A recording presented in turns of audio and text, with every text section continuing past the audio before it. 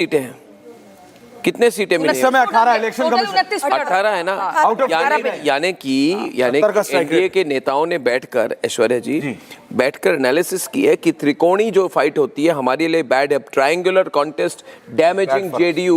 उन्होंने बोला नीतीश कुमार जी प्रैक्टिकल हो जाइए, चिराग के घर गए, ये चिराग के घर गए थे और दैट इज द, एक मिनट रुकिए, और ये सबसे बड़ा रोल होता है, एक मिनट गरिमा जी आप जरा please relax. Triangular vote is bad, ये थिंकिंग होती है। ये बटेंगे तो कटेंगे सिर्फ समाज में नहीं, राजनीति में भी होता है। और ये रीयूनिफिकेशन हुई है, इसको कहा जाता है स्ट्रक्चरल रीजन, इसको कहते हैं पॉलिटिकल प्लानिंग। और ये बहुत सॉलिड, ये इंप्रूव परफॉर्मेंस ऐसे नहीं हुई है। ये लोग बहुत सिंपल, ये लुटियन वाले को कुछ नहीं पता है, कि दुबई वाले जो एनालिसिस करते हैं वहां पे।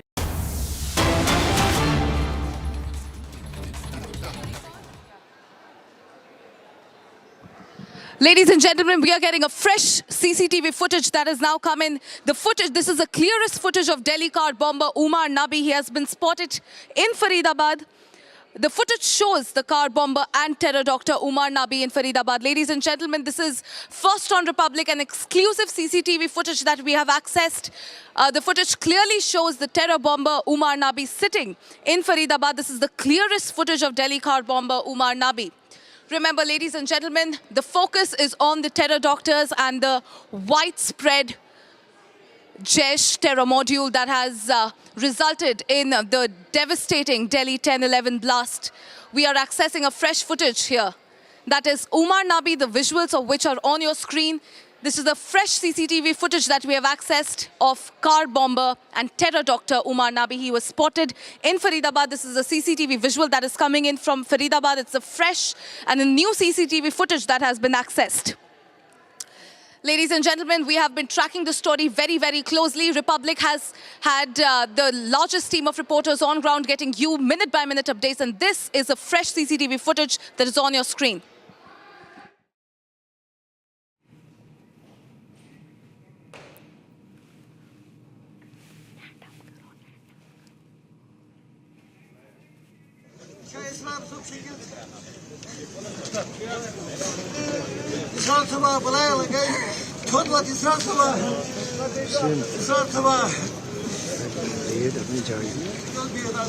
Were killed in the Nowgam explosion. In fact, these are pictures coming in of the officers who were killed. 9 of them, in fact, in the explosion outside the police station in Nowgam, Srinagar. This is the biggest story here on Republic, and most of them were either investigators, officers, district officials, part of the administration in Srinagar, who were examining the explosives that were recovered as part of the module that has been busted. It's shaken all of the country. Now, on the back of the Delhi attack, in the Delhi attack, we had 12 lives lost, 12 people killed in the aftermath of the Delhi blast. And these are live pictures coming in of the tribute being paid to the officers who were killed in the Nowgam explosion. These are pictures coming in from Srinagar. As we look at the family members, Zeenat is joining us live. Zeenat, most of them were either officers, officials, part of the administration, doing their job, perhaps examining the explosives, part of national duty, part of the investigation when they were killed in this explosion. As of this minute, we are calling it an accidental explosion. But it's tragic, the turn of events in Srinagar. Zeenat, I'm handing it over to you as we look at these pictures. I'd like you to talk us over these pictures as we pay tribute to these officers.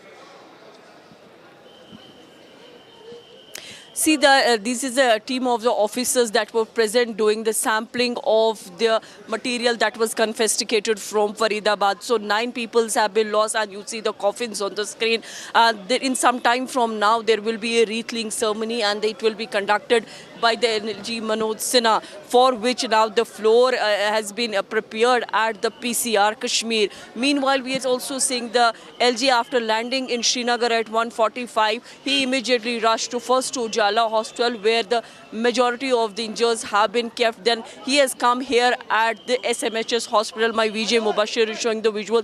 This is the visuals of the accident and the emergency department of SMHS hospital, where we see the team of Srinagar police, the SSP Srinagar here himself along with his team. He was accompanying LG Manoj Sinha, because from here, after taking a first-hand information from the injured, the civilian ones who got injured in the accidental blast, the LG will be moving to PCR Kashmir for the wreathing ceremony. And once the wreathing ceremony is completed, the dead body will be handed over to the families who are already waiting at the PCR Kashmir. So you see the LG Manoj Sinha here coming out after visiting the injured ones here at the SMHS hospital. He's been accompanied by Chief Secretary of Jammu and Kashmir Police, Jammu and Kashmir DG, J&K Police, and IG Kashmir is here, along with the other senior members who have been continuously monitoring the situation since yesterday evening, when the first sound of the blast was heard at around 11:23 p.m. So from here, the cavalcade of LG will be moving, and they are moving to PCR Kashmir, where the dead bodies have been kept, and the wreathing ceremony will be carried by the LG Manoj Sinha at PCR Kashmir. So the cavalcade that you see on the screen is of LG Sinha. He'll be moving to PCR to pay the tributes to these who lost their life in this unfortunate incident. So right now we are showing you the visuals that are coming in from the SMHS outside SMHS Srinagar, where the cavalcade has just moved now.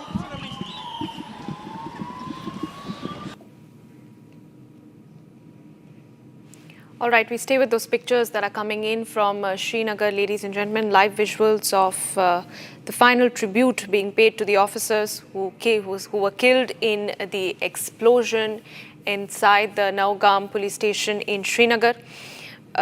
All 9 officers were at the time. They were examining the footage. They were doing their duty, as my colleague Niranjan was just saying a while back. And over the course of their investigation late last night, an accidental explosion, as we understand, occurred, leading to the loss of these 9 lives and injuring 27 other police personnel. In just a short while from now, we expect Lieutenant Governor of Jammu and Kashmir, Manoj Sinha, to arrive at the spot to lead the wreath-laying ceremony, to pay the final tributes to these 9 officers who have laid down their lives. And Zeenat, my colleague, is tracking every movement on ground very, very closely. Zeenat, where is, at this point in time as we speak, where is the LG, and what is it that we can expect next as far as the investigation into the case is concerned? See, as far as the next movement of the LG is concerned, as we have been tracking him since the moment he landed in Srinagar, my VJ can show you the full frame of the cavalcade of the LG Manoj Sinha, who is now from SMHS hostel here. He is heading to PCR Kashmir. It's a police control room, Kashmir, where the wreathing ceremony will be carried. These are the 9 lives that were lost in the accidental blast that took place yesterday in Nowgam police station, which is in the outskirts of Srinagar. So the LG moving to PCR Srinagar, where the wreathing ceremony will be done. These are the officers of the J&K police, the SIA team. One of them is the investigating officer of this, Inspector Israr. Then will be the 2 revenue.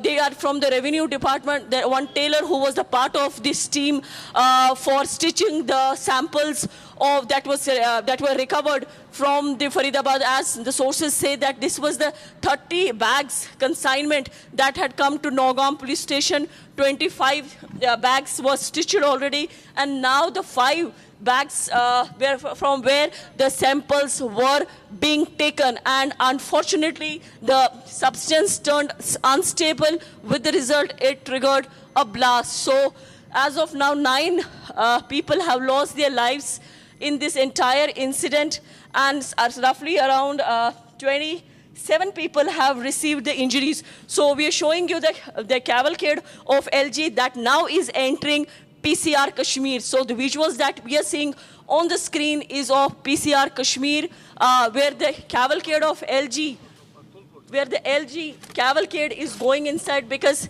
now from here the wreathing ceremony will be done in some time from now. Yep. Zeenat, I'd like you to stay on with me. We are getting in some more details of the 9 officers who have lost their lives. We had State Investigation Agency Officer Israr Ahmad Shah. He was present at the spot during the explosion. He lost his life. Forensic Science Laboratory, that is the FSL personnel who lost their lives, include Javed Mansoor Radar, Arshid Ahmad Shah and Ijaz Afzal Mir. Two revenue officials, ladies and gentlemen, Naib Tehsildar Muzaffar Ahmad Khan and 1 other official are among the 9 who have been killed. 2 crime photographers, Javed Mansoor Radar and Arshid Ahmad Shah, and 1 civilian, Mohammad Shafi Pare, who was a tailor, also was at the spot when the accidental explosion took place, leading to them losing their lives. We stay with those pictures that are coming in from Srinagar as preparations remain underway to pay a final tribute to these officers who were on the spot. And situation as it stands right now, ladies and gentlemen, is very, very critical.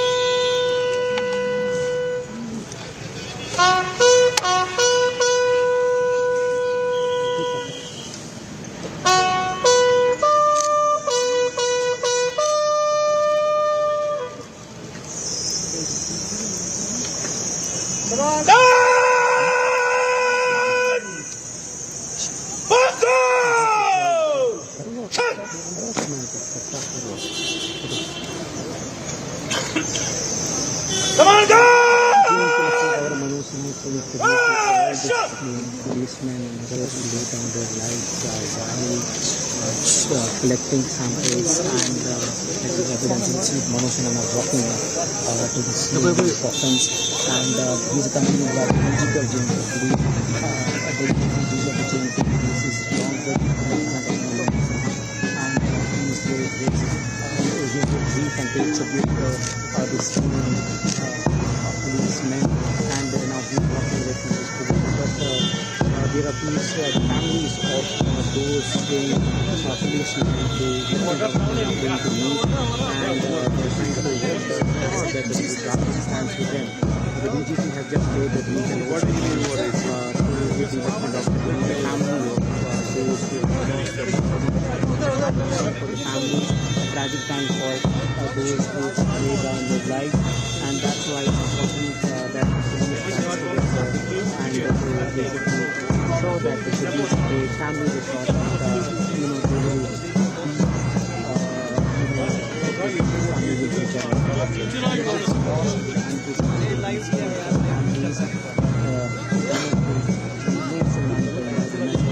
ensure that they are supported, would love their sons, fathers, and others, and that's the messaging from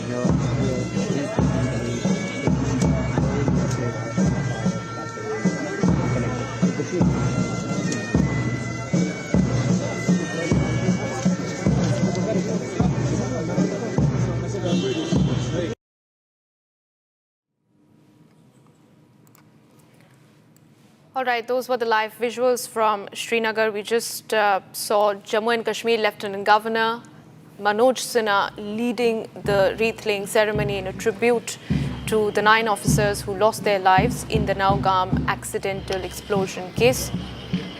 And we also have these visuals of the Lieutenant Governor meeting the families of the victims. And earlier today, there were protests that unfolded in Srinagar with the families trying to ascertain from the authorities as to what exactly unfolded last night and ensure a swift and quick investigation into the sequence of events to make sure that justice is served. Let's go across to my colleague Zeenat, who has been tracking these developments very, very closely. Zeenat, it's a somber moment in Srinagar, very, very critical situation as the investigation deepens. See, this is a somber moment here at the PCR Kashmir, and we are showing you the visuals from the families of the victims. The LG Manoj Sinha just met the families and expressed deep grief and condolence to the families. Meanwhile, you see the wreath was being done by the LG Manoj Sinha and all other senior officers, and now the other officers of the J&K police are also paying floral tributes to these officers who were the part of the FSL team. And this is the scenes on the ground where we see the people have come together. You see the families, they're heartbroken. This is a blow to the families because there was no encounter or any anti-terror operation. But the families were the part of these victims, were the part of the team that were investigating the Jaish module when this unstable substance triggered into an explosion. So we are seeing the heart-wrenching visuals that are coming in from the PCR Kashmir, and my VJ Mubashir is giving you the entire view, the panoramic view of the procedure here. The shoulder is being given by IG Security, Sujit Kumar. He is leading from the front, the coffin on his. All right, we'll come back to you, Zeenat, as you keep a close watch on that. For the moment, we have to move on to more breaking news coming in. This is a new CCTV footage of car bomber Umar Nabi that has now emerged from Faridabad. Terrorist, Dr. Terror Umar Nabi is spotted in this CCTV footage, the visuals of which now on your screen. This is from Faridabad. There's a fresh clip that has been accessed by Republic TV as investigation into the 10/11 conspiracy picks pace. Remember, viewers, Republic TV has tracked the entire movement of this terror. Dr. Umar Nabi from Faridabad, from the Al-Falah campus, from Faridabad, all the way through the toll booth that he passed, where that mosque where he camped, ultimately coming in to Delhi on the day of the attack. Investigators have now recovered this CCTV footage showing Umar Nabi using 2 mobile phones while he was on the run. The video from a Faridabad mobile shop, which is dated from the 30th of October, captures him sitting inside the store with a bag on his shoulder and 2 phones with him. At one point, he pulls out a phone from the bag and hands it to the shopkeeper, while another handset stays in his other hand. So these are visuals from late October that we have tracked. These are visuals of terror Dr. Umar Nabi in Faridabad, which has now become the focal point of investigation. In fact, viewers, the Al-Falah campus is under radar. There's a crackdown on this entire network of white-collar jihad and those conspirators who are leading this terror plot on Indian soil. There have been multiple arrests and raids that have taken place since the beginning of this case. And what we understand at this point in time is that Umar Nabi conspired with the other terror doctors, Muzammil and Shaheen Saeed, to escape the police movements. They traveled across Faridabad, across Haryana, in Nuh, and ultimately in the national capital until the day of the conspiracy. Let's go across to my executive editor, Niranjan, with more details. Niranjan, over to you. So you're looking at the pictures here, and this is the first time, in fact, I would say this is the clearest video we've seen of Umar Nabi. There are 3 videos, that we have. One where he's spotted outside the mosque. That is the Shazi Ilahi Mosque. And this is the second video. And this is the clearest video you have. His face is seen, his demeanor is seen. And we are told this is in Faridabad. Faridabad is where the Al-Falah University was. And you can see in this video that he's fidgeting with his bag. Now, what I don't have as of this minute is the exact time of this video. Maybe we'll be able to get the time as well, the timing of, when this video was taken. But what it does show is Umar Nabi in Faridabad, right? It appears to be a medical shop. It's a medical store. And he's at the medical store. He's sitting on top of a sofa. It appears to be like a cushion sofa. And he's sitting there, and he's sharing something with the medical shop. It's a pharmacy. It's a pharmacy because you can see on the left, some medicine stocked, some medicine boxes, and it appears that he was there. I don't know. Obviously, we don't know the date of this video. We're assuming it was okay. We actually have a date of the video. The date of the video is it shows 29th of October.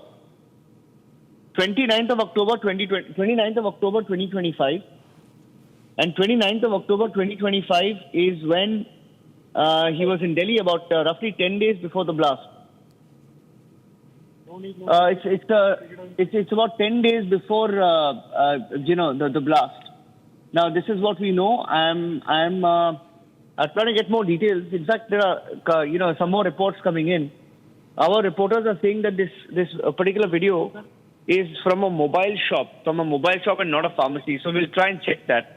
Videos from the 30th is what we understand, but it could be the 29th as well because the timestamp on it says 29th. So it shows Umar Nabi sitting inside a shop, has a bag in his hand, and 2 phones with him. So he hands it to the shopkeeper. And Shambhavi is live, I think. Let me go across to her. Shambhavi, was it a pharmacy store? Was it a pharmacy or was it a mobile store? Because it appears to be a pharmacy. I don't know. I mean, you'll have no details, of course, but there's a timestamp on it. The timestamp shows 29/10/2025. So it appears to be on the 29th, 10 days before the bombing.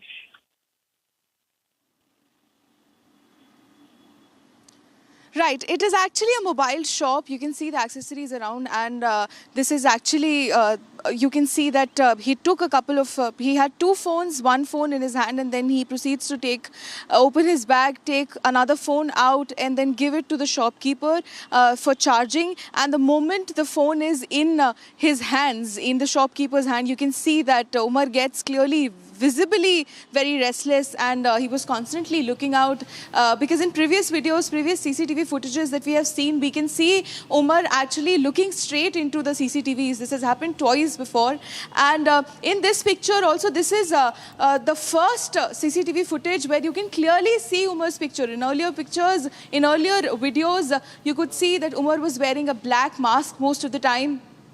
And he stared right at the camera, even during the time when he was entering the national territory through Badrapur Toll Plaza, coming from Faridabad. Even then, Umar's face was covered, partially covered. But in this picture, you can see the tension on his face, how he was getting restless when he handed over the phone. And this just proves, because there was another theory which was coming from the investigating agencies, that Umar was not using any phone. The last time his phone was active was on 30th of October. That was the last time. And just for 10 days, it was being said that he was not in contact with anybody. He was not using his phone, even during his time when we could see him taking the outer ring road and entering Delhi, driving around various places in Delhi. You could see that he was never using his phone. You could never see. So this was one of the theories. But now we know that there was not only one phone, there were two phones that actually he was using. And surprisingly, both of these phones have not been found at the crime spot. At the spot where the blast took place, nothing was found. None of the parts of it, no phone, nothing was found. All right, Shambhavi, track that very, very closely for all our viewers. But right now we have to slip into a very short break. On the other side, we'll get us more details of this Jaish module that was operating in the national capital. More details on the 10/11 conspiracy. Stay with us.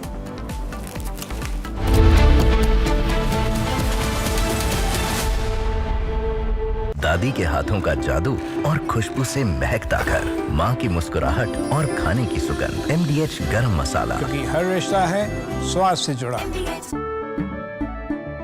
केसरिया से मन जोगी हुआ रे, दिल झूमे देखो मतवारा हुआ रे। केसरिया से मन जोगी हुआ। हर पल मनाओ केसरी त्योहार। विमल, बोलो जुबान केसरी। आर प्योर सूजी पास्ता उबालो, मिलाओ और खाओ, 8 मिनट में तैयार। क्या टेस्ट है सबका राजा, हार्डकोर मसाला।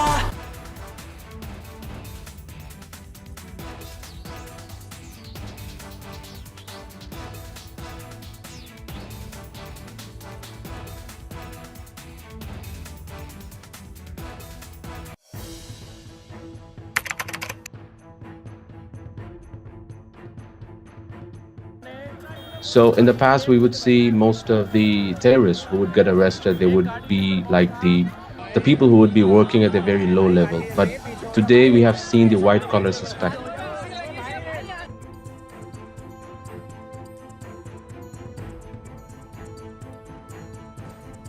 कश्मीर घाटी में डॉक्टर्स एक बहुत अल्टीमेट ड्रीम होता है वहां के लड़के लड़कियों का। उस बनने के बावजूद अगर आप रेडिकलाइज होकर अपने ही देशवासियों को मारने के लिए और अपने देश को तोड़ने के लिए तैयार हो सकते हैं, तो आप अंदाजा लगाइए किस तरह की रेडिकलाइजेशन हो रही है और इस फ्रंट पे हम क्या काम कर रहे हैं।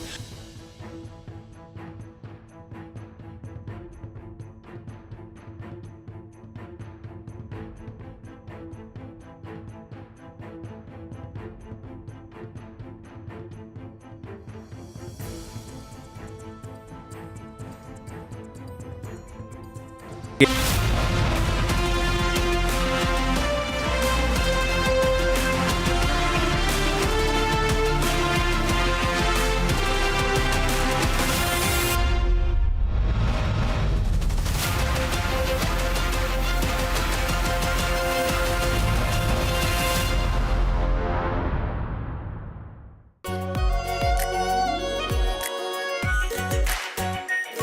pure Shahi Paneer Masala.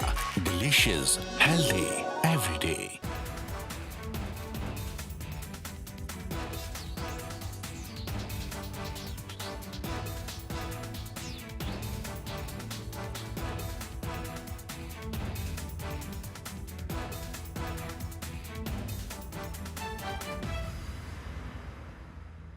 आधे बाउल दही में 4 चम्मच MDH चटनी पुदीना मसाला डाला, स्टर करो, पुदीना चटनी तैयार। MDH चटनी पुदीना मसाला। China and Japan are clashing verbally over Taiwan. Tensions between China and Japan have risen over Taiwan's security. Japan has signaled it may intervene in a potential conflict, viewing it as a threat to its own stability. China condemned this as meddling, issuing strong warnings and summoning diplomats. This conflict started when Japan's newly appointed Prime Minister, Sanae Takaichi, issued a direct warning to China during a session of the country's parliament. She stated that a conflict in the Taiwan Strait could represent a survival-threatening situation for Japan, implying that Tokyo might need to intervene militarily to protect its interests. This marked a bold escalation in Japan's stance on the Taiwan issue, signaling readiness to support Taiwan against potential Chinese action. Takaichi's comments, delivered amid rising regional tensions, prompted an immediate and sharp rebuke from Beijing, highlighting the fragile balance in East Asia and the risk of broader confrontation.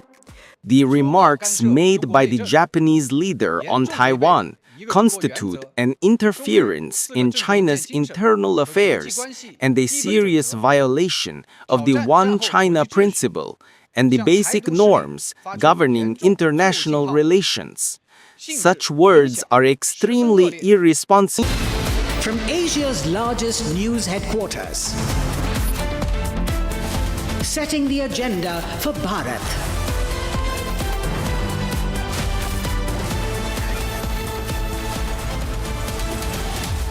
You're watching Republic.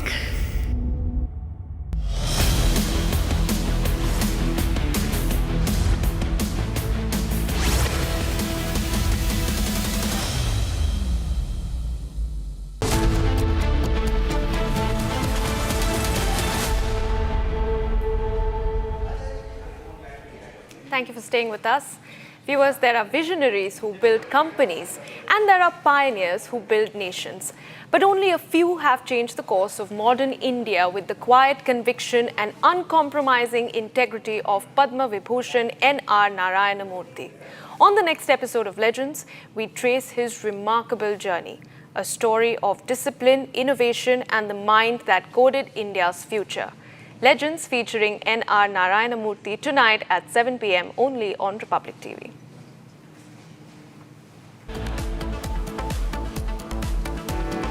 At least 9 people killed and 27 injured in an explosion in Srinagar's Nowgam area that took place on Friday night during the FSL inspection.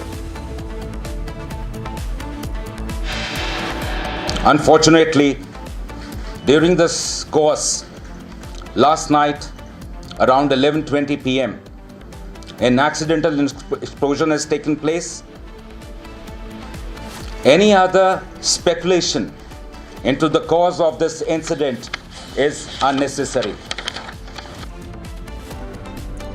Jammu and Kashmir DGP rule out terror angle in Srinagar explosion that killed 9 people, says the explosion occurred while handling material seized from Faridabad.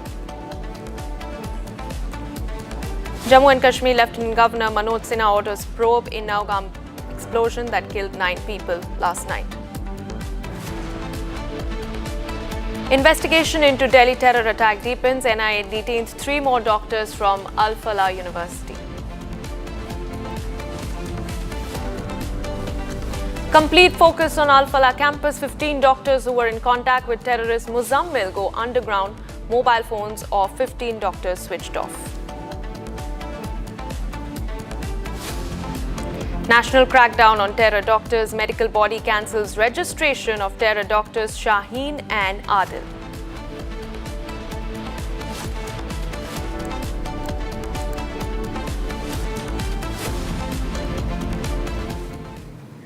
All right, viewers, we start with some fresh CCTV footage that has been accessed by Republic TV in the 10/11 conspiracy case. Investigators have now recovered a footage showing Jaish operative Umar using 2 mobile phones while he was on the run.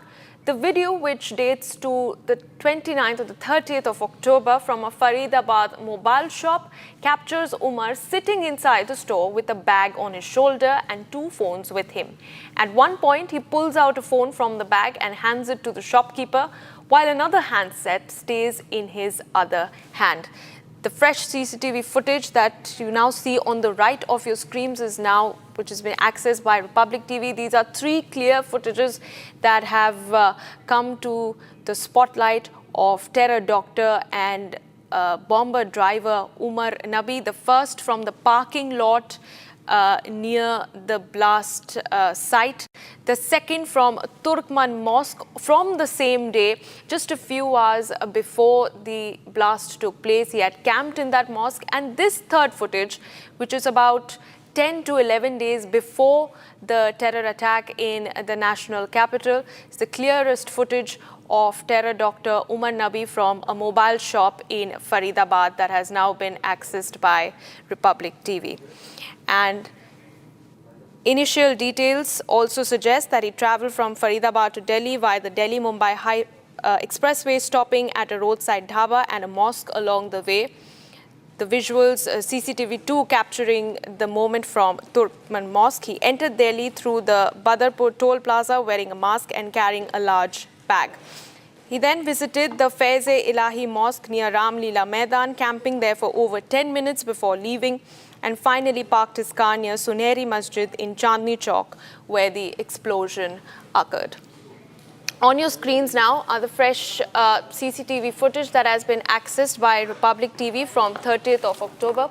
This is the clearest footage of terror doctor Umar Nabi about 10 to 11 days before the attack took place.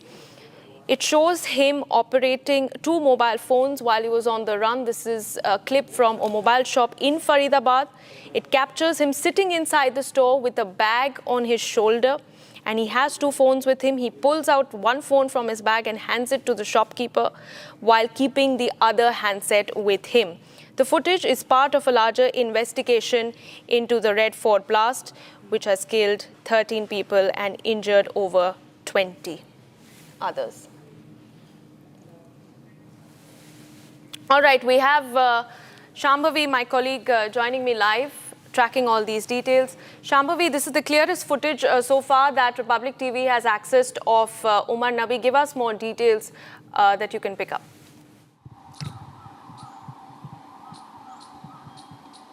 Well, definitely this, Iona, see, in this entire investigation, CCTV footages have become the spine of it. And this clears a lot of theories and a lot of questions that were coming up during the investigation, that did Umar contact anybody before entering Delhi or even before planning on this entire blast that he did, and was he using any mobile phones? So this footage indeed clarify a lot of things. You can see that he did use phone, and not just 1, 2 phones. He proceeds to open his bag, take out another phone and hand over that phone to shopkeeper. Now another thing which is very noteworthy in this is that you can see clearly, first you can see Umar's face clearly for the first time. In other footages, mostly it was either partially covered with a black mask or the footage was not clear. This is one of the most clearest picture of Umar that we have gotten. So you can see that when he proceeds to take his phone out of the bag and hands over to the shopkeeper, he's clearly very tensed, he's very restless, he appears to be restless.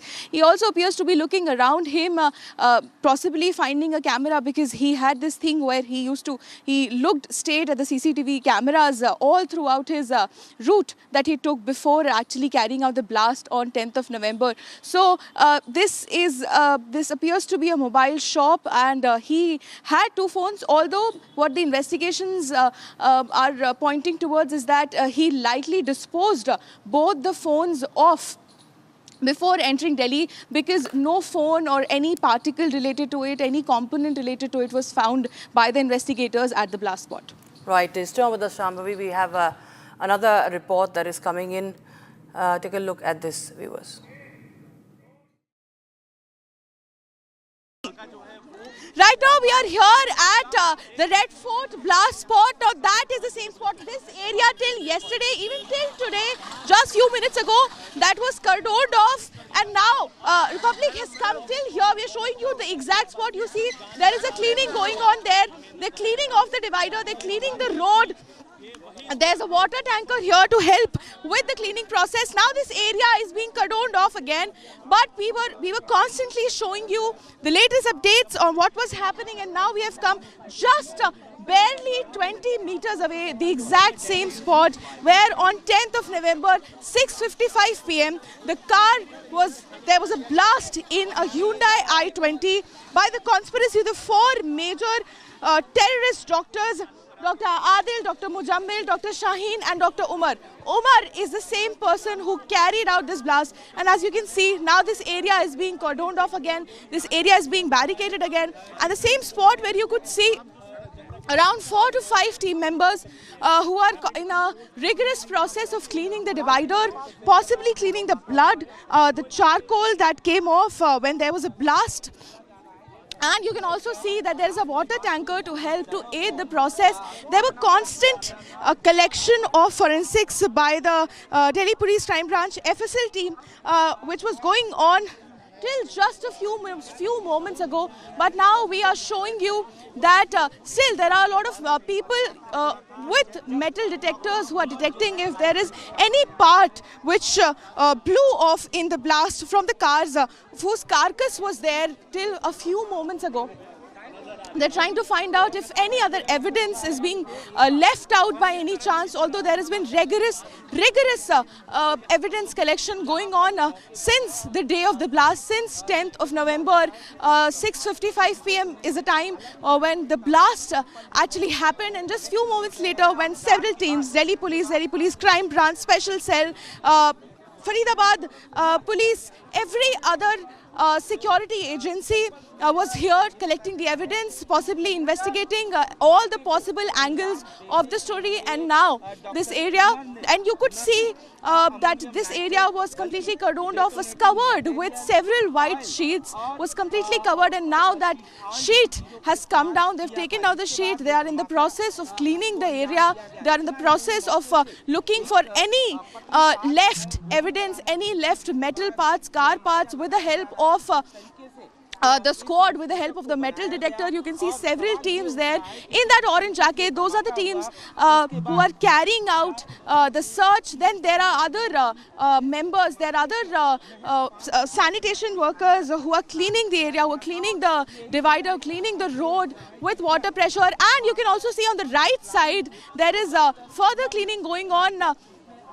With the help of water pressure, they're cleaning off, because the impact of the blast was so much that even till meters away, there were glass shards, there was blood, there were mangled body parts, which was found even till yesterday when an arm was found in one of the stores nearby.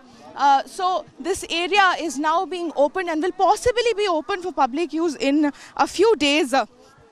And you can see that this is complete cleaning process, complete sanitation work is going on at the moment. The same spot where just a few days ago there was a huge blast right outside the Red Fort metro station, gate number 1. And viewers, meanwhile, we have some more updates coming in. Now, the Jaish Terror Doctor module planning started in 2021 to 2022 itself. So that's the big input we're getting in. And their aim was to revive the Ansar Ghazwat-ul-Hind in India. The aim was to recruit the vulnerable youth from across India. Terror Doctor Muzammil, in fact, took to Ansar Ghazwat-ul-Hind ideology, and the Shopia cleric would organize radicalization sessions. He organized radicalization sessions with Muzammil, Adil, Muzaffar. And Muzammil wanted to join Ansar in Afghanistan. And in October 2022, Jayesh Dr. Module left for Turkey, stayed in Turkey for 15 days and wanted to enter Afghanistan. They returned to India after they failed to enter Afghanistan. Viewers, that is the plan that now it's being Okay, we are getting in some footage. Take a look, viewers, fresh input coming in on the terror module.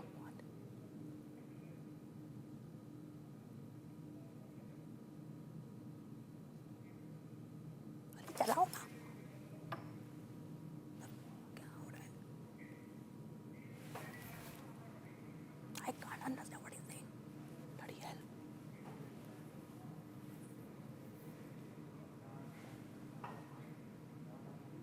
Huh?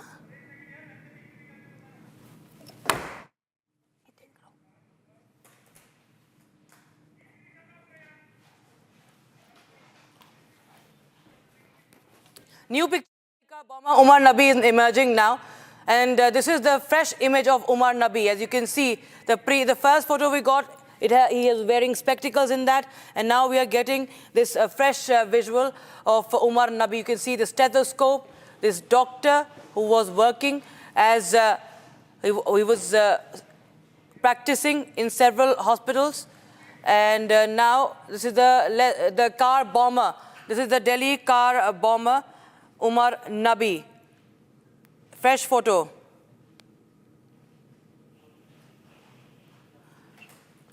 So exclusive footage coming in.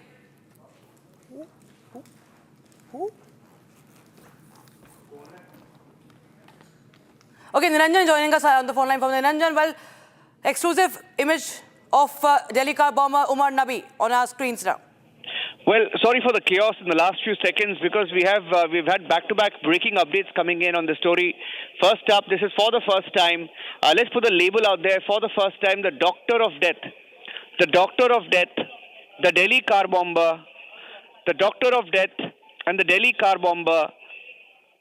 This is terror doctor Umar Nabi. For the first time, seen in a lab coat.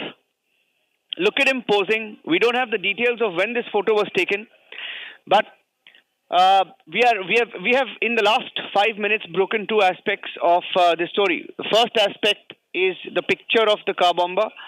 Now the second aspect is him inside a mobile store.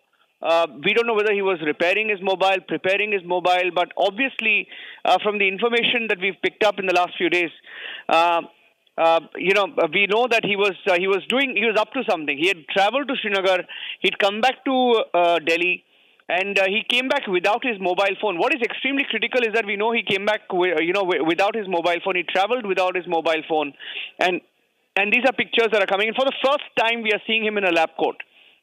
First time, with a stethoscope hanging around his neck, the doctor of death.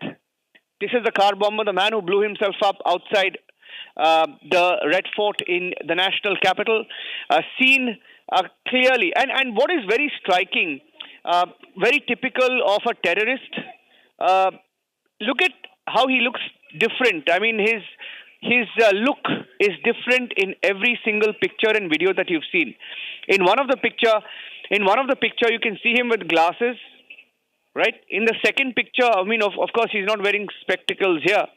And in the third picture that you have, and there's a video that you see him, he's dressed up as a simple student and he's inside a mobile store carrying a backpack, etc.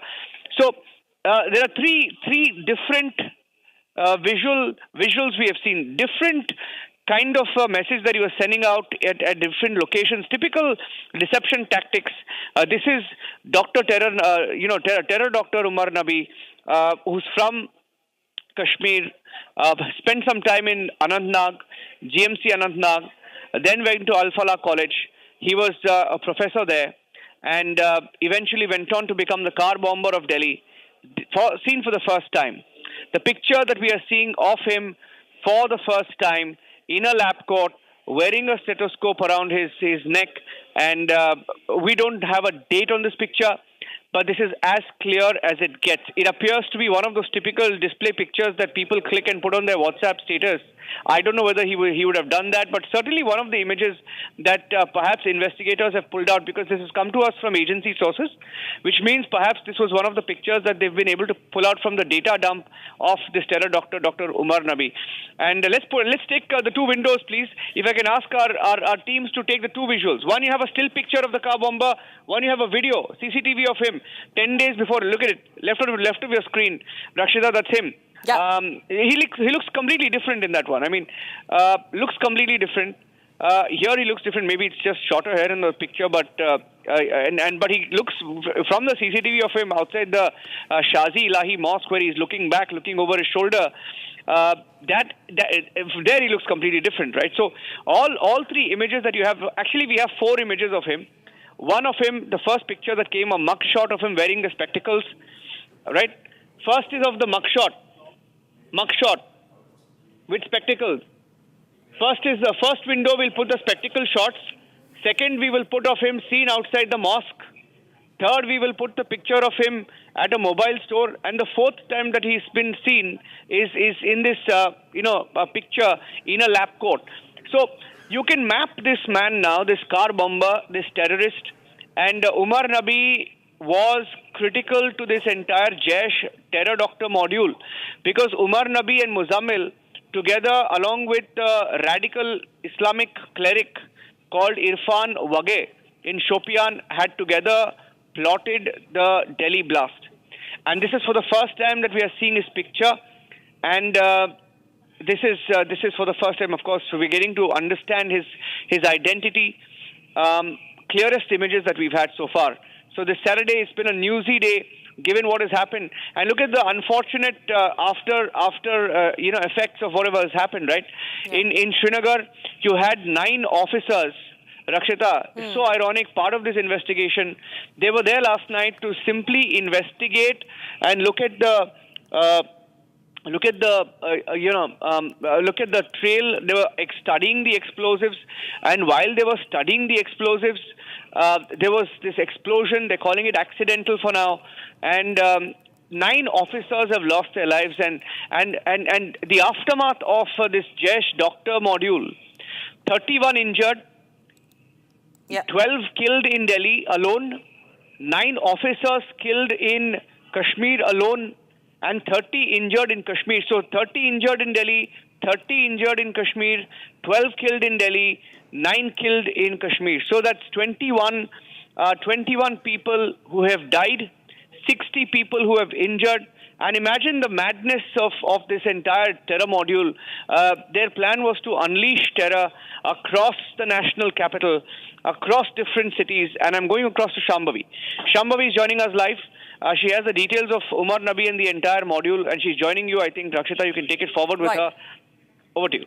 Right, and many thanks for giving us an understanding of this fresh input that we are receiving. Now, Shambhavi, I'll go across to Shambhavi. Now, Shambhavi, we see these fresh footages that are coming in, one image and one video. Now, this is just 10 days before bombing. Now, in this footage, that is the CCTV footage from the mobile store, he looks like any other guy, a common guy, a regular customer in a shop, right? And on the other side, you have this next new picture where he is posing as a doctor with the stethoscope, with that white coat that any doctor wears in his clinic. And, this is the terror doctor. Who would know that he was actually a terrorist? Who would know that this man would go on to kill people in the national capital? These are several footages from the fresh CCTV from the shop to the Turkman Gate Mosque to the parking lot, and now this first picture in a doctor's coat. Shambhavi. Right, Rakshita, see, he was posing as a doctor, or he was a doctor, and with the help of which he could very easily blend into civilian places. This is the code that could help him, rent a house, meet his associates without possible suspicion, because a doctor being a terrorist is not something people would usually assume at first. And then this would give him access, this would give him legitimacy, this would give him zero suspicion that, okay, he might be involved into something. And this white coat that he's wearing, Rakshita, this usually signifies healing. And on the other hand, this man is responsible for mass destruction. He's the one who is responsible for over 13 lives and several injured at this point. Jamvi, we have just another video. Just stay on with us. I'll come back to you. We have a fresh video coming in right now. And this is the video right before the Delhi blast. He attempted to withdraw money from this ATM. This ATM, as you can see, is in Firozpur, Jhirka city of New district in Haryana. Republic TV getting you the fast and exclusive inputs. Now, this is the ATM where Umar Nabi had attempted to withdraw money from, and although the ATM was closed, he somehow was insisting, luring the guard who was posted at the ATM machine with the promise of money. And he also he got the ATM open somehow. Now, no money was withdrawn. After that, he left via the Delhi-Mumbai expressway. So that's the fresh video that is coming in. According to police sources, terrorist Dr. Umar Nabi reached the ATM machine on the day of the blast at around 5 a.m. At around 1:05 a.m., I beg your pardon, this is right in the midnight, 1:05 a.m. And police officials are, so this is the fresh video. This is not when Umar Nabi was there. This is when police has reached, you can see the police vehicle there outside the ATM. They've gone there to investigate. Okay, so you can see that this man was inside this ATM, but he could not he was not successful. That's the breaking news. First on Republic TV, target was to strike, and he tried to loot the ATM as well. Was he trying to loot the ATM? He somehow lures the guard, and then he gets the ATM opened. But Shambhavi, tell us more. What are you picking up about this fresh information and footage from the ATM in New? See, Rakshita, this is a new piece of information in the form of the route that he took actually before coming and being parked in the Red Fort parking zone, because we had information about the fact that he was passing from Faridabad and entered Delhi around 7:30 a.m. He left from there, and there was still a lot of information which was pending about his whereabouts, where he was before 7:30. And now, as we are constantly breaking updates, and we know that he was traveling from New to Faridabad, and the time that the investigators have suggested is around 1:38 p.m. That is the time he entered the Faridabad, and he took the Delhi-Mumbai expressway. So it makes sense that around 1:05 in the midnight, 1:05 a.m. Monday, he was there at the ATM, and he tried to withdraw money, and supposedly the ATM apparently was closed. So he tried to lure the guard with promise of money, but ended up not withdrawing any money. So this again is a contrast. He lured the guard with the promise of money to let him withdraw money, and then he ended up not withdrawing the required money, and then he took the route. So so we are still not able to understand, and I'm sure even investigators are trying to understand his mindset, what was going on in his mind. Soumya also joins us live on the broadcast now, Shambhavi. Soumya, she is continuously getting us updates from Al-Falah University that has now emerged at as the epicenter of this entire module. Now, Soumya, we have fresh details coming in about where all this man, Umar Nabi, was traveling, the terror doctor. Multiple CCTV images now emerging, latest being from Faridabad, where he attempted to even loot the ATM. He tried to open this while luring the guard, and now we see that he just runs away. Then he escapes through the highway, the Delhi-Mumbai expressway, once he fails at getting money out from the ATM. Yes, well, Rakshita, slowly and gradually, each and every vantage point that the terror doctor had visited on the day of 10th of November, the Delhi blast case day, is coming out in the open. One such location in consideration at this point is this particular ATM machine based in Firozpur, Jhirka. This particular place in New district of Haryana is under the scanner of Faridabad police and the crime branch as well. Even though as we speak, we have two teams teams of Faridabad crime branch there interrogating the guard posted there at the ATM machine, because the details are, if are to be believed, it was around 1:05 a.m. on that very day of the blast is when Umar Nabi, the terror doctor, the main culprit behind the wheels of the Hyundai i20, had pit stopped there outside that ATM machine, had made an attempt to withdraw the money. However, the ATM machine was closed. He even tried to bribe the guard posted there, lured him by giving him extra money. Despite that, because of the ATM machine was not functional, he could not, and hence he moved ahead taking the route of the Delhi-Mumbai expressway. So these are the latest dots that we're picking up with regards to each and every location the terror doctor had visited. Back to you, Rakshita. Right, thank you so much, Shambhavi and Sombya, for joining us with those fresh details coming in on that story. We will sit into a very, very short break. But on the other side, we'll continue to get you the fresh inputs on the 10/11 conspiracy, viewers. More and more information now coming in as the terror faces get unmasked and their associates also now being hunted down. Fresh CCTVs emerging. Republic TV with the exclusive details. Right back with more.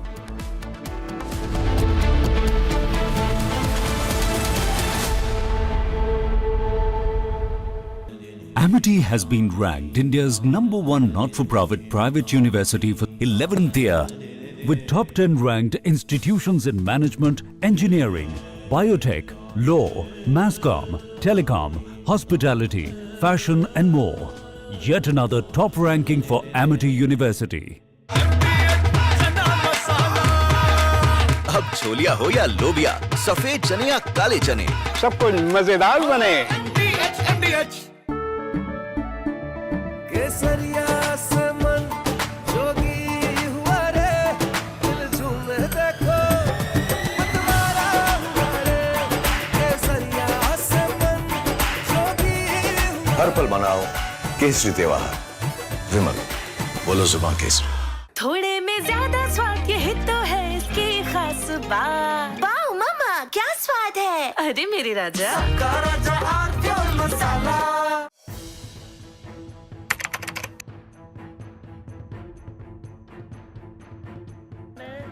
So in the past, we would see most of the terrorists who would get arrested, they would be like the people who would be working at a very low level. But today we have seen the white-collar suspect.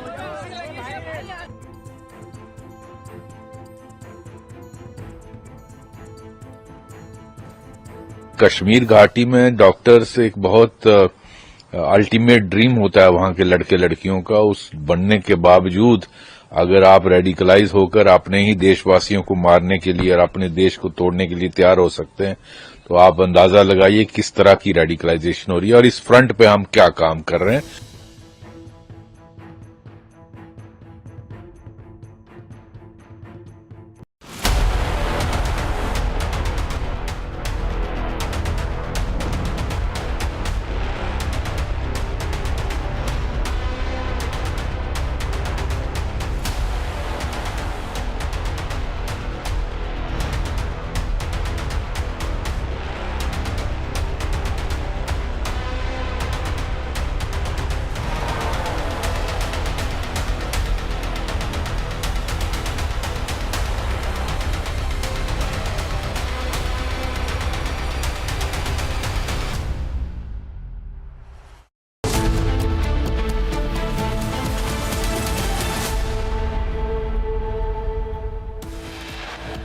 At least 9 killed and 28 injured in an explosion, I beg your pardon, an explosion in Srinagar, Nowgam near Srinagar that took place on Friday night during the FSL inspection.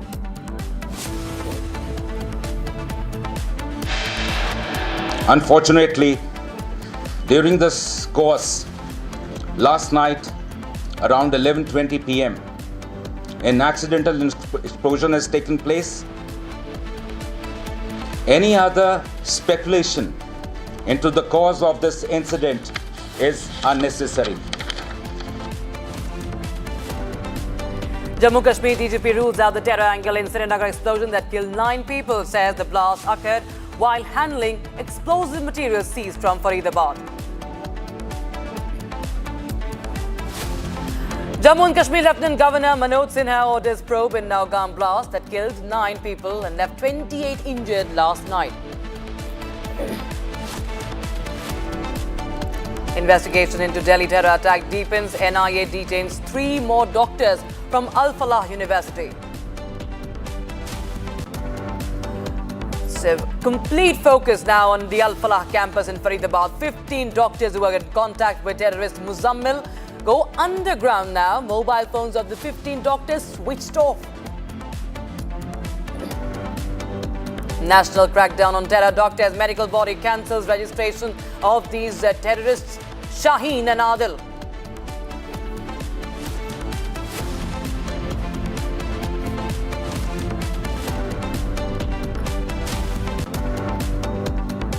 I'm very warm welcome. You're watching live and breaking. I'm Rakshita Mishra with you. Start with the breaking news coming in now. Jaish terror doctor module planning is started in 2021 itself, viewers, and with the aim, this was done with the aim to revive the Ansar Ghazwat ul Hind module that was in that used to be the Al Qaeda cell in India, and now the attempt has been made to revive this module in the country. And now these terror doctors, in fact, were aiming to recruit vulnerable youth from across India, not just Kashmir, but across India.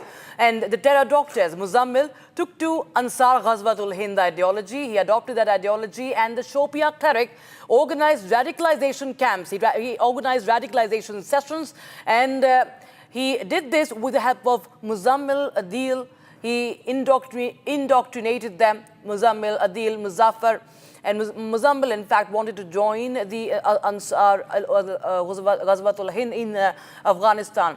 And this happened back in 2022, October of that year, that Jaish terror doctor module had left for Turkey. They stayed there for 15 days and they wanted to enter Afghanistan.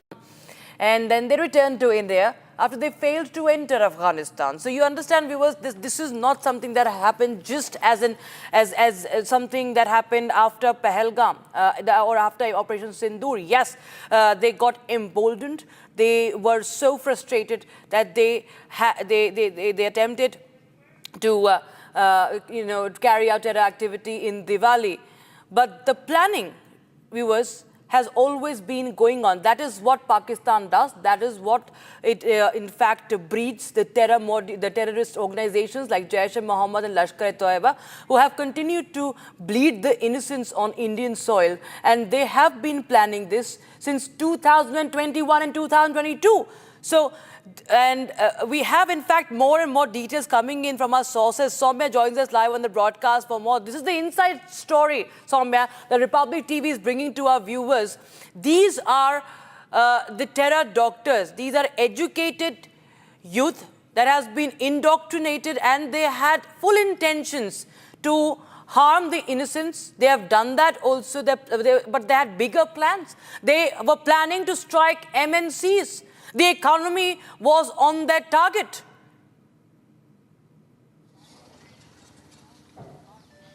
Yes, Rakshita, the plan was very huge. It was a doctor module. It was a white-collar terror doctor module that the Ukasa, the handler in this case, Muzammil's handler. So it was a very different type of module that was breeding, the inception of which began well in 2021 and 2022. There were several attempts to reach to Afghanistan as well. However, Muzammil was instructed by his handler Ukasa as to how he will be taught online the bomb making process. So the exclusive inputs that we have access tells us a very different story as to how this whole inception of this terror module, which is actually behind the Delhi blast case, it actually began in 2021 21 and 22, and went ahead with several other developments in the years to follow, and eventually was breeding here inside Al-Falah University. And then then there were plans as to how there will be multiple serial blasts in December. However, they could not go ahead with the multiple raids and everything that followed by Jammu and Kashmir police, and later what transpired in Faridabad. And that's when what happened on 10th of November, which led to 13 people dead for that matter, and several others severely injured. Right.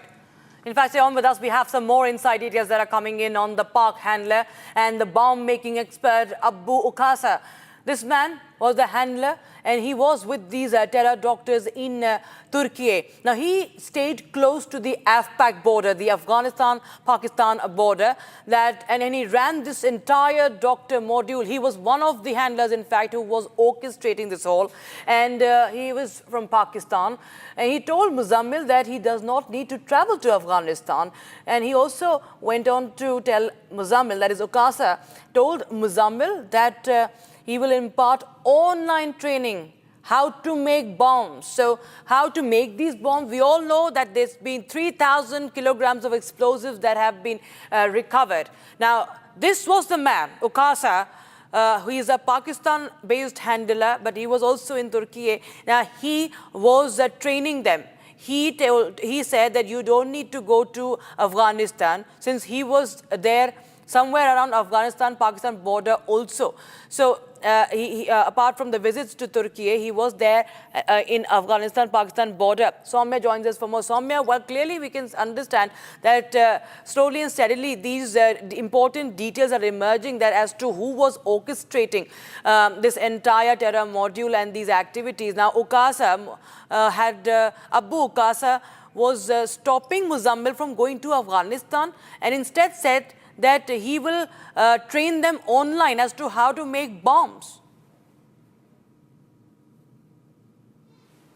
Yes, well, Rakshita, it's obviously a very big development in this whole terror module. It is not just limited to India. It has its roots based in Turkey, Afghanistan and Pakistan, and well, it is one of the major breakthroughs for the security agencies as well, in that case, investigating this case. However, if we talk about the timelines as to how and what happened in 2022, after the radicalization session that the cleric took off, for that matter Muzammil, or for that matter Adil, there was an attempt made by Muzammil to enter Afghanistan after staying in Turkey for 15 days.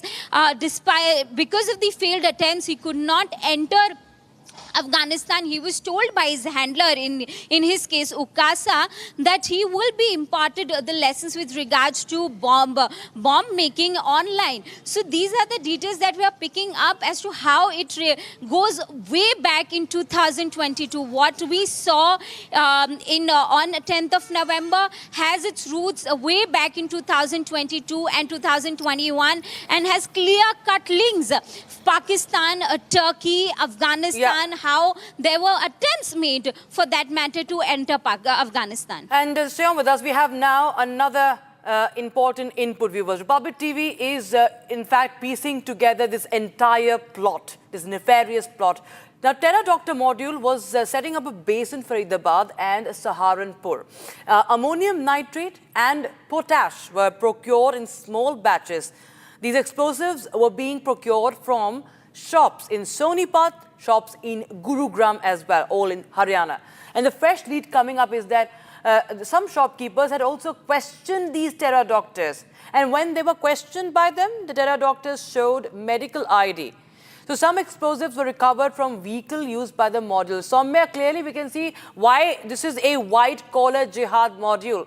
This is to, in fact, legitimize their intentions. Now, they were very smart that they will not, of course, ammonium nitrate is available, but there is not a lot of regulation, obviously, in terms of its purchase or selling or its sale. But So they were buying it in small amounts, and obviously there were people who raised suspicions, and then they obviously showed that they are doctors, and so as to convince these sellers, these dealers somewhere, that they are using it for some medical purpose, or they are using it for some scientific purpose rather.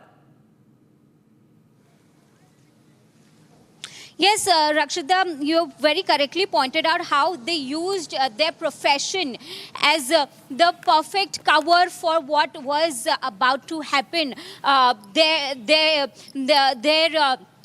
profession of doctors or assistant professors teaching inside a well-known, well-established university here in Faridabad was used as a cover to stockpile explosives for several months. As the details that we initially picked up also, ever since the raids happened and what transpired on 10th of November, early hours of 10th of November, when raids happened, when explosives were recovered. Much later, we got to know how these terror doctors were actually involved in this process of stockpiling these explosives for several months. And this is the new input that has emerged as to how they reached out to the people and how they use their ID, their profession as the cover, when they said it is because of their profession, which is why they're buying it is for some experiment. So these were the excuses that were used while buying these explosives in question. With that, of course, there's this angle, another angle that has emerged in the forefront. Security agencies, while investigating the cars in suspicion, have revealed that how the cars, the 4 to 5 cars in questions, 1 or 2 cars were also used to carry these explosives in question, the ammonium nitrate. For that matter, the EcoSport, if you remember, which was found and traced down by the Faridabad police earlier this week, even that EcoSport was used for carrying the ammonium nitrate in question. There were traces found by the CFSL team in that EcoSport car. So, which is why the investigation of that EcoSport also took more than 24 hours. So, these are the details we are picking up with regards to how they procured, how they stockpiled explosives over the months. Right. Now, viewers, there's another connection that is emerging. Now, we'll talk about somewhere this new connection. Now, bomber Umar Nabi had left Al Falah University, the campus in Faridabad, on the 30th of October for NU. He went to NU from the university and he used the same Hyundai 120 en route NU. Umar returned to Delhi on Monday morning and the day of the bombing. Umar crossed Firozpur Jharka toll plaza around 1:36 a.m.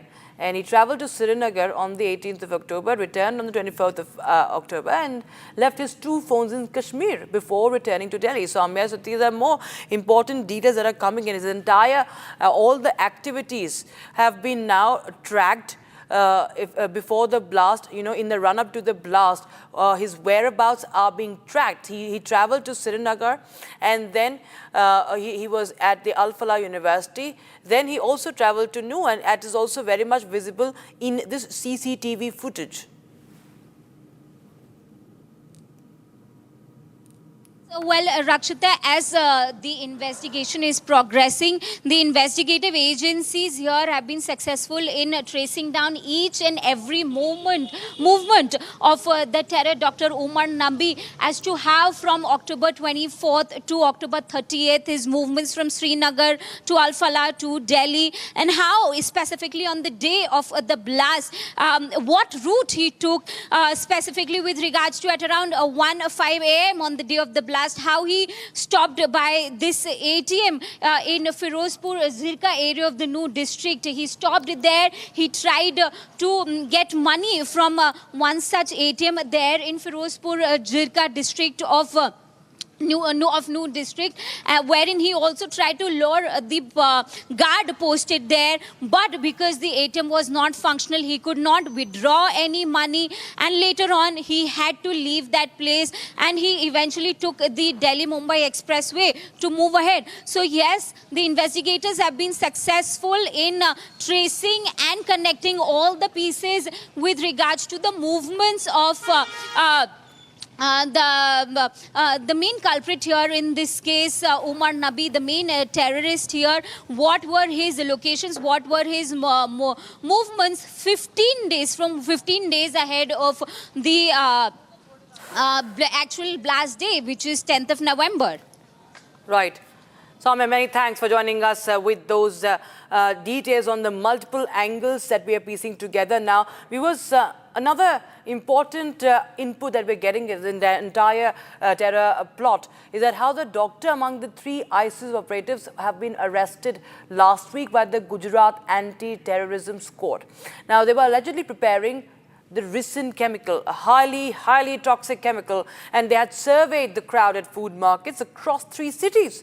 Police say that the doctor had conducted reconnaissance, that is recce, over the past 6 months of Delhi's Azadpur Mandi, Asia's largest wholesale fruit and vegetable market, Ahmedabad's Naroda food market, and the RSS office in Lucknow.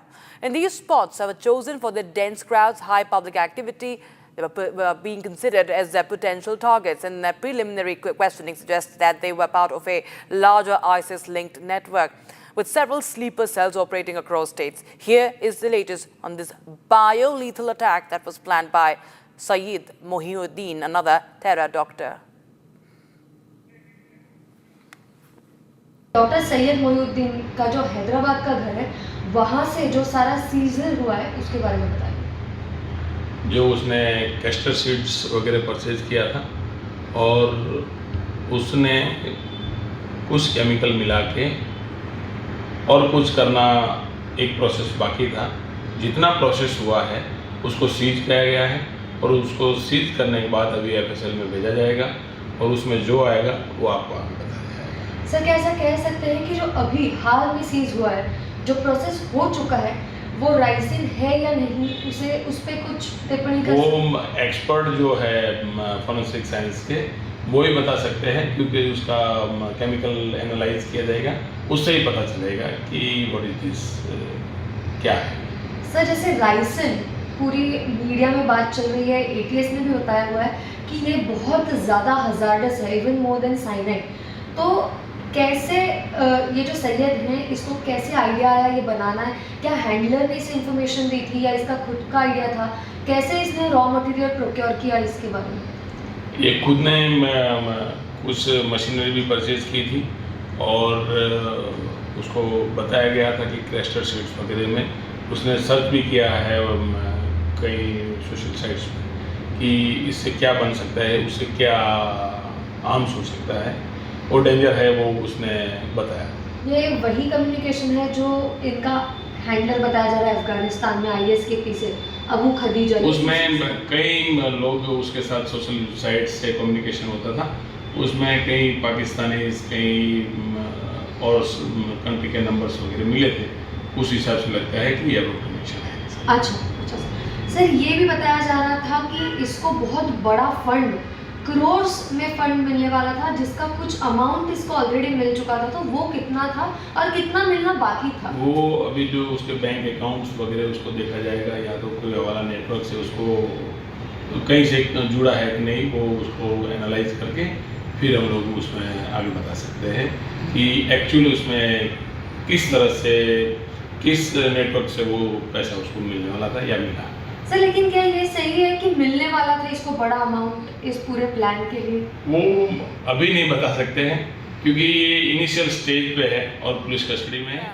Swarali joins us live on the broadcast. For more, Swarali, well, this is a very dangerous plot, the Ryson plot, a bio attack that was being planned apart from this car bombing module, this terror doctor module that was planning car bomb attacks. Now there is another modus operandi that has been uncovered and busted in Gujarat. What more details are you picking up of this ISIS-affiliated cell?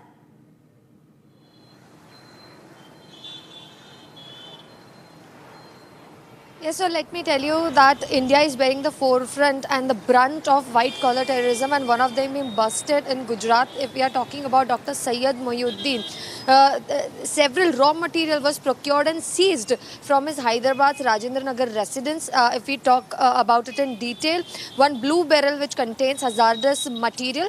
It's yet not specified because forensic laboratory tests are going on. On the other hand, several other chemicals, 6 bottles of acetones. Now, all these raw materials are in regards with to prepare a very potent biological bioweapon called Ryson.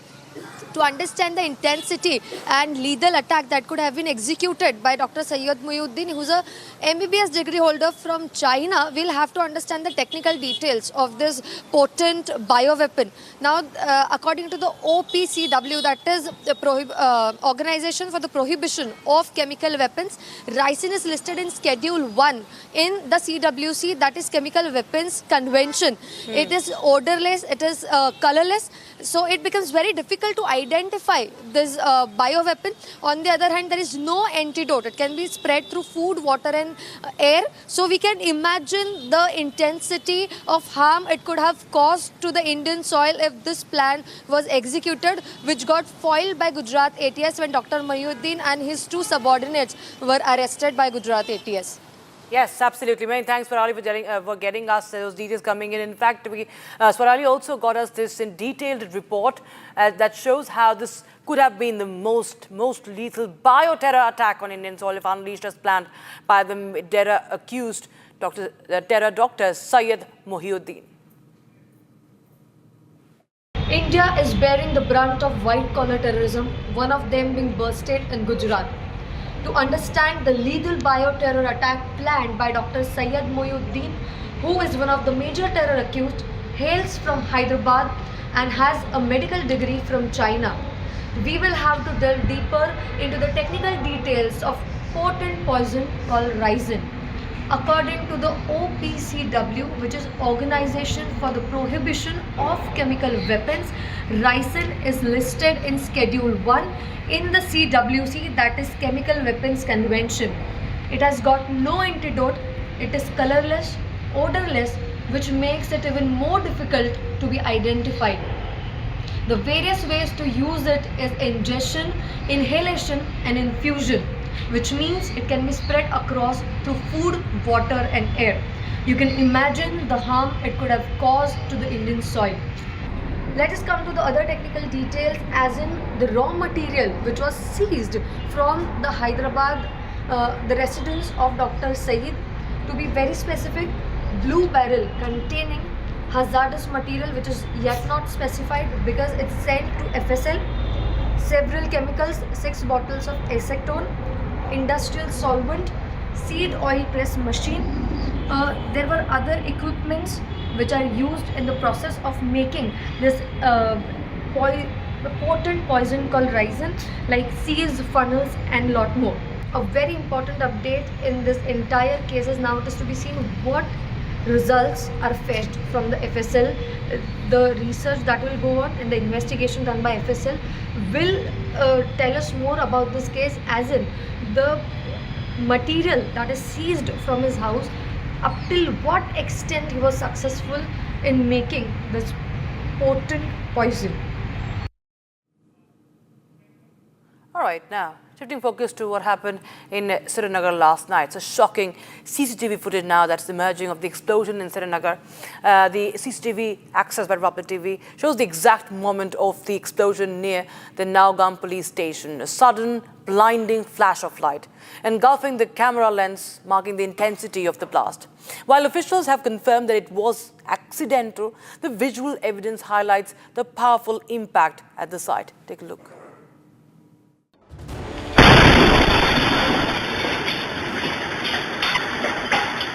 Shocking CCTV footage of the accidental explosion in Srinagar has come to light. The CCTV captures the exact moment of the blast. A sudden blinding flash of light engulfs the camera lens, marking the intensity of the explosion. CCTV footage from a nearby house showed the impact of the explosion, which left a trail of destruction in the area. Meanwhile, Republic Zenith reported live from the ground as the blast took place last night.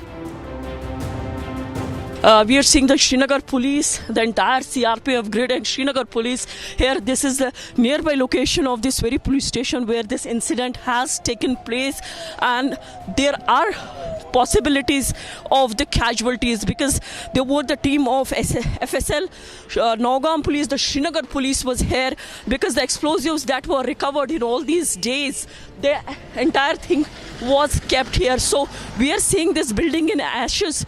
Fire and emergency services have also been rushed to see that things that they could bring things under control. So this is the team of Srinagar police. You are seeing this. See, the army has also reached to the spot, and this is quite nearby. This is the Srinagar city. In fact, this is the outskirts of the Srinagar where this incident has taken place, because this is one of the police stations that was working for to bust this module of Jaish-e-Mohammed and Ansar Ghazwatul Hind. Since Saturday, we are seeing all these raids that have been conducted by Srinagar police along with the other agencies. So whatever they could recover, everything has been kept here in this very police station. So today when they were doing the sampling of this material that was recovered in all these raids, so the blast triggered. With the result, we see that we are fearing that there will be a number of casualties and also the injuries, although this entire area has been sealed by the security. We are seeing that the entire grid of the Srinagar police is here, and in fact they have sealed the area. They're not allowing anybody to go forward and check, but the visuals that we got that tells you the story from the inside about the intensity of the blast that had taken place here in the Nowgam police station, the police station that had been in focus as far as a Jaish module and the Ansar Ghazwatul Hind module that was busted by Srinagar police. So these were the two police stations that were working tirelessly as far as to uncover or to reveal the stories behind the entire white collar jihad. Massive debris was also seen on the ground, with multiple vehicles on fire. Body parts were reportedly thrown in the neighboring houses about 300 meters away. Some residents more than 15 kilometers away also said they felt the explosion. The accidental blast at the police station in Nowgam on the outskirts of Jammu and Kashmir, Srinagar, killed 9 people and injured 32 others. The blast occurred when the police and the forensic team officials were extracting samples from a large cache of explosives seized in connection with the white-collar terror module case from Haryana's Faridabad recently. The Nowgam police station recently cracked the case of the terror outfit Jaish-e-Mohammed's posters in various locations of the area. While some of the explosives recovered from Faridabad were kept at the forensic lab, the major part of the explosives were stored at the police station. The midnight blast shattered windows, damaged the station structure and disrupted the quiet of the neighborhood as ambulances and police vehicles rushed to the site. The blast comes 4 days after a deadly car explosion in Delhi, which killed at least 13 people. Right, time for a short break, viewers, but we get you the latest on the Nowgam blast as Jammu Kashmir Lieutenant Governor Manoj Sinha orders probe in the explosion.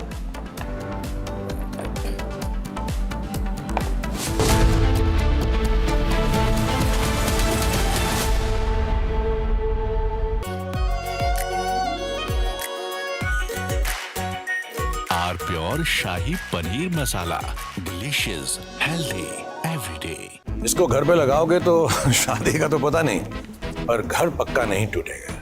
Rungta नहीं तो घर strong नहीं। Rungta steel TMT बार एकदम solid.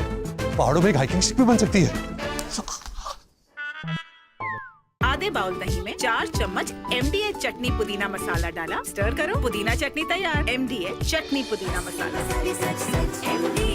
MDH।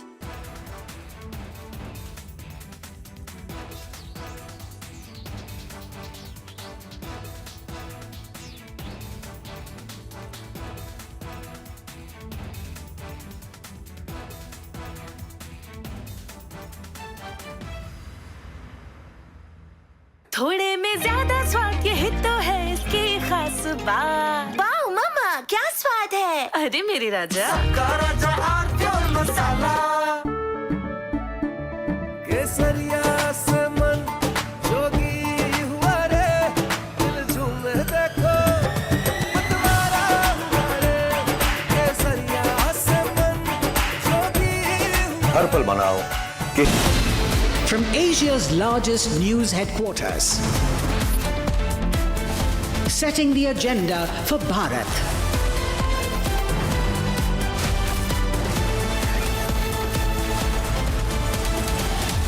You're watching Republic.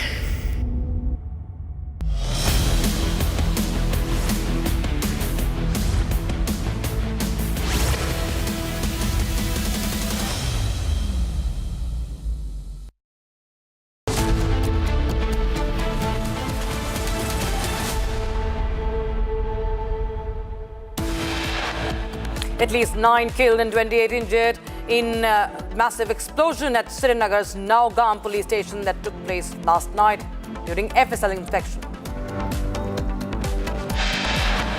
Unfortunately, during this course, last night around 11:20 p.m., an accidental explosion has taken place. Any other speculation into the cause of this incident is unnecessary. Kashmir DGP rules out terror angle in Srinagar explosion that killed 9 people, says the blast occurred while handling explosive materials seized from Faridabad. Jammu Kashmir Lieutenant Governor Manoj Sinha orders probe in the blast in Nowgam that killed 9 people and left 28 injured. Investigation into a Delhi terror attack deepens. NIA details 3 more doctors from the Al Falah University. Complete focus on the Al Falah campus. 15 doctors who were in contact with terrorist Muzammil go underground. Mobile phones of 15 doctors switched off.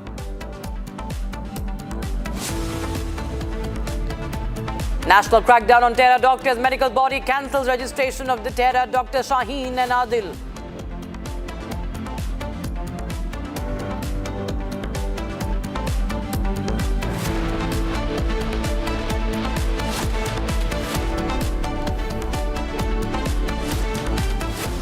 All right, we start with news coming in, viewers, from Nowgam, as 9 people have been killed, 28 injured after a massive explosion occurred inside the police station on the outskirts of Srinagar late last night. The Forensic Science Laboratory, the FSL team, was sampling the DNA of the seized ammonium nitrate and other items kept at the station when the explosion occurred approximately 11:20 p.m. Initial reports indicate that the blast was powerful enough to cause damage to nearby automobiles and property. And as per police, the terror attack angle has been ruled out. The explosion has been touted as is now said to be, or is deemed as accidental. Authorities are attempting to ascertain the cause of this explosion. So we are getting you this image of the blast. Viewers, you can see the huge blaze, massive blaze. This is the explosion that happened last night, and this is the aftermath of that police station that ripped through the police station in Nowgam. That's right on the outskirts of Srinagar. It's a powerful impact, and we are getting footages of this explosion that has taken at least 9 lives.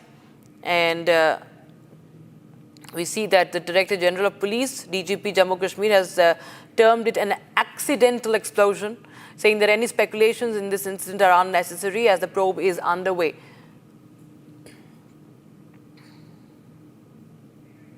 Arawat joins us live on the broadcast for more. Arawat, well, we see this is a massive explosion that has in fact also led to the deaths of several people and many others injured. A probe has been ordered into the cause of this explosion. Police said that there should be no. Police says that there should be no, speculation. That it is only an accidental blast. Give us a perspective as to how the FSL team was working around and an explosion happened. What really is the police explaining this to be? Yes, absolutely, Rakshita. We have seen that the LG Manus has ordered for the probe, and also we have seen that the DGP Jammu Kashmir Police Prabha has cleared that there is no terror links. If we'll talk about this incident in the Nowgam, we have seen that the injured were evacuated to near the hospital yesterday later, and then after we have seen the area was also there cordoned off by the Joint Security Force for some time, and then after we have seen the rescue operation is still going there. Right now, I will take you through the visuals here. Right now, we have also seen that one of the civilians who was from the here only, which only 300 meters away from the site where the blast took place, and also I will take you through the visuals where the funeral process of that person is right now going on. From this side, you can see that the funeral process is still going on right now. You can see that a lot of people have gathered here in the Nowgam, and we have already seen that the large gathering of people here can be seen. They are offering the funeral prayers of the one civilian who was accompanied the police party there at the site where this incident took place, in which we have seen that 9 persons lost their lives, and then after we have seen 29 people other who were injured, who are still hospitalized. And also we have seen, if we'll talk about the ongoing operation, we have seen that the investigation is still going there. Also, you can see that the funeral process is over here in the Nowgam, Kashmir, Srinagar. We have seen that the blast took place. Also, Republic has accessed multiple CCTV footage, and then after you can see how the funeral has done here, and you can see that the people are moving for the last rites now here in the Nowgam. We have been told that he was the civilian who was accompanied the yesterday's police party there, and then after we have seen the entire area has under shock when we have seen that the local civil who was a tailor by profession, who was accompanied by the police party there. We have seen this was the recovery which have been taken from the Faridabad by the Jammu and Kashmir police and other security agencies. The sampling was being done yesterday late night when we have seen that the blast occurred there at around 10. The blast occurred at 11:20 p.m. yesterday late night, and then after we have seen the rescue operation was on, and still now, if we'll talk about the ongoing operation, which is still taking place at the multiple locations there in the Nowgam area where the blast happened yesterday. Rakshita, yes. Absolutely. Well, I think Zenith is also joining us live on the broadcast. Zenith has been reporting since last night from Nowgam, as she was getting us the first visuals from the spot. Zenith, well, what we understand is that the probe has been ordered. Meanwhile, the police says that this is only an accidental blast that happened. But we do know that it was so powerful that at least 9 have been killed, more than 13 have been injured. Oh, Rakshita, absolutely. This is something very unfortunate what happened at Nowgam police station last night, because the blast that took place when a team of the officials were collecting the samples of the explosives seized during the investigation into the white-collar terror module.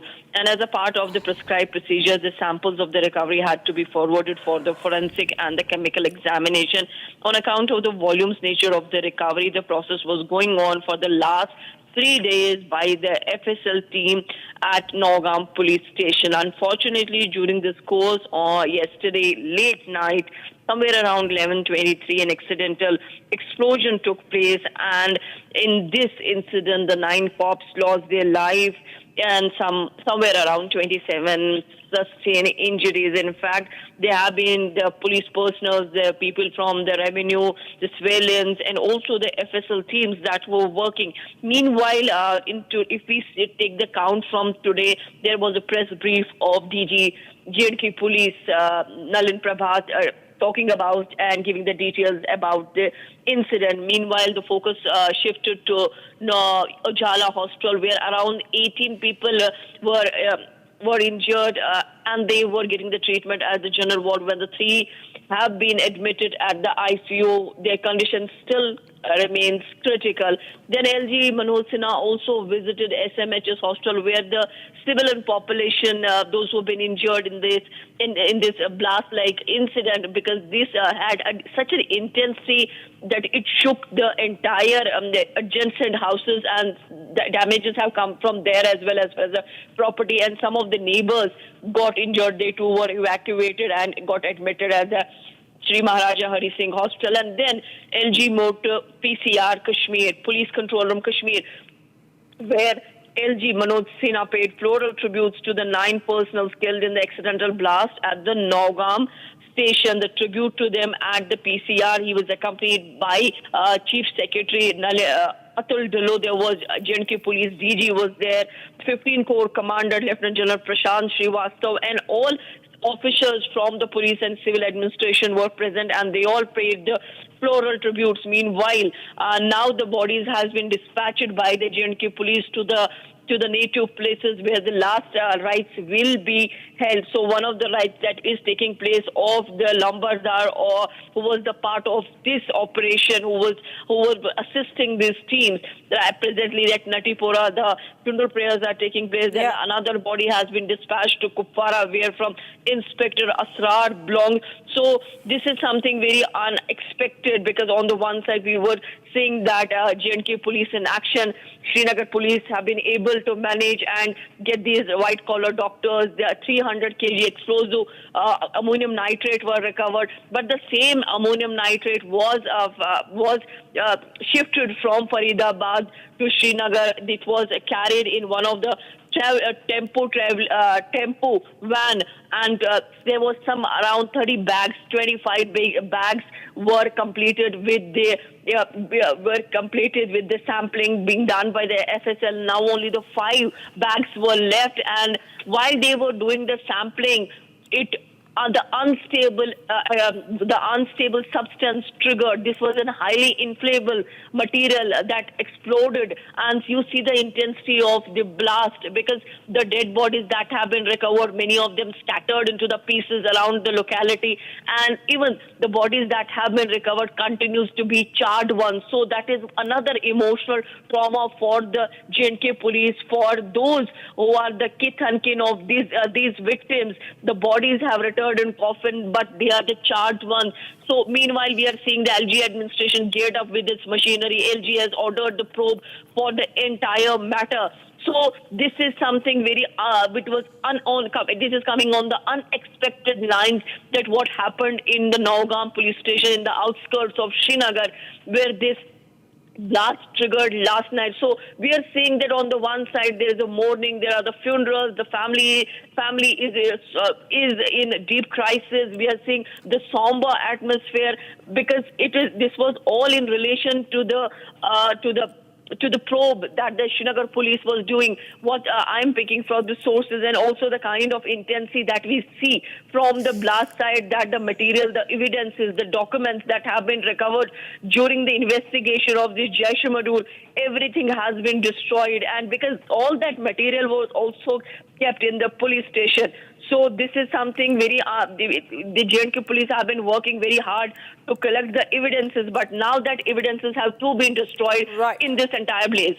Absolutely, very pertinent point there. Very key evidence, and that, of course, is a very, very dangerous situation right now. Thank you so much, Zeenat and Rawat, for joining us with the details on that story. Now, following the tragic explosion, viewers, that ripped through the police station in Nowgam, Director General of Police termed it an accidental explosion and said that any speculations in this incident are unnecessary as the probe is underway. He addressed the media and said that the police station suffered huge damage while adjoining buildings were also affected. Probe is underway to assess and the cause, isn't it? They are trying to cross over, but being told that not to come near because the place is...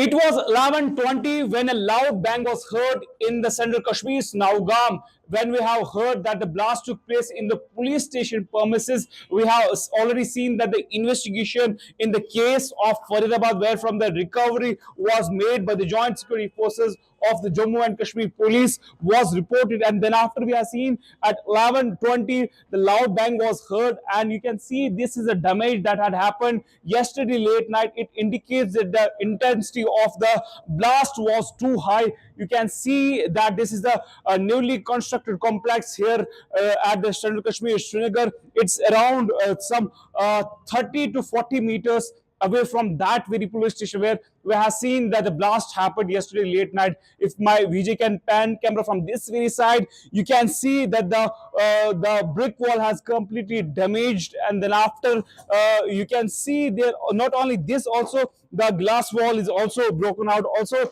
I will try to show you the visuals of that very police station. If my VJ can zoom from this very side, and you can see there is the damaged rooftops.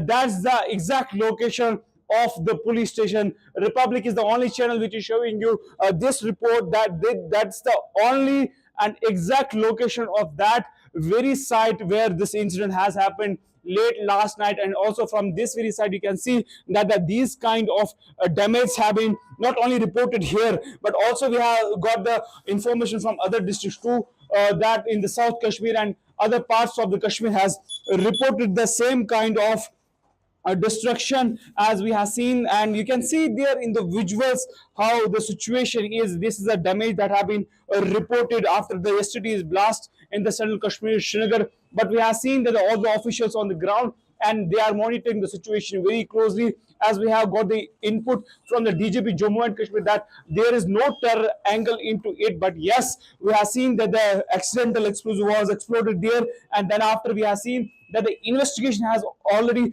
started, as the Lieutenant Governor Manoj Sinha has called for the verification of this blast.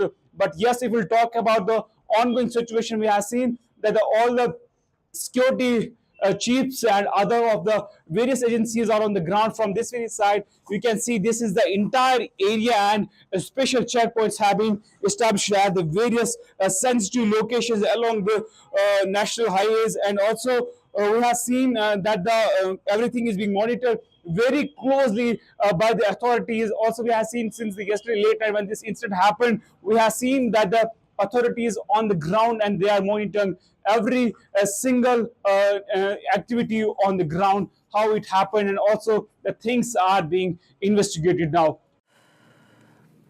Meanwhile, the eyewitnesses account outlined how many people were present at the spot and what exactly unfolded. Listen in. ये कल जो police station Nowgam में धमाका हो गया, तो वो जो बाहर से वो लाया गया था, उसका वो एक्सपेरिमेंट कर रहे थे कुछ और पैकिंग कर रहे थे। उस सिलसिले में इसको भी बुलाया गया था, तो उधर वो मजिस्ट्रेट के सामने और पुलिसकर्मियों के सामने वो धमाका हो गया अचानक, तो उस वजह से उन पुलिसकर्मियों के साथ ये भी शहीद हो गए उधर। तो क्या फैमिली है इसकी? तीन बच्चे हैं, 2 बच्चे, इसकी एक दुकान है, टेलर है ये टेलर मास्टर यहाँ, इसको बुलाया गया था और मजिस्ट्रेट भी थे वहाँ, वो सही बुके, वो भी उसमें शहीद हो गए हैं, और पुलिस के कुछ एहलकार भी शहीद हो गए उसमें। मेरे पापा लगते थे। तो क्या हुआ? इंसिडेंट हुआ, इनको ब्लास्ट हुआ है वहाँ पे। ब्लास्ट की वजह से मेरे बाप भी आ गए उसमें, बाकी तो सारे उधर अफसर ही थे। मेरा बाप था खाली सिविलियन। अगर इनको लेना था, कोई टेलर लेना था, अपने डिपार्टमेंट में लेते, वो लेते, मेरे बाप को क्यों लेना था? कोई लेना देना नहीं है, ना कुछ है यार। किसी भी को उठा के लेके जाए, चलो करो हमारा काम। ये कौन सा, ये गुंडागर्दी है? करो काम, उसको क्या है इसके साथ? इनको लाने अपने वर्कर, डिकम्पोज करना है, कुछ करना है। हुआ है, ब्लास्ट हुआ है, सबको पता है ब्लास्ट हुआ है, आपको भी पता है ब्लास्ट हुआ है। हम कहाँ, हम अपने घर में थे। हाँ, बाप उधर ही थे। हाँ, वो उधर ही थे। क्यों, हमारा थाना है ना पास में ही। जब धुआं उड़ गया तो हम डर गए, हमारे पता था हमारा बाप है थाने में, हम दौड़ गए और उधर था आग ही आग। फिर हमने ढूंढ लिया 2 बजे तक रात के, पर हमें कहीं नहीं मिला।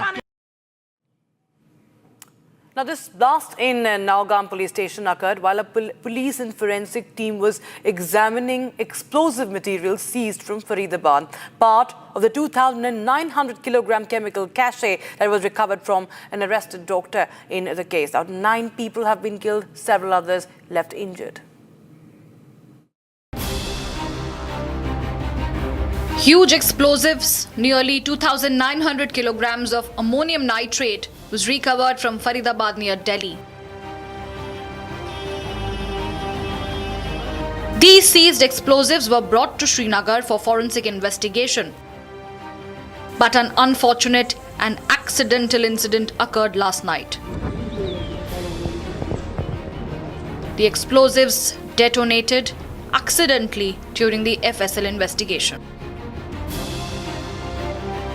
The blast occurred while officers and forensic experts were examining the seized explosive material from Faridabad linked to the Delhi blast case. On November 9-10, investigators recovered a huge quantity of explosive substances, chemicals and reagents from Faridabad. The material was stored in the open yard of Nowgam police station pending forensic analysis. As per the DGP Kashmir, for the past 2 days, the Forensic Science Laboratory was carefully sampling the volatile consignment.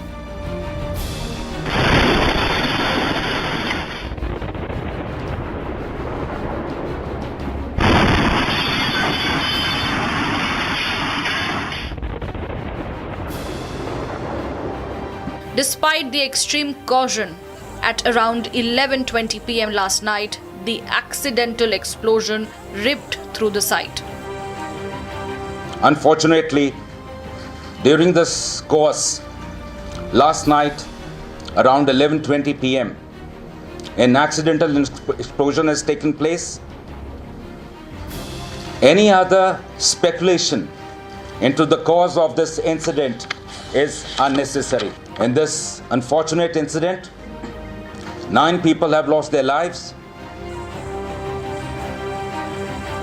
The tragedy killed 9 people, 1 SIA officer, 3 FSL personnel, 2 crime scene photographers, 2 revenue officials and a tailor attached to the team.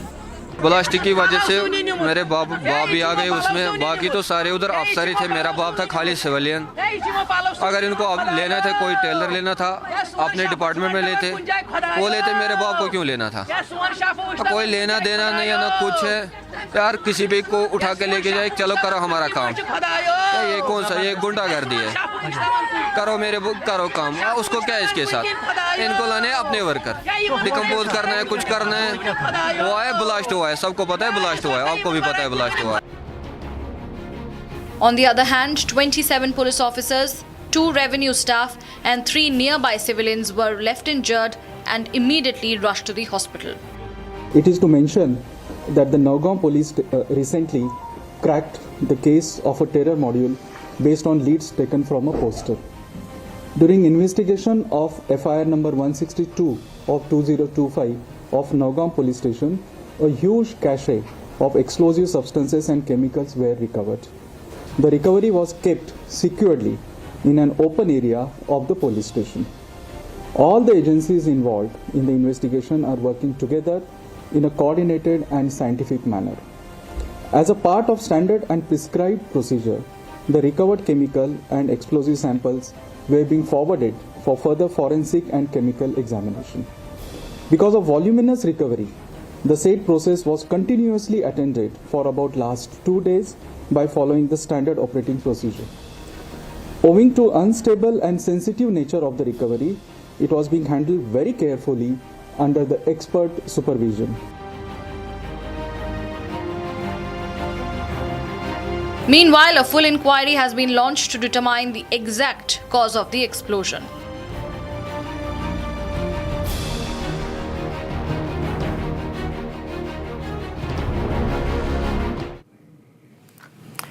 Now, shifting focus to the politics. Now, viewers, Bihar Assembly election results have delivered a shocking blow to the Mahagathbandhan's big talk as the NDA, led by Nitish Kumar and the BJP, secured a thumping victory, historic win, in fact. Now, Rahul Gandhi, Priyanka Gandhi Vadra and Tejasvi Yadav and Akhilesh Yadav had confidently predicted a sweeping win, claiming change was inevitable and that Nitish Kumar's time was over. However, the electorate had other plans, with the RJD facing its worst performance since 2010 and the Congress hitting a new low. Prashant Kishore's criticisms and the Mahagathbandhan's exit poll dismissals turned into a harsh reality check as the NDA's dominance was reaffirmed. Watch this report. BJP के लोगों तैयार हो जाओ, hydrogen bomb आ रहा है, hydrogen bomb आ रहा है, तैयार हो जाइए। 14 नवंबर 8 बजे बैलेट बॉक्स खुलेंगे, मतपेटियां खुलेगी, 9 बजे मतगणना शुरू होगा और 1 बजते लालू राहुल की पार्टियों का सुपड़ा साफ। The big talk has been bigger than ever in the 2025 Bihar Assembly election. Sweeping declarations of victory by the Mahagathbandhan that flew in their face on result day.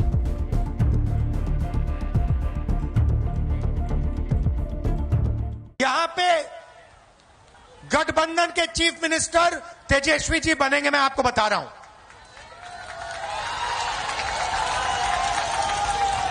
और जो सरकार बनेगी, महागठबंधन की सरकार जो बनेगी, ये आप अच्छी तरह सुनिए, ये हर जात की, हर धर्म की सरकार होगी। आज बिहार में 20 सालों से एक ही सरकार चल रही है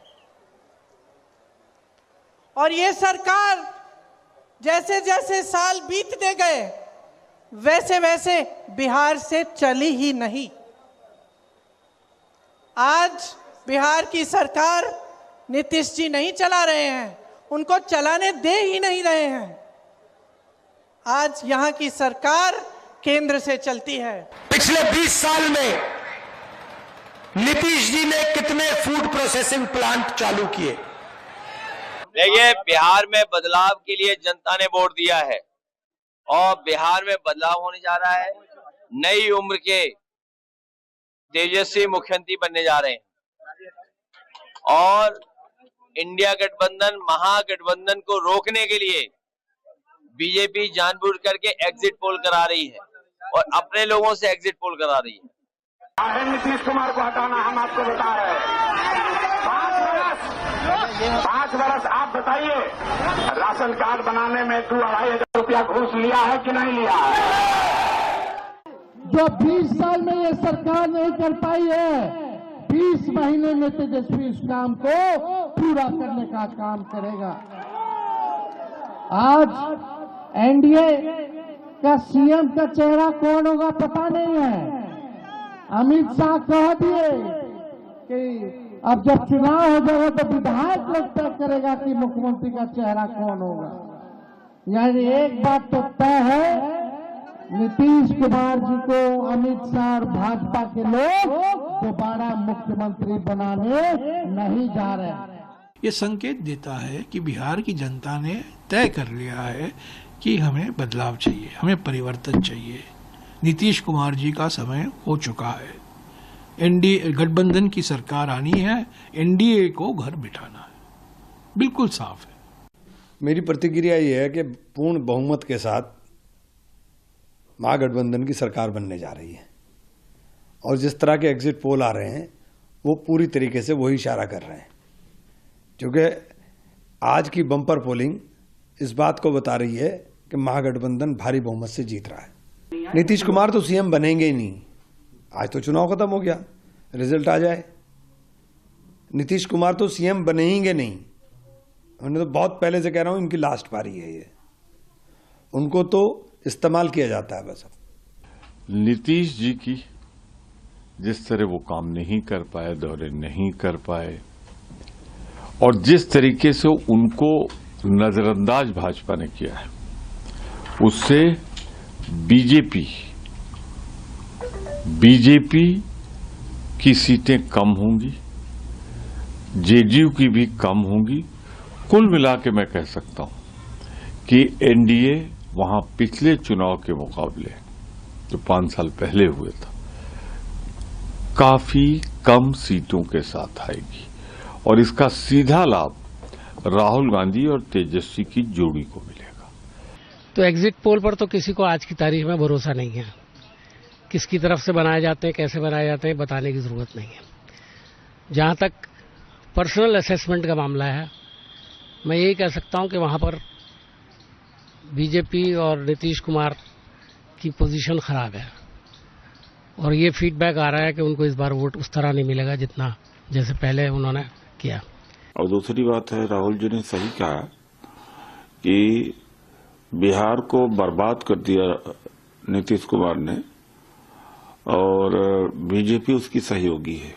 नई सरकार का गठन होगा जिसके मुख्यमंत्री तेजस्वी यादव होंगे। ये सब तो तथ्य है, इसको कोई अब इस बयान को कोई अलग नहीं कर सकता। हालात बेहतर हैं।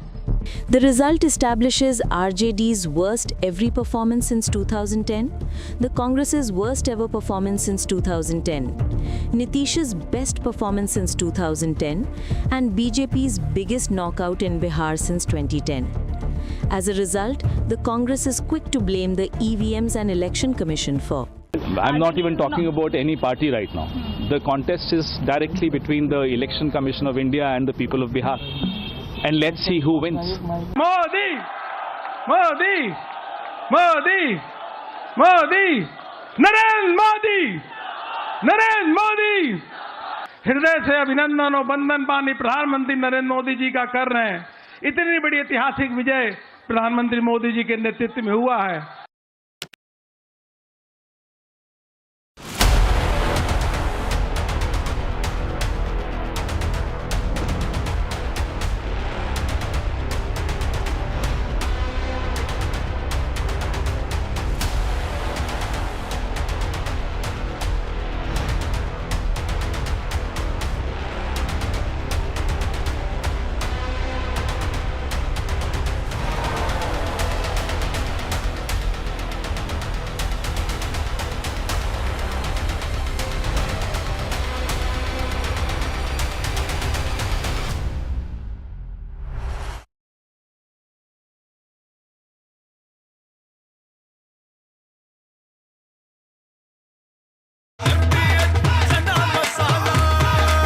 अब छोलिया हो या लोबिया, सफेद चने या काले चने, सब कुछ मजेदार बने। Amity has been ranked India's #1 not-for-profit private university for 11th year, with top 10 ranked institutions in management, engineering, biotech, law, mass comm, telecom, hospitality, fashion and more. Yet another top ranking for Amity University. दादी के हाथों का जादू और खुशबू से महकता घर, माँ की मुस्कुराहट और खाने की सुगंध। MDH गरम मसाला, क्योंकि हर रिश्ता है स्वाद से जुड़ा। केसरिया से मन जोगी हुआ रे, दिल झूमे देखो मतवारा हुआ रे। केसरिया से मन जोगी हुआ। हर पल मनाओ केसरी त्योहार। विमल, बोलो जुबान केसरी। आर प्योर सूजी पास्ता, उबालो मिलाओ और खाओ, 8 मिनट में तैयार। क्या टेस्ट है सबका राजा R pure masala.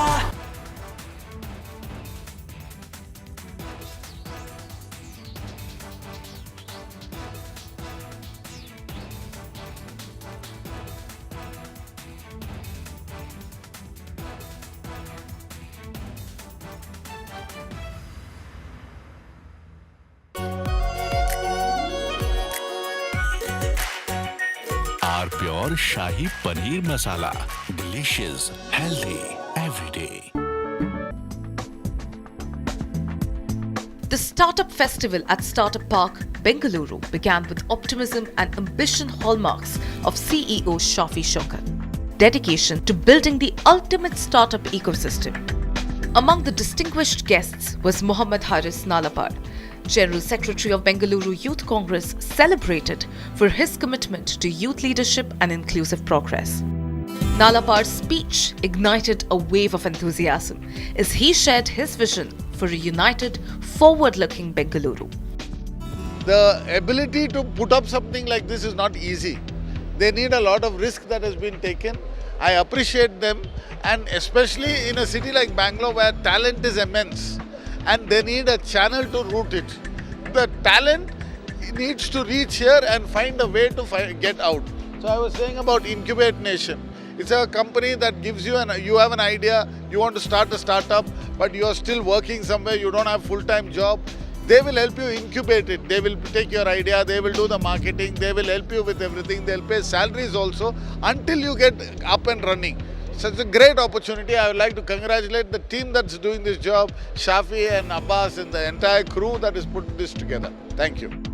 As the event wrapped up, it was clear that the Startup Park's evolution is shaped by both visionary leaders and inspiring guests.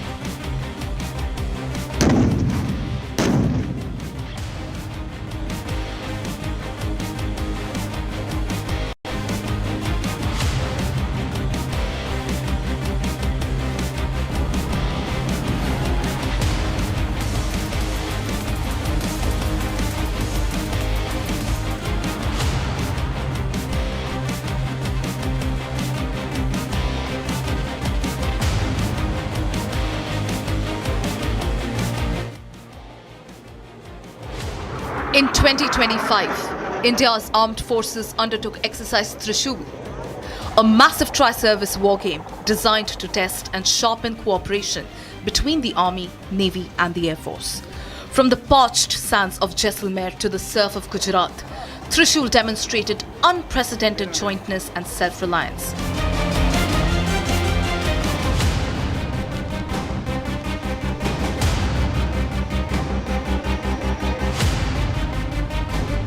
Over 2 intense weeks, some 30,000 army troops, 40 fighter jets and nearly 25 naval ships, including India's aircraft carrier INS Vikrant, participated.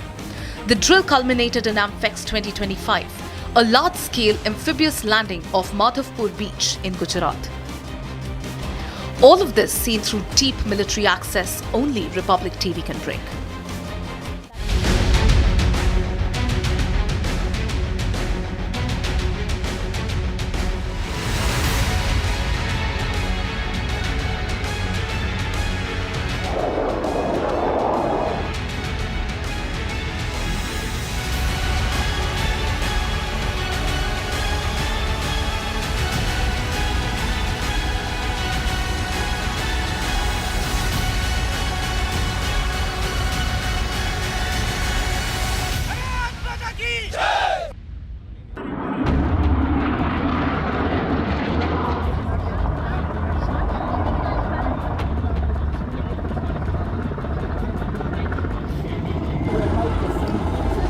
Exercise Thrishul fused operations into one joint validation of force projection. In the forward areas of Jaisalmer, near the Indo-Pakistan international border, Exercise Marujwala tests armoured and mechanized forces under Apache cover and artillery fire.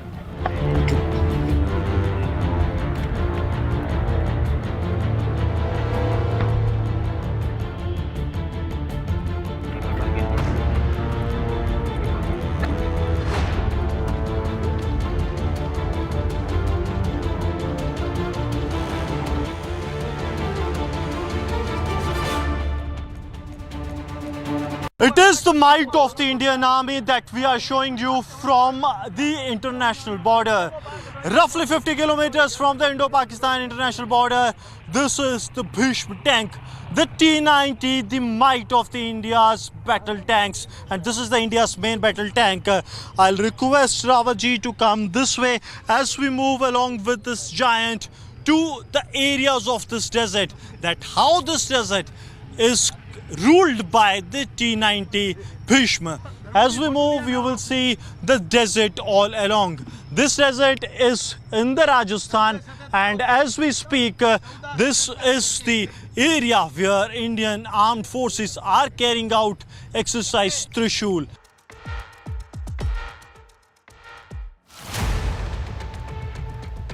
In the Thar Desert, armor moves under a tactical canopy. BMP-2 infantry combat vehicles laid 10 smoke screens to blind hostile observation posts and anti-tank guided missile teams. Behind that curtain, T-90 Bhishma main battle tanks punch through at speed, turrets traversing, guns ready. The target? A simulated Rahim Yar Khan base. T-19 tanks to the K9 howitzers that have the capacity to not only to completely decimate the adversary area, but also to ensure that the adversary's any nefarious plan is foiled, because from this very place, when the target goes, it leaves the adversary completely decimated, and that is what the T-90 Bhishma tank is actually known for.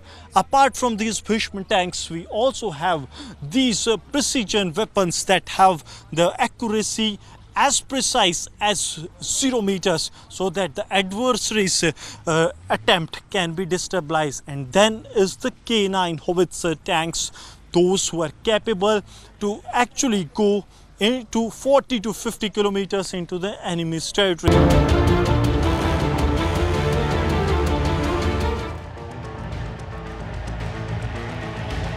Information dominance wins the first fight. Ashni drones platoons, recently raised and rapidly fielded, push sensor forward into contested space. Indigenous drones are one of the key assets when it comes to the modern warfare, and right now, as we report from the exercise Marujwala, here the Indian Armed Forces have also brought in their specialized drones. These drones are especially made for the modern warfare. They can not only keep an eye on the adversary, but also have the capability to drop the payload. You will see that they have a special place that is built to drop the payload. In this case, this is just a piece of paper, but they can also record what is going on, and that comes to the display to their handlers. So that is in a handheld device, they will be able to see what will happen, and now it is being made airborne as the situation arises. As we continue with the here at the exercise Marujwala. At ground level, robotic mules close the last tactical mile. Ammunition forward, casualties back, reducing the physical burden on infantry and sustaining tempo in broken terrain.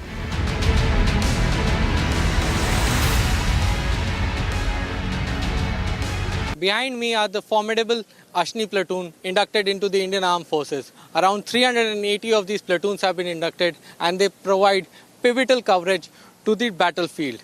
From ISR capabilities to loitering munitions to ammunition drops, they form the backbone of the modern warfare.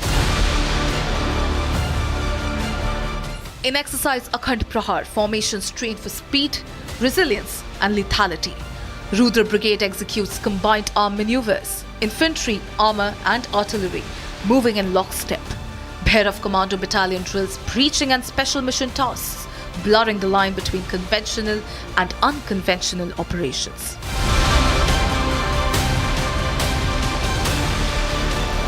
Jaisalmer, where the exercise Akhand Prahar is taking place. These visuals are of the Rudra Brigade of the Indian Army, that includes the Bhairav commandos that are now taking part, and we will be showing you how the operations are carried out by the Rudra Brigade of the Indian Army. This is one of the newly raised brigades and the Bhairav commando battalions that are between the Rashtriya Rifles, the infantry, Ghatak units and the special forces, and now is the Southern Army commander interacting with the troops on ground from the Rudra Brigade as well as the Bhairav battalion.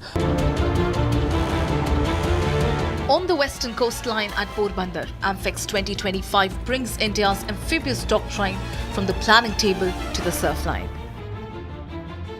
Behind me are the Sea King Charlie helicopters of the Indian Navy, bringing in the naval guns, that is the 155mm mortar for an undersling cargo operation. It will be deploying the same on the beachhead for support of the troops. Simulation of naval gun firing has started. This signifies the softening of targets on the coastline. It will be provided to ensure that no enemies on the coast may be entrenched and the troops on the amphibious troops of the Indian Armed Forces can land on the beach. This is the largest tri-service amphibious exercise India conducts biennially, a live validation of joint planning, joint fires and joint logistics under combat conditions. Behind me is the Mahindra Armado. This is the all-terrain vehicle for the Indian Army. It has been armoured, bullet-proofed and mine-proofed. It provides critical area dominance and surveillance support to our troops while doing coastal landing. I am on top of the T-72 tank that was just part of the demonstration. Equipped with explosive reactive armour and a mighty cannon, this strikes fear into the hearts of the enemies. This was just landed using the landing platform crafts to ensure total superiority of the beachhead that was formed. We just witnessed the amphibious capabilities of the amphibious exercises 2025. हम लोग सब exercise त्रिशूल का जो अंतिम चरण है उसके लिए यहाँ इकट्ठा है और इस एक्सरसाइज त्रिशूल के दौरान मैं ये बताना चाहूँगा कि जिस प्रकार का जॉइंटनेस, इंटीग्रेशन और इंटरऑपरेबिलिटी हम लोगों ने कायम की है वो एक नया ही प्रतीक है, इतना प्रभावशाली रहा है। एक हमने नया स्तर कायम किया है जिसके लिए मैं अपने ही ट्रुप्स नहीं परंतु western naval command, south western air command के जो हमारे मिले जुले दस्तों ने मिलकर इस त्रिशूल को अंजाम दिया है उसके लिए उनकी सराहना करना चाहता हूं। Jointness does not happen simply by talking. Jointness does not happen simply by wanting jointness to happen. Jointness needs to be ensured by working together in a synergized and integrated manner all the way up to the field level. And this is exactly what we have done once again.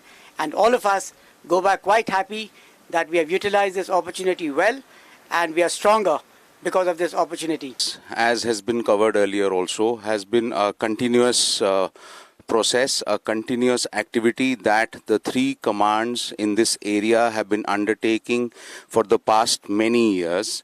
This is a regular exercise that takes place. Strategic messaging देना या नहीं देना हमारा मकसद इसमें नहीं है। हमारा मकसद सिर्फ और सिर्फ इकट्ठे आकर अपने प्रोटोकॉल्स, अपने प्रोसीजर्स को रिफाइन करना और जो भी नई टेक्नोलॉजी हमारे पास में इस वक्त आई है उसको अपने प्रोसीजर्स के अंदर इन्वॉल्व करना और उससे अपने बेस्ट रिजल्ट्स पाना. That is the sole reason for conducting this exercise year after year. This marks the conclusion of the Tri-Services exercise that began on 3rd of November 2025 and continued throughout 2 weeks. We saw jointmanship, integration and allied warfare being performed at its peak. This was the best performance that could have delivered and a stern message to anyone who dared.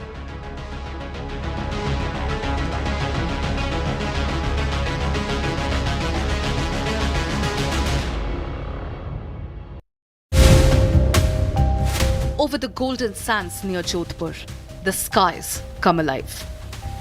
Elite special forces descend from Indian Air Force aircraft with precision, a para-drop like clockwork, every movement synchronized, every landing flawless. But hundreds of kilometers away on India's western coastline, another battlefield unfolds. The beaches of Porbandar have transformed into live combat zones, the stage for the Amphex 2025, India's largest amphibious warfare exercise. India's largest tri-services exercise unfolds before the western coast of India. Right now at Porbandar, this is a strategic location where the Amphex 2025, part of the Tri-Services exercise Thrishul 2025, is folding live before my eyes. We will be seeing coastal warfare, landing drills, slithering operations, MiG-29K, carrier battle groups in full force and action. The INS Jalashva parked right off the coast. We will be able to determine the force and might of all three forces. The Indian Army, Navy and Air Force in tandem will pull off this beautiful exercise today. What you're seeing is more than just a rehearsal. It is the real face of modern warfare. Heliborne troops, naval landings, real ammunition. Every branch of India's defence forces working as one. As dawn breaks, seeking and Mi-17 helicopters roar overhead, executing sling operations to drop assault troops directly into the combat zone. Below them, BMP armoured vehicles deploy smoke screens, shrouding the coastline in a tactical fog. Behind me is the mighty BMP. This is a Russian-made troop transport provider. This is the workhorse of the Indian Army. It has been providing troop transportation and armor protection to our forces for decades now. This will be vital to our coastal landing exercises today. It will provide a smoke screen and will be the first on land as armor protection provided to the landing forces. Every frame here demonstrates one principle: jointness. A unified tri-services response where command, coordination and communication work as one seamless mechanism. At the center of the operations is INS Jalashwa, a 16,000-ton amphibious vessel. It's both the command and logistics hub. Capable of carrying 1,000 fully armed troops, 4 landing craft and 6 helicopters, it embodies India's amphibious warfare capability.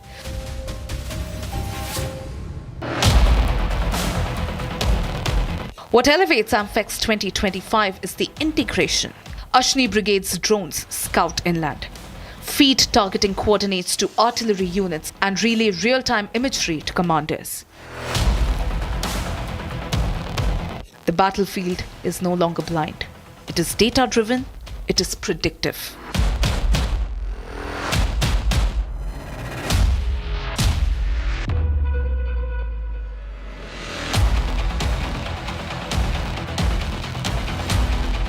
From the seas, India's most advanced warships reinforced the assault. INS Surat, INS Imphal and INS Tabar each represent a chapter in India's naval evolution.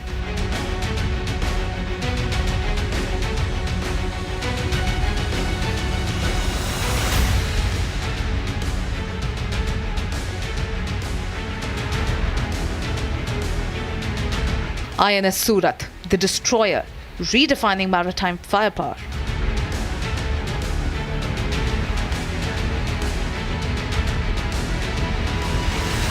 Armed with 16 BrahMos missile and 32 Barak 8 air defense systems, she can track multiple targets with her MF Star ISA radar, all while remaining 75% indigenous.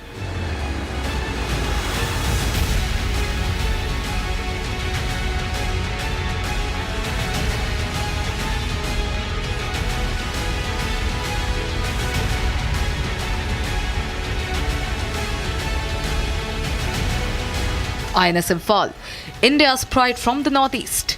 Her extended range Barak 8 ER missiles can neutralize threats 150 kilometers away. Built for endurance, equipped with NBC protection systems, she is capable of operating in contaminated or high threat zones.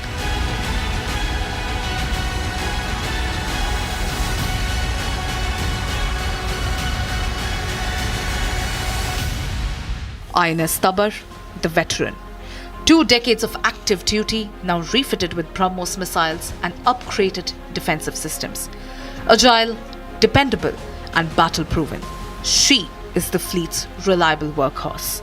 Together, these 3 vessels form India's maritime trident: speed, range, resilience.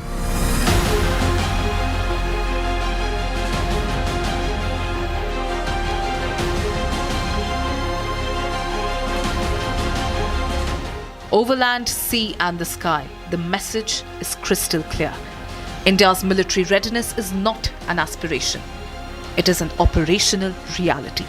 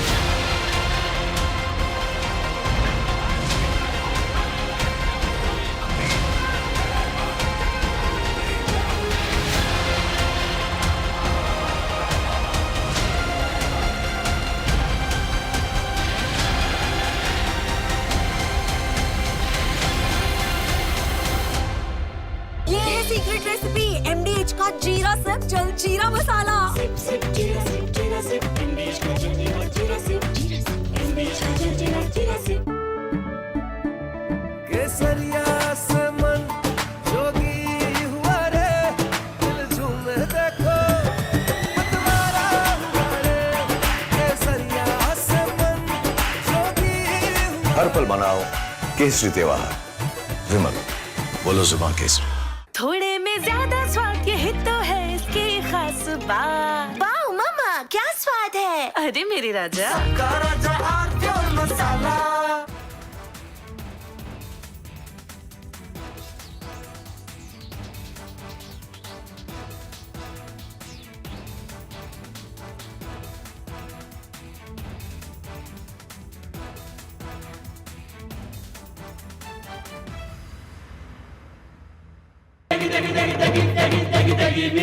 MDH की देगी मिर्च, देगी मिर्च का तड़का, अंग अंग फड़का। MDH की देगी मिर्च। केसरिया से मन जोगी हुआ रे, दिल झूमे देखो मतवारा हुआ रे। केसरिया से मन जोगी हुआ। हर पल मनाओ केसरी त्योहार, विमल बोलो जुबान केसरी। आर प्योर सूजी पास्ता उबालो मिलाओ और खाओ, 8 मिनट में तैयार। क्या टेस्ट है सबका राजा आर प्योर मसाला। MDH की हल्दी मिर्ची धनिया करे कमाल। ये रंग दे, ये खुशबू दे, ये तीखा, ये कम पड़े। क्या निराला MDH masala. China and Japan are clashing verbally over Taiwan. Tensions between China and Japan have risen over Taiwan's security. Japan has signaled it may intervene in a potential conflict, viewing it as a threat to its own stability. China condemned this as meddling, issuing strong warnings and summoning diplomats. This conflict started when Japan's newly appointed Prime Minister, Sanae Takaichi, issued a direct warning to China during a session of the country's parliament. She stated that a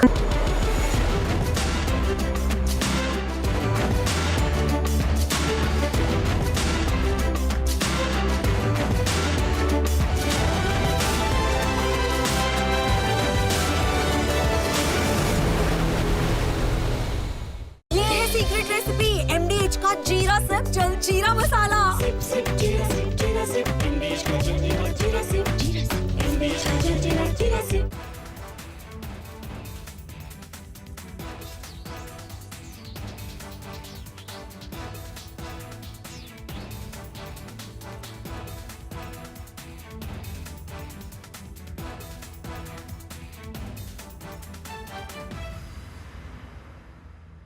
थोड़े में ज्यादा स्वाद यही तो है इसकी खास बात। वाओ मामा क्या स्वाद है। अरे मेरे राजा सबका राजा और प्योर मसाला। केसरिया से मन जोगी हुआ रे, दिल झूमे देखो मतवारा हुआ रे। केसरिया से मन जोगी हुआ। हर पल मनाओ केसरी त्योहार, विमल बोलो जुबान केसरी। MDH की हल्दी मिर्ची धनिया करे कमाल। ये रंग दे, ये खुशबू दे, ये तीखा, ये कम पड़े। क्या निराला MDH masala.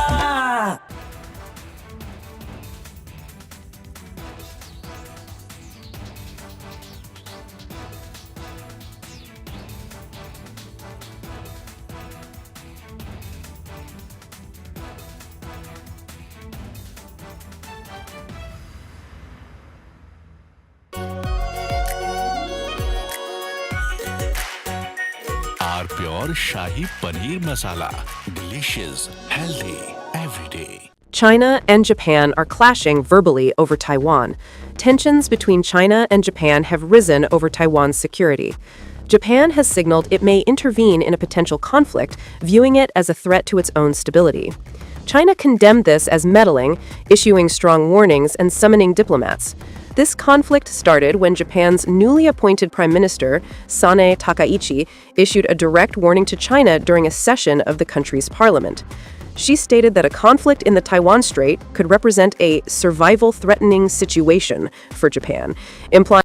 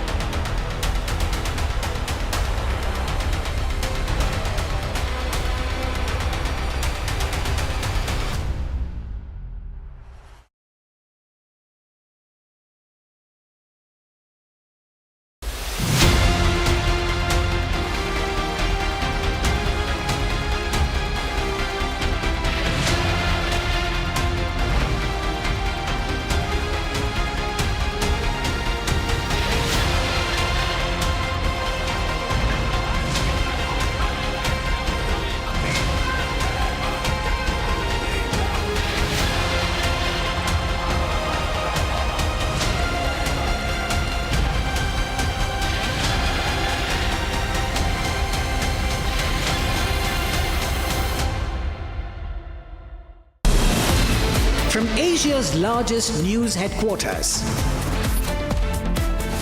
setting the agenda for Bharat.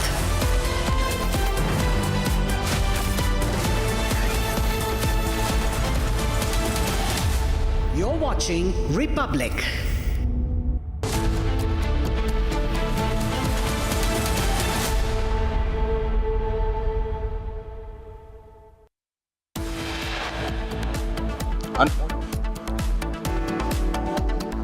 Blast in Nowgam, Srinagar. Linked to the 10/11 conspiracy, all the explosives recovered from the suspects in Kashmir were stored in a police station, which then explodes accidentally.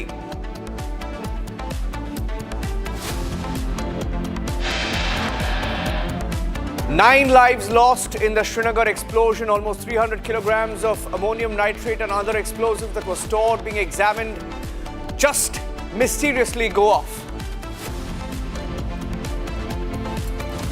His name is Farooq Abdullah and he's mostly pro-Pakistan, and he's now openly justifying terror, trying to make a case, asking questions about why doctors became terrorists.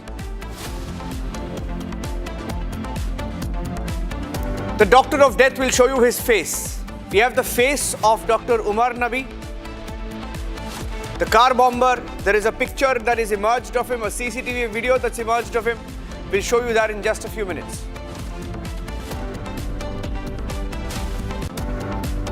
More details on Ukasa, the bomb-making expert. Republic has accessed the full details of the Pakistani handler named Ukasa, close to the Pakistan-Afghanistan border.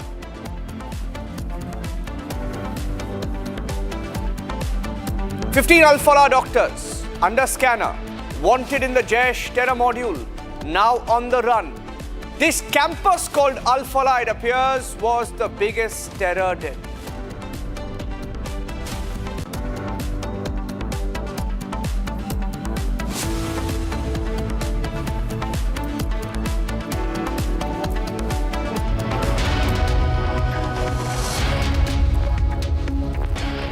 Thank you for joining us on Republic TV, ladies and gentlemen. A little after 11 p.m. last night, precise time between 11:10 and 11:20, there was a huge explosion in Nowgam on the outskirts of Srinagar.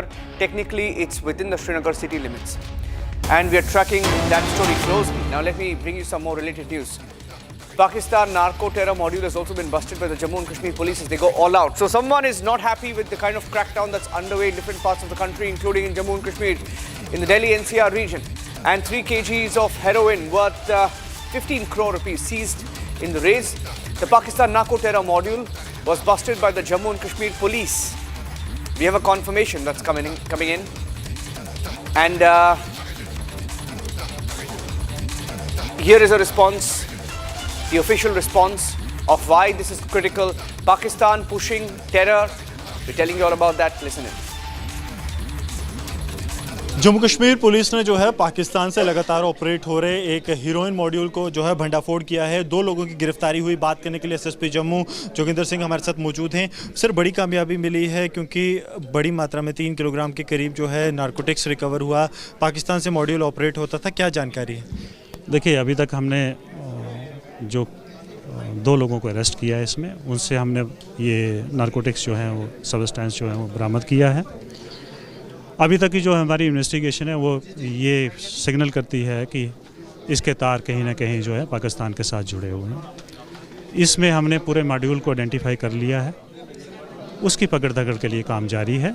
जैसे जैसे हमारी पकड़ में लोग आएंगे ये चीज़ें और भी ज़्यादा खुलती जाए। मॉड्यूल ऑपरेट कैसे करता था ये, क्योंकि क्रॉस बॉर्डर मॉड्यूल था? देखिए, अभी तक जो मोटी मोटी, क्योंकि मैं पूरी जानकारी आपको अभी नहीं बता सकता, लेकिन इसमें मॉडस ऑपरेंडी ये है कि यहाँ से कुछ लोग जो है जिनका कांटेक्ट पाकिस्तान में है वो वहाँ से सामान मंगवाते हैं और वो मोस्ट प्रॉब्ली थ्रू ड्रॉपिंग जो है, ड्रोन ड्रॉपिंग जो है पंजाब में कहीं आता है और देन यहाँ से कुरियर जाता है, उसको लोकेशन दी जाती है और उस लोकेशन से सामान उठाता है। माना जाए कि इंटरस्टेट मॉड्यूल है? Interstate and international module. Quickly, in about 30 seconds, Gursimran, if you can tell us why this was important. 30 seconds, quickly.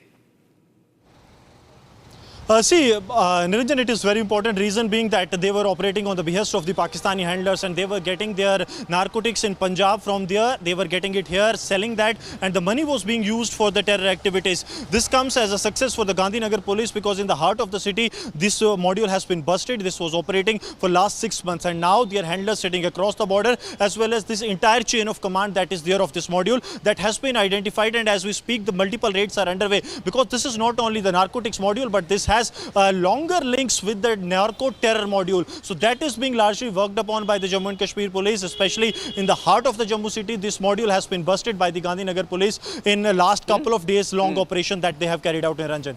Okay, thank you very much. A crisp report there from Gursimran. Moving across, ladies and gentlemen, this is the biggest story today. It's all linked to the Delhi terror module. 9 people. And all of them were there as part of the investigation into the explosives that were recovered as part of the Jaish module. So in Delhi, you have a blast. The bombers are tracked. And as part of the investigation that originally began in Nowgam, Srinagar, the station which first busted this module, they had recovered explosives, and that set of explosives were being examined last night, 11 p.m., when there's a huge explosion that takes place. Police on record say it's an accidental explosion that took place. This is the impact of it seen on CCTV from a long distance away. But look at the impact of it. The impact is captured on CCTV. And the police says it was accidental. The impact was felt several kilometers away. We have different responses to it. Let's first play out some of the reports that we have, and we'll tell you what really happened and why it is extremely suspicious.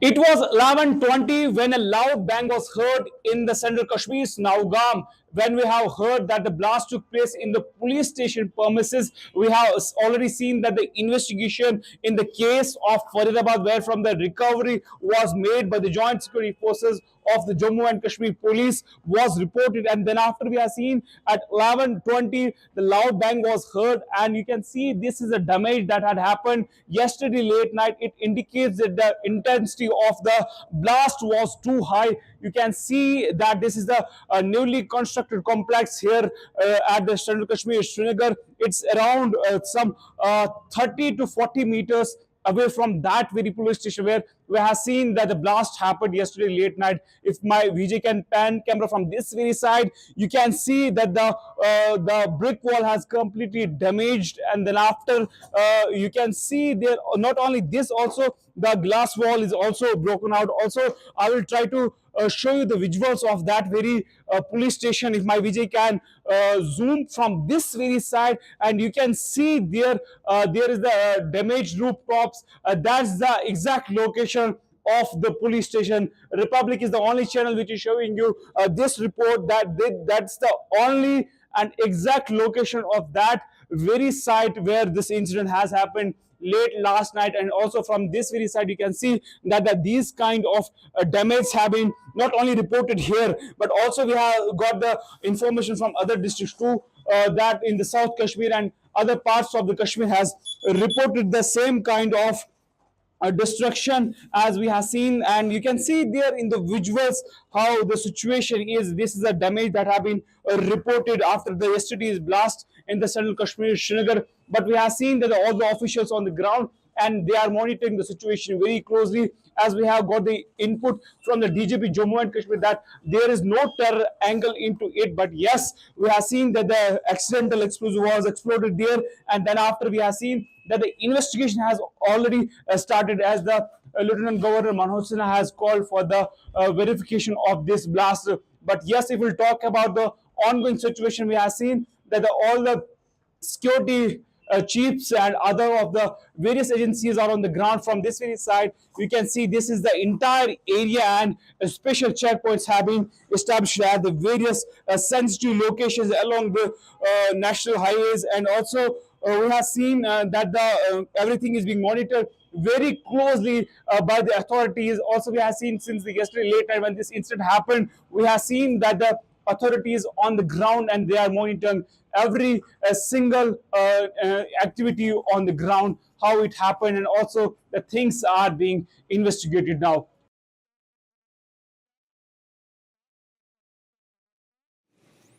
That was a report that Aravat, my colleague, sent from one of the buildings that saw extensive damage following the explosion in Srinagar last night. But ladies and gentlemen, the investigation into the module continues, the 1011 blast module, and Republic has been gathering details of that. We are now going to first play out some of the details that we picked up in the course of our investigation. Now, what we know is that ammonium nitrate cannot explode on its own due to mishandling. This is something that we know. We've picked up from agencies. It can't detonate by itself as it is not an explosive. It needs a trigger. It needs a trigger. And a blast can only occur when additional conditions combine with the ammonium nitrate. And what were those conditions? What really happened? Let's, while we keep our focus also on Nowgam, let's tell you more about the root cause of whatever is happening. And the root cause is in the Delhi blast module, the Jaish module, right? And when you look at this particular explosion that took place, this explosion was triggered by the explosives that were recovered from the same Jaish module, the terror doctors and their network in Kashmir. In Nowgam, it was recovered, kept in a police station. It was placed in the police station. But what really caused the explosion? If it was in a police station, how was it triggered? I mean, there were 9 people there, officers included, district officials included, who were examining this. And this is what we know so far. Just what we were trying to tell you a few minutes back, that ammonium nitrate cannot explode on its own due to mishandling. It can't. There needs to be some sort of a trigger. Now, let's tell you a little bit more about what we have gathered. The next plate, please, if you can go to the next point. It can't really explode on its own due to mishandling. It can't detonate by itself as it is not an explosive. So it needs some kind of a trigger. Quickly, let's keep moving on, please. Next point. And a blast can only occur when additional conditions combine. And this is something that we've learned from our sources. Next point, please. And high heat and confinement can cause explosion of this nature. This is what top experts have said while speaking to Republic. Fire, for example, one of the conditions can be if there is fire inside closed storage. That can cause explosion of this scale. And there were some more conditions that they mentioned.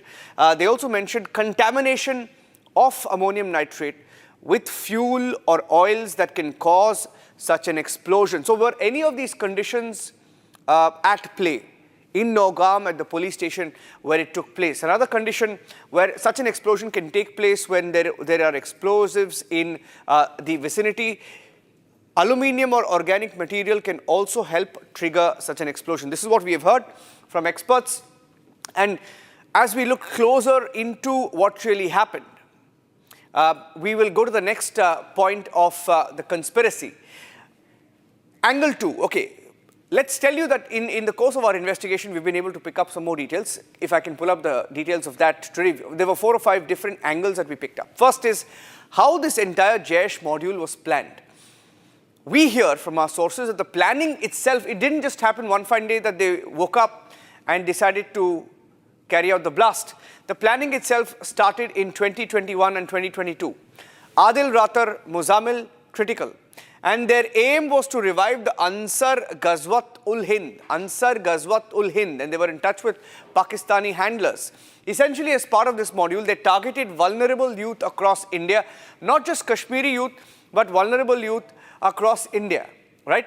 And terror doctor Muzammil, this is Muzammil, he believed in this Ansar Ghazwat-ul-Hind module. And he was in touch with Adil. And along with them, the cleric, the Shopia cleric Irfan, who organized these radicalization sessions. He essentially radicalized Muzammil and the bomber Umar Nabi. Adil rather, of course, was also critical because his brother Muzaffar was one of the Pakistani handlers. And these radicalized sessions were being organized with Muzammil. This man, Muzammil, this is Adil and Adil's brother Muzaffar. So all of them part of a module that was in close coordination with each other since 2021-2022.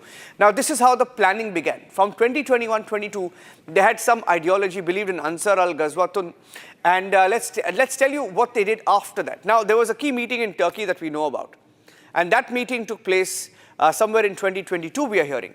And in this Turkey meeting was this terror doctor Muzammil. Muzammil wanted to join Ansar, the organization in Afghanistan. He wanted to go to Afghanistan and in fact join the organization there. He was that radicalized while studying medicine, wanted to go there and join. In October 2022, the Jaish doctor module 3 years back left for Turkey. From Kashmir, they left for Turkey. They stayed in Turkey for almost 15 days and planned to enter Afghanistan to become a part of this Ansar organization. But they returned to India after they failed to enter Afghanistan.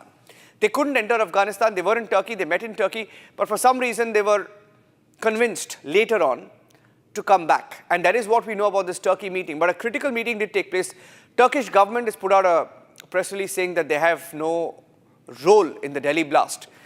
They may not have at the face of it today, but the key meeting took place in Turkey. Let's get you the other aspect of the investigation that we've been able to pull out in the last few hours. The new angle, and this is very critical because around us, we are in Delhi NCR, and around us, the planning, the procurement and the execution was happening. How did that happen? This man, terror doctor Umar Nabi, he left the Al-Falah campus on October 30th is what we are hearing. October 30th, he leaves the Al-Falah campus and he uses the same Hyundai i20 car to travel to New in Haryana. And Umar returned to Delhi on the morning of the bombing. So he was in New for almost 10 days, from 30th of October to the 10th of November when the blast was carried out. He was in New, Haryana.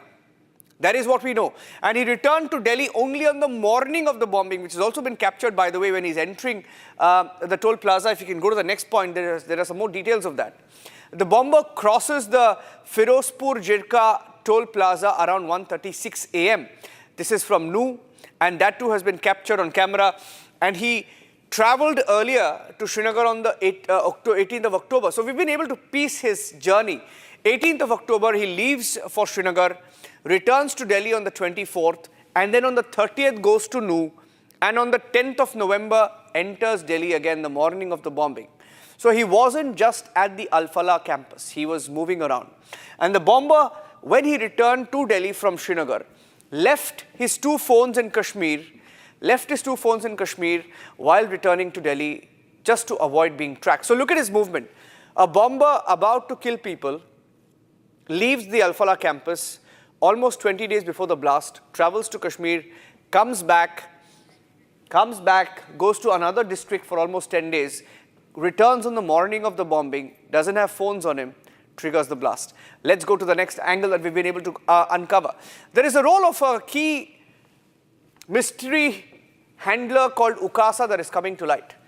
He's the Pakistani handler and the Pakistani bomb-making expert. He's known as Ukasa.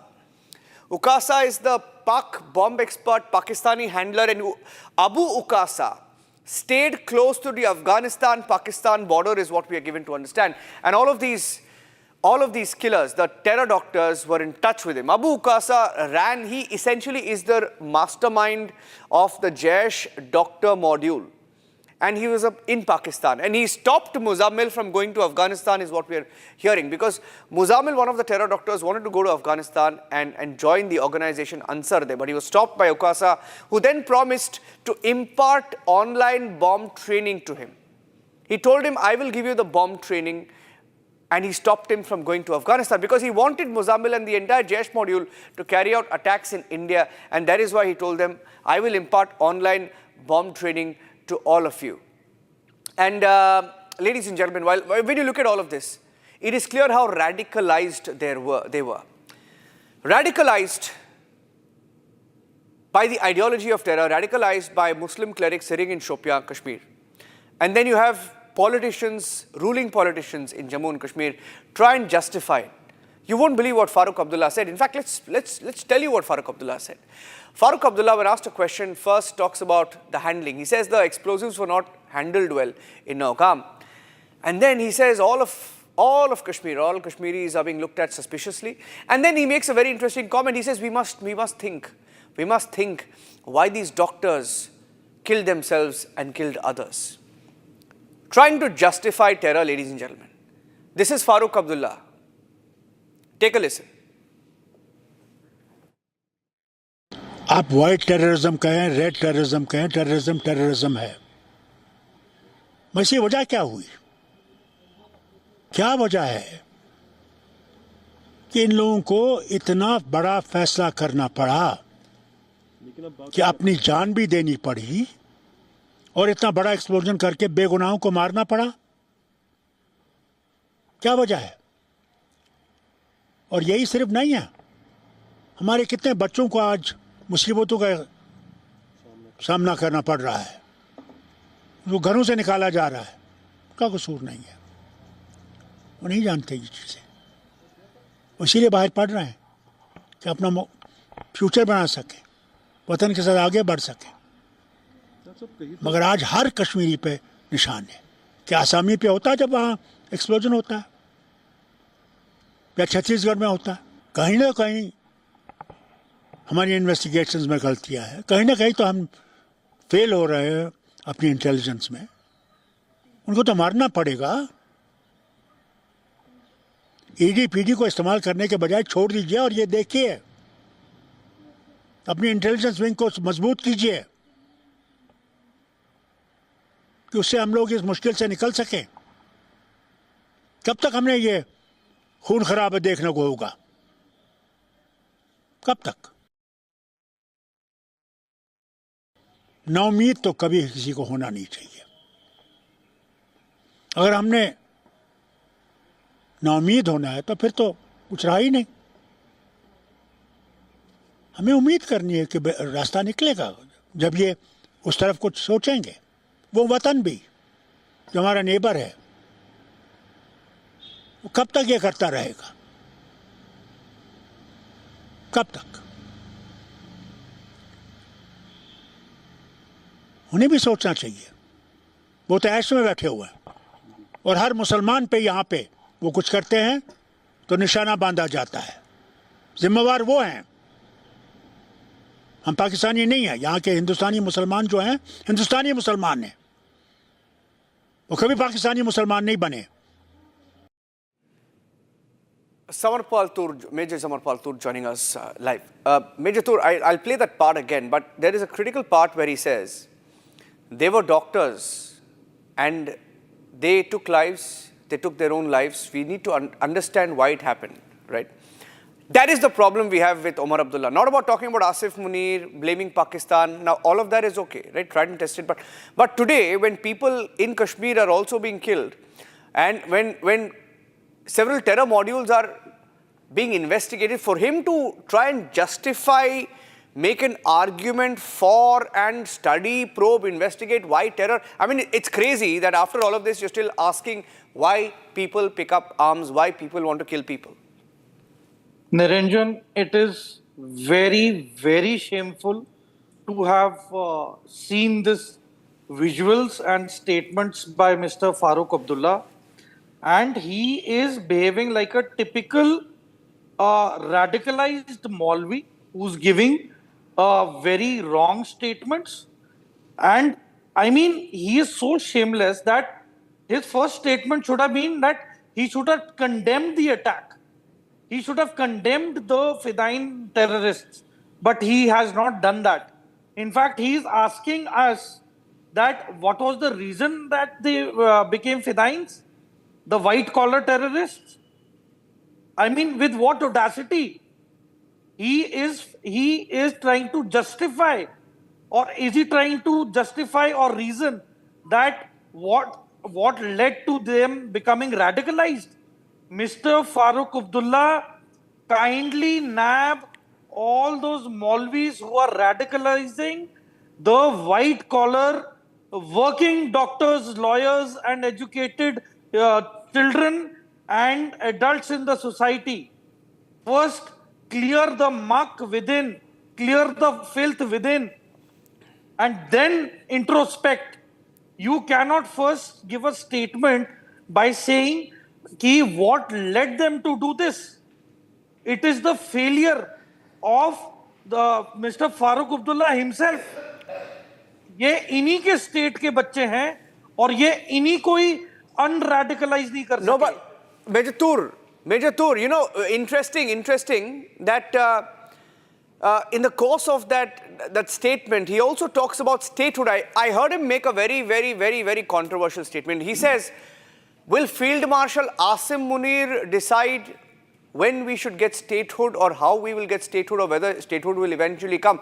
Why is he talking about statehood and terror in the same tone? Why is he linking statehood to terror? Niranjan, since Article 370 has gone, it has made a very big hole in the pocket of the Abdullah's family. So the Abdullahs are not able to mint any money. They are not able to get any money through corruption and through other contracts. They have no say left. And why is Mr. Farooq Abdullah worried about ED raids? What is irritating him regarding ED raids? What is wrong if ED is doing its job and, you know, nabbing all the corrupt people and stopping the corruption in the country? Why is he so hesitant? Why is he so paranoid with all this? It clearly shows. And one more thing, I would want to give a message to the Abdullahs through your platform that please get out of the notion that they owned Kashmir. Kashmir is by, of and for the people of India, not the Abdullahs. Had they been so worth it, they would have brought back Pakistan occupied Kashmir from Pakistan itself. Ye wo bhi nahi kar sake. And these are the same, this is the same family which encouraged the Hurriyat conference for the rhetoric of freedom struggle and the stone pelters in Kashmir. Aur aaj ye himakat karte hain. Today they are preaching us and telling us what is right and what is wrong. No, it's a dangerous commentary, and I think we're going to take this up in a bigger way. I don't think Farooq Abdullah should be let go of what he has said today. Tracking the story closely. Thank you, Major Samar Paltur, for joining us on this part, taking a short break here on Republic. When we come back, our focus completely today and has been in the last 1 week on the Srinagar explosion. The Delhi 10/11 conspiracy is linked to the Srinagar explosion because the blast that took place in Delhi, the original recovery of explosives was in Srinagar, and those explosives mysteriously went off last night. They're calling it accidental. Could it have been much more? Taking a short break. Stay tuned.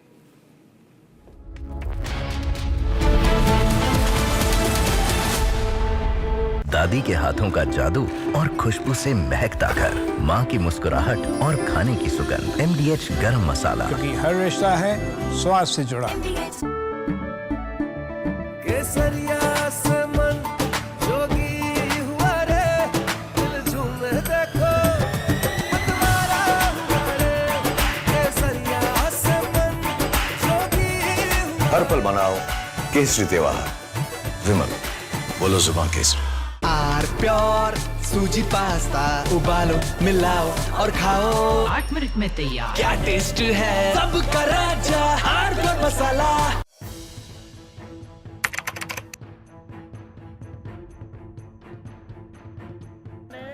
So in the past, we would see most of the terrorists who would get arrested, they would be like the people who would be working at a very low level. But today we have seen the white collar suspect.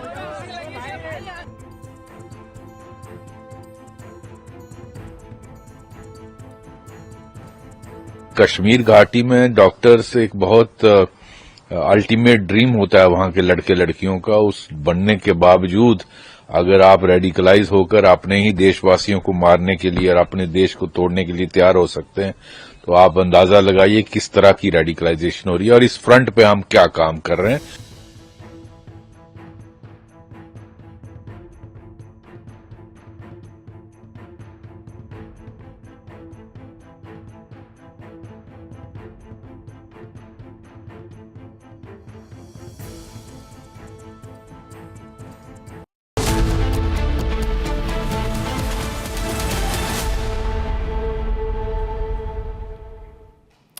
There are visionaries who built companies and there are pioneers who built nations. But only a few have changed the course of modern India with quiet conviction and uncompromising integrity of Padma Bhushan NNR Narayana Murthy. On the next episode of Legends, we trace his remarkable journey, a story of discipline, innovation, and mind that coded India's future. Legends featuring N.R. Narayana Murthy, tonight at 7 p.m. only on Republic TV.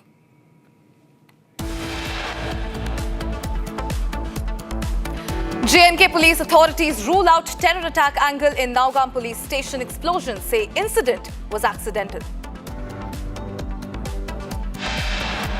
9 people dead and 27 injured in an explosion in Nowgam. LG orders probe, pays final tribute. NC Chief Farooq Abdullah stokes controversy, questions agencies in handling explosives.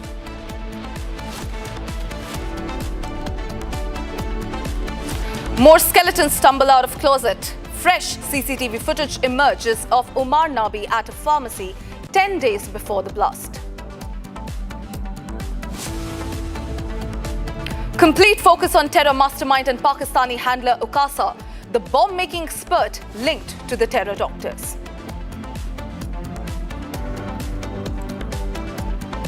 Investigation into Delhi terror attack deepens. 15 doctors of Al Falah University on the run post the attack.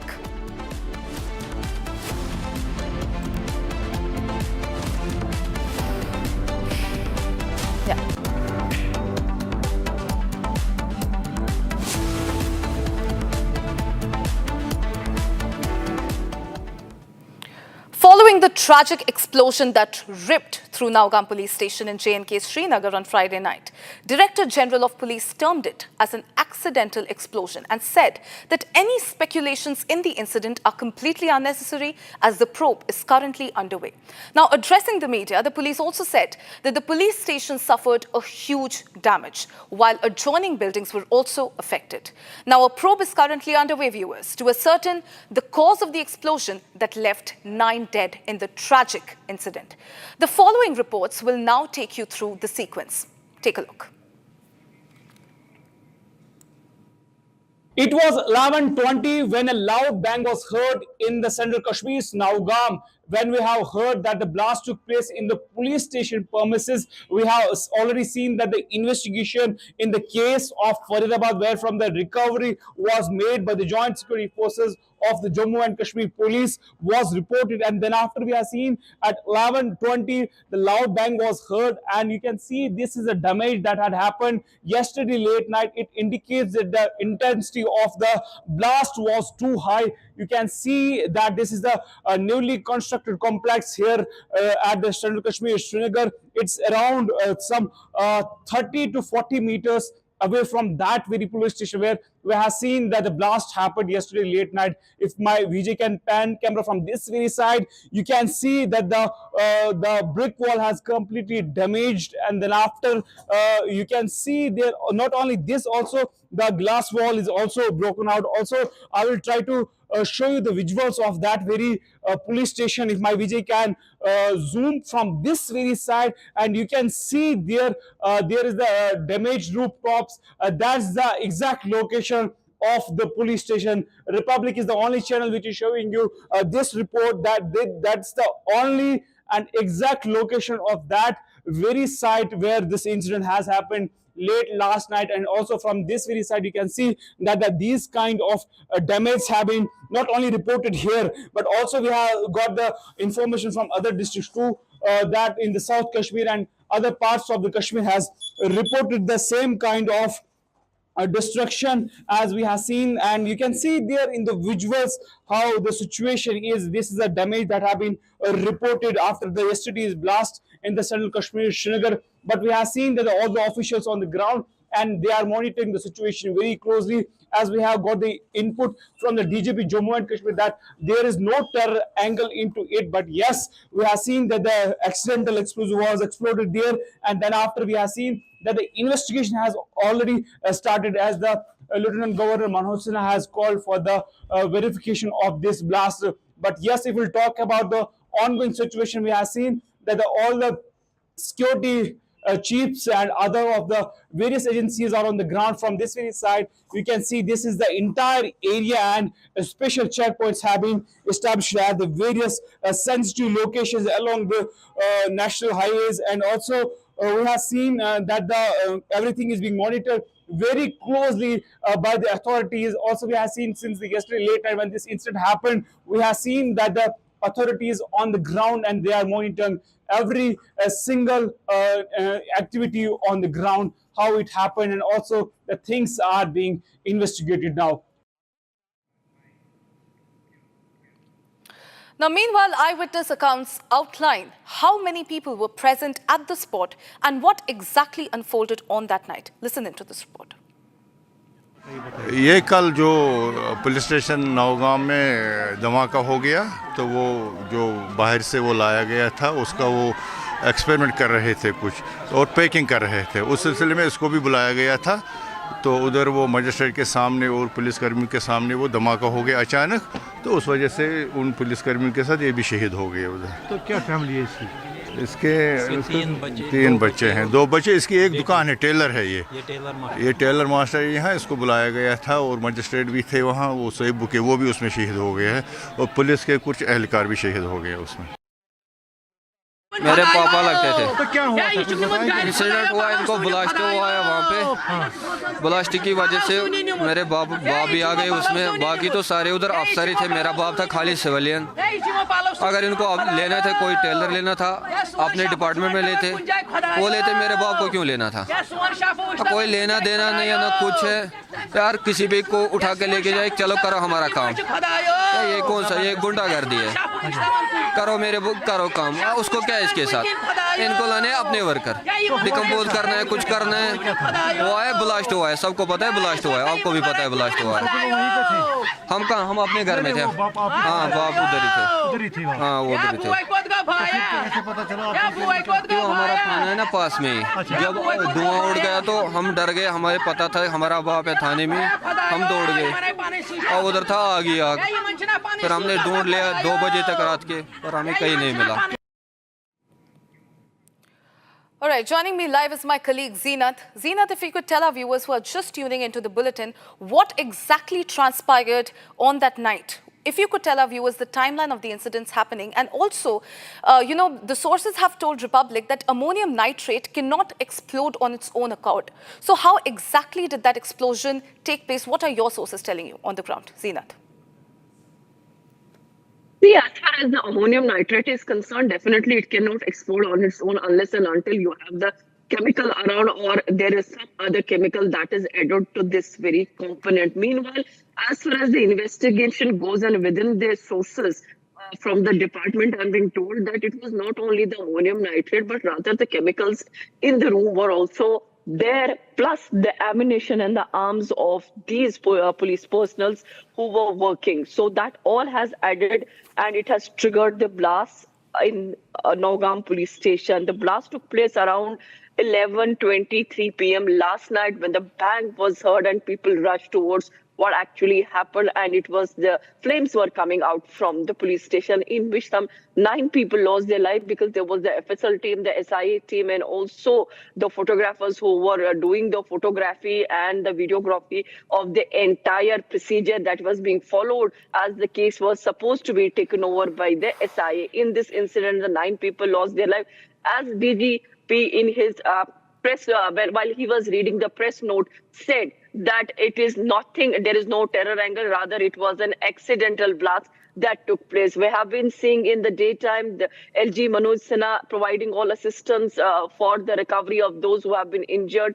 In fact, he also visited the hospitals where they are being treated. One was at the Ujala, which is the outskirts of Srinagar, just close to the Nowgam police station. Another was SMHS hospital in Srinagar, and later LG Sinha also went to a PCR Kashmir where the wreath ceremony was done, and then formally the body was handed over to the families for their last rites. So this was the itinerary and the events that took place during the daytime. Now the question is that why such huge material was kept at the very police station where and the locality and the location of the police station, it is just in the residential area where this entire thing unfolded. Now, the tailor who was brought in to stitch the material that was there, because there were around 30 bags and 25 bags were already, the sampling of the 25 bags were already done. Now the 5 bags were left, and this sampling was going on for the last 3 days. Now another thing is why the sampling was done so late. Why not during daytime or in the evening? Why late night sampling was being done? The another thing is it has come as a shocker for the entire society, because this case was being unearthed by the Srinagar police. They have been working on this case. They busted the Jaish-e-Mohammed poster module, and the links got generated from Faridabad to Saharanpur to Kashmir and the South Kashmir itself. Now the blow has come when we see the incident of yesterday, where now the police station that was already housing the materials, the documents, the incidents that were recovered or confiscated during the Jaish module burst, all that evidence to have been destroyed, and the recovery of the bodies that had taken place. Certainly. Bodies that have been recovered, but all those bodies are charred bodies. Absolutely, Siddhant. Thank you for getting us those updates. There are indeed many questions that are unanswered as of now. We'll be very, very closely tracking this story. Ladies and gentlemen, the blast in Srinagar's Nowgam police station occurred while a police and forensic team was examining the explosive material that was seized from Faridabad, which was part of the 2,900 kilograms of the chemical cache that was recovered from the arrested terror doctor in the case. 9 people were killed, while several others were also left injured. Here's a recap as to what happened. Take a look. Huge explosives, nearly 2,900 kilograms of ammonium nitrate was recovered from Faridabad near Delhi. These seized explosives were brought to Srinagar for forensic investigation. But an unfortunate and accidental incident occurred last night. The explosives detonated accidentally during the FSL investigation. The blast occurred while officers and forensic experts were examining the seized explosive material from Faridabad linked to the Delhi blast case. On November 9-10, investigators recovered a huge quantity of explosive substances, chemicals and reagents from Faridabad. The material was stored in the open yard of Nowgam police station pending forensic analysis. As per the DGP Kashmir, for the past 2 days, the Forensic Science Laboratory was carefully sampling the volatile consignment.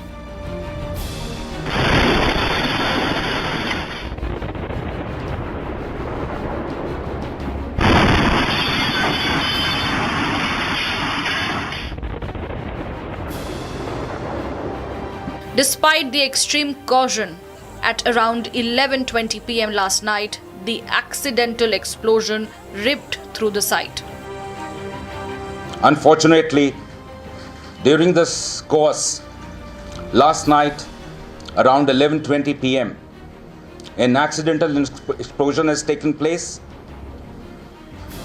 Any other speculation into the cause of this incident is unnecessary. In this unfortunate incident, 9 people have lost their lives. The tragedy killed 9 people, 1 SIA officer, 3 FSL personnel, 2 crime scene photographers, 2 revenue officials and a tailor attached to the team. Blast की वजह से मेरे बाप भी आ गए उसमें, बाकी तो सारे उधर अफसर ही थे। मेरा बाप था खाली सिविलियन। अगर इनको लेना था, कोई टेलर लेना था, अपने डिपार्टमेंट में लेते, वो लेते, मेरे बाप को क्यों लेना था? कोई लेना देना नहीं है, ना कुछ है यार। किसी भी को उठा के लेके जाए, चलो करो हमारा काम। ये कौन सा, ये गुंडागर्दी है? करो काम। उसको क्या है इसके साथ?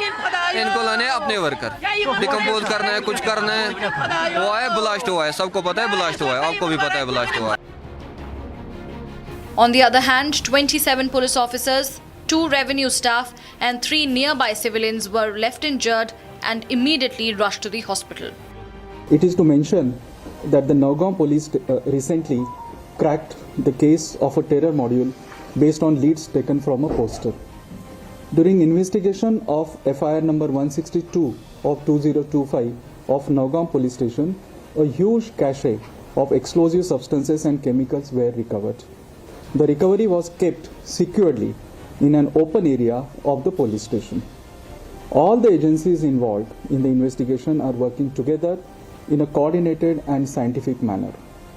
As a part of standard and prescribed procedure, the recovered chemical and explosive samples were being forwarded for further forensic and chemical examination. Because of voluminous recovery, the said process was continuously attended for about last 2 days by following the standard operating procedure. Owing to unstable and sensitive nature of the recovery, it was being handled very carefully under the expert supervision. Meanwhile, a full inquiry has been launched to determine the exact cause of the explosion.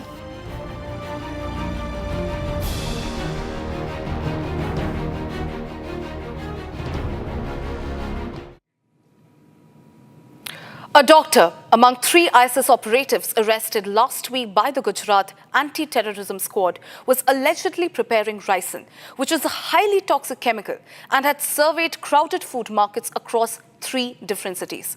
Police has also said that the doctor had conducted a recce over the past 6 months of Delhi's Azadpur Mandi, which is Asia's largest wholesale fruit and vegetable market, Ahmedabad's Naroda fruit market, as well as RSS office in Lucknow.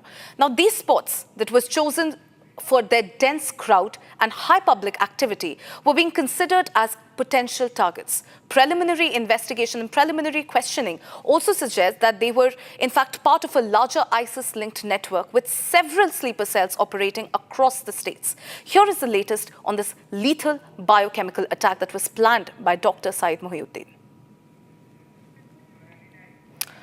All right, let me cut straight across to Swarali, who is joining me live on this bulletin.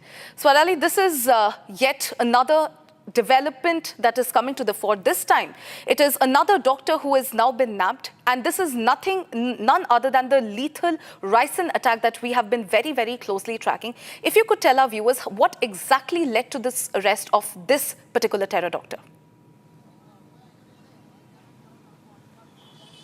Sure, so let me take you to the sequential arrest of Dr. Syed Mohiuddin, who is a major terror accused, and his 2 subordinates.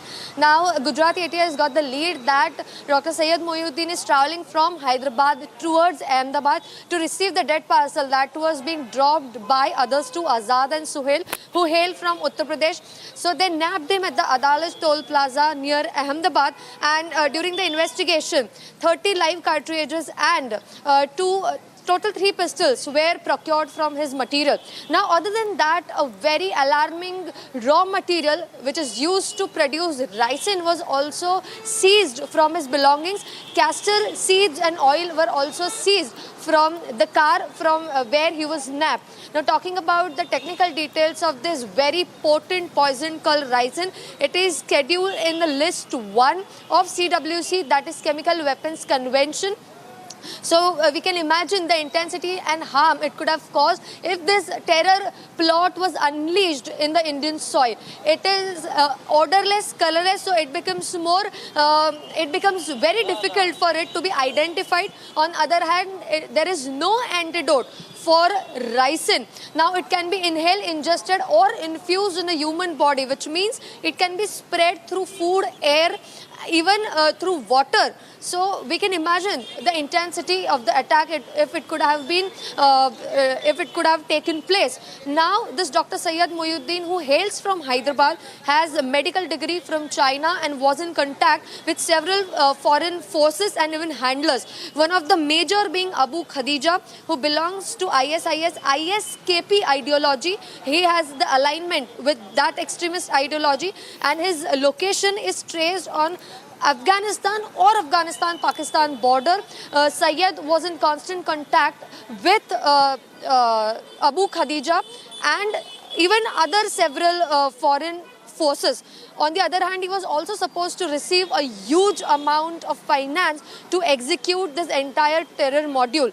With making ricin, he was also supposed to develop and recruit more other people on this terror module. Right, thank you Swarali for getting us these updates. We'll be tracking the story very, very closely. Ladies and gentlemen, it's time to slip into a very, very short break. On the other side, we continue to track this story. The 10/11 Delhi blast conspiracy remains one of our top focus. We'll be right back.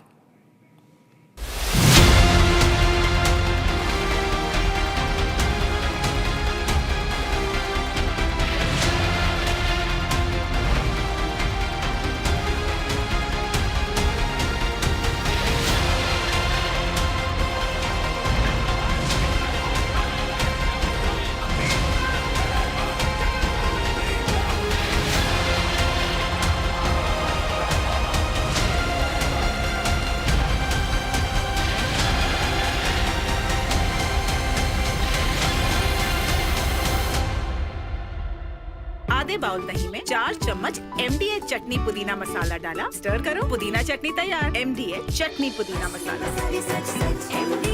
MDH।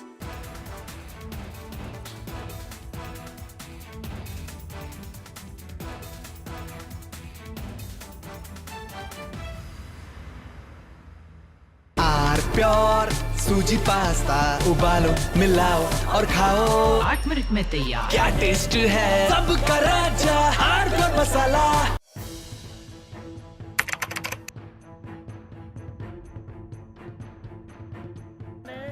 So in the past, we would see most of the terrorists who would get arrested, they would be like the people who would be working at a very low level. But today we have seen the white collar suspect.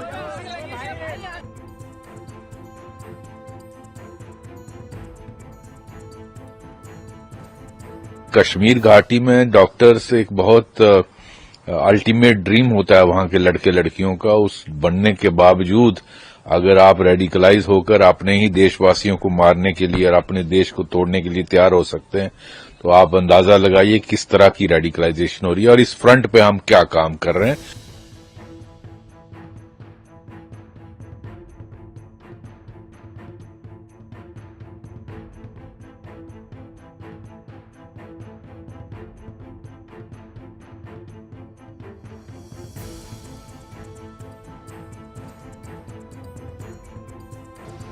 Investigators have identified Maulvi Irfan Wagha, also known as Imam Irfan, from Shopian in South Kashmir, as the mastermind who blended his dual identity, that of a preacher and healthcare worker, to influence and radicalize the educated youth.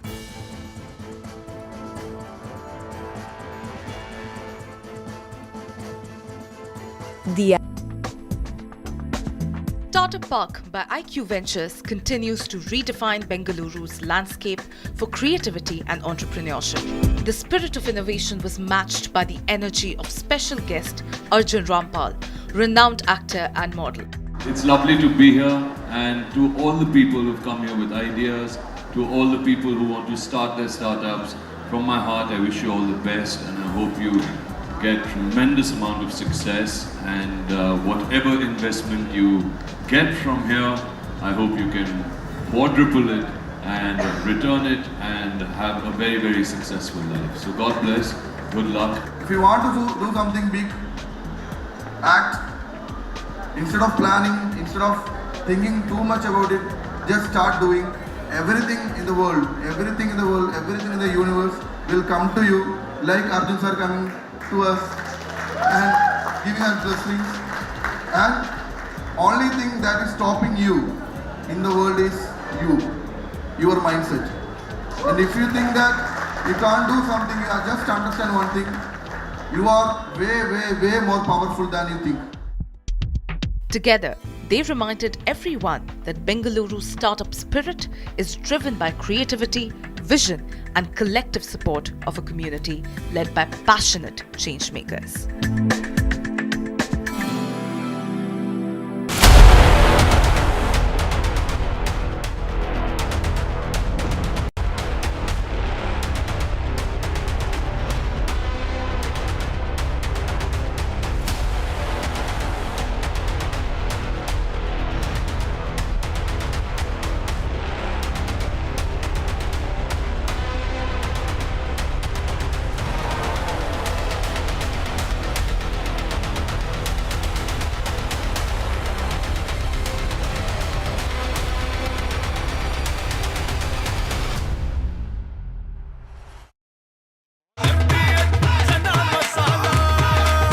अब छोलिया हो या लोबिया, सफेद चने या काले चने, सब कुछ मजेदार बने।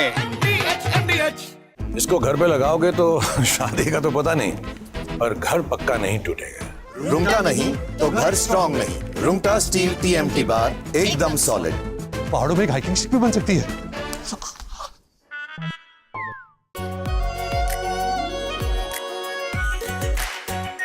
Are pure shahi paneer masala, delicious, healthy everyday.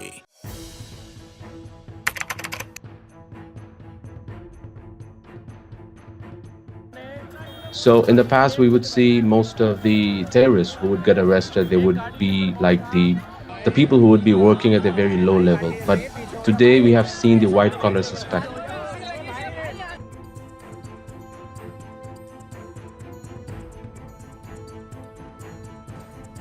Kashmir घाटी में डॉक्टर्स एक बहुत अल्टीमेट ड्रीम होता है वहां के लड़के लड़कियों का। उस बनने के बावजूद अगर आप रेडिकलाइज होकर अपने ही देशवासियों को मारने के लिए और अपने देश को तोड़ने के लिए तैयार हो सकते हैं, तो आप अंदाजा लगाइए किस तरह की रेडिकलाइजेशन हो रही है और इस फ्रंट पे हम क्या काम कर रहे हैं।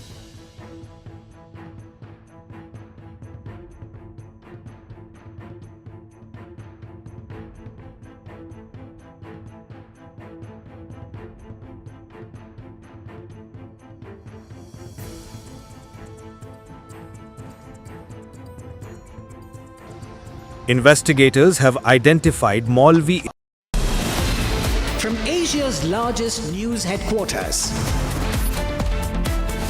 setting the agenda for Bharat.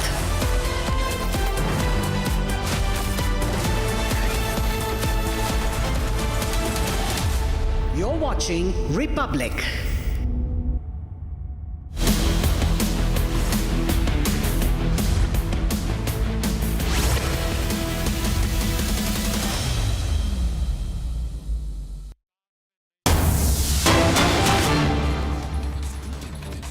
Bihar अब विकास में नई ऊंचाई को प्राप्त करने का मिजाज दिखा रहा है।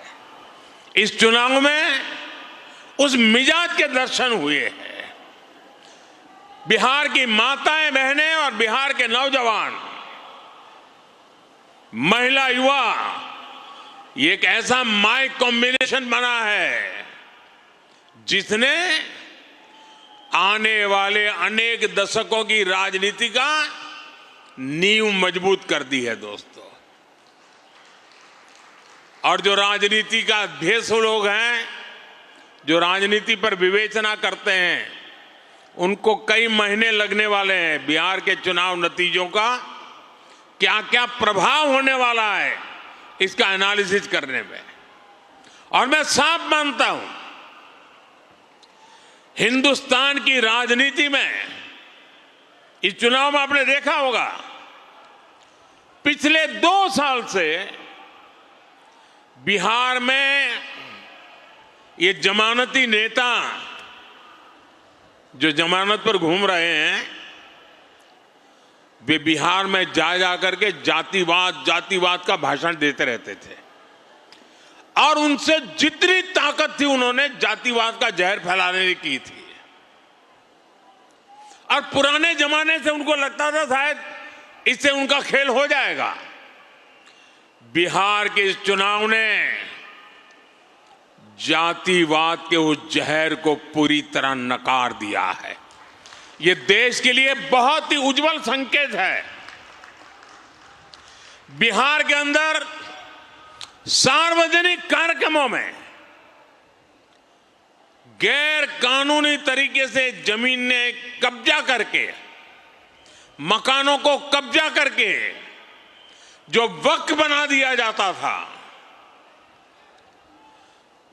हमने देखा था तमिलनाडु में हजार साल पुराने गांव के गांव वक्फ प्रॉपर्टी बना दिए गए थे।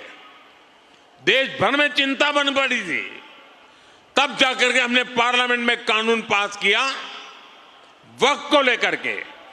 बिहार के चुनाव में ये जमानती नामदार, उनके साथी दल सार्वजनिक रूप से वक्फ कानून को फाड़ देते थे और ये कहते थे कि हम जीत करके आएंगे, वक्फ कानून को लागू नहीं होने देंगे। बिहार के लोगों ने इस सांप्रदायिक जहर को भी विकास की राह पर चलते हुए पूरी तरह नकार दिया है। साथियों, वहां पर बिहार के वरिष्ठ नेता, आपने पिछले 2-3 साल के बिहार विधानसभा के दृश्य देखे होंगे। जिस प्रकार से नीतीश कुमार को अपमानित करने की फैशन बन गई थी, ऐसे भद्दे शब्दों का उपयोग होता था, जो पार्लियामेंट में भी जो दूसरे नामदार हैं वो भी पार्लियामेंट की सारी मर्यादाएं तोड़ करके जिस प्रकार से भद्दी हरकतें करते हैं, वैसी पटना में होती थी। न देश की जनता इसे स्वीकार करती है और न ही बिहार की जनता कतई इसको स्वीकार कर सकती है। ऐसे कई बातें हैं जिन्होंने इनके प्रति पूरी तरह नफरत का माहौल इस चुनाव में नजर आ रहा था। साथियों, समाज के सब वर्ग ने, बिहार के सभी क्षेत्र ने एनडीए को, एनडीए के साथी दलों को अभूतपूर्व समर्थन दिया है। अगर मैं जहां दलित समुदाय के प्रभाव वाले क्षेत्र वाली सीटें हैं, 38 सीटें, 34 सीटें एनडीए जीत गया। ये इतना बड़ा झूठ फैलाते थे, दलित समाज ने उनको ठुकरा दिया। साथियों, देश ये मुस्लिम लीगी माओवादी कांग्रेस को, एमएमसी, मुस्लिम लीगी माओवादी कांग्रेस, देश तो अस्वीकार कर चुकी है।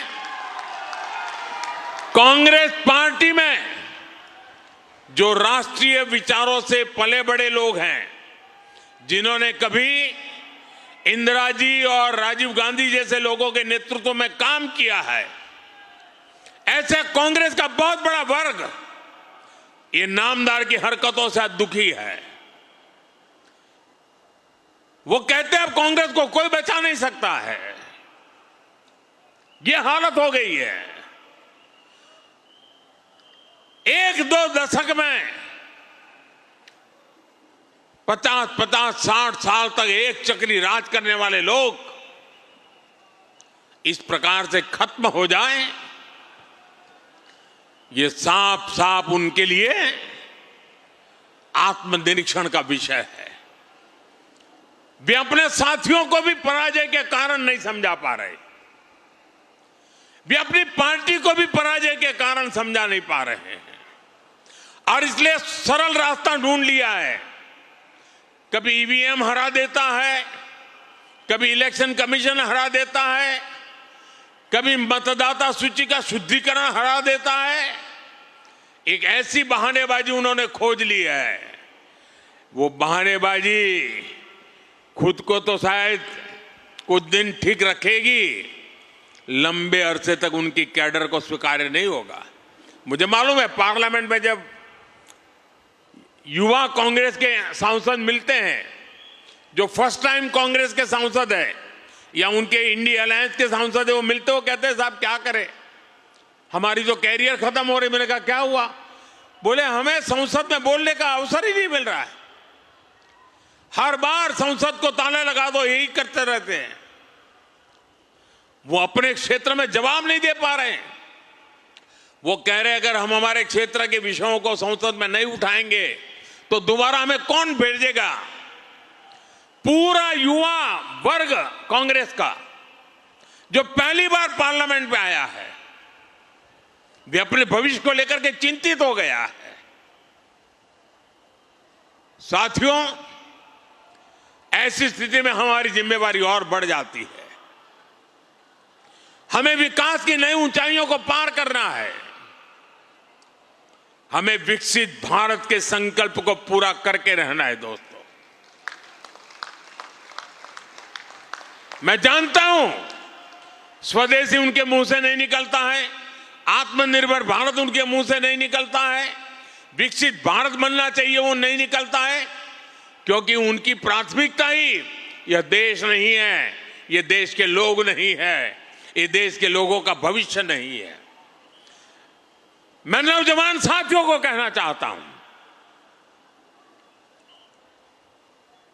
जिनकी सोच युवाओं के उत्कर्ष के लिए नहीं हो सकती है, उनको युवा कभी स्वीकार नहीं कर सकता है। और इसलिए साथियों, बिहार के चुनाव नतीजे हिंदुस्तान की राजनीति के अत्यंत महत्वपूर्ण नतीजे हैं। और मैंने कल भी कहा था कि लोकसभा के चुनाव के बाद जितने राज्यों में चुनाव हुए, सब जगह पे उनकी हालत खराब है। 5 या 6 राज्यों में चुनाव हुए, उन सबके कुल मिला के कांग्रेस को जो एमएलए मिले हैं, उससे ज्यादा कल हमें अकेले बिहार में मिले हैं। ये हाल है। लेकिन साथियों, हर विजय हमारे लिए जिम्मेवारी लेकर के आता है। हर विजय हमें कुछ ज्यादा देश के लिए करने की प्रेरणा देता है। हर विजय जन सामान्य के साथ जुड़ने की हमें प्रेरणा देता है। इस मंत्र को लेकर के हमें चलना है। आज जनजातीय गौरव दिवस है। भगवान बिरसा मुंडा की 150 वर्ष हुए हैं। आज उनकी जन्म जयंती है। हम सब के लिए ये जनजातीय गौरव दिवस भी उतना ही महत्वपूर्ण है। आज जो शानदार कार्यक्रम डेढ़ियापाड़ा में मुझे करने का अवसर मिला, इस महत्वपूर्ण अवसर में उसको भागीदार होने का मुझे अवसर मिला, और अभी सूरत के लोगों के दर्शन करने का अवसर मिला। ये मेरे लिए सौभाग्य की बात है। मेरे साथ बोलिए, भारत माता की, भारत माता की, भारत माता की। वंदे वंदे वंदे वंदे वंदे वंदे। बहुत बहुत धन्यवाद।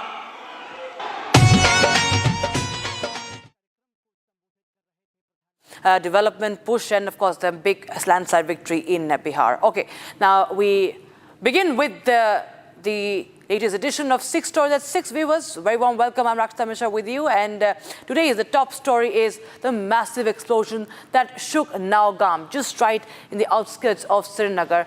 The explosion that took place at the police station has shattered and raised many questions. This happened late last night and claimed lives of at least 9 people, and several others remain injured. The blast occurred around 11:20 p.m. while authorities were extracting samples from a large cache of explosives that were seized in connection with the white-collar jihad module case. Now, the explosives are primarily the ammonium nitrate based, and they were recovered from Faridabad, Haryana, and stored at the police station for forensic examinations. Here's more.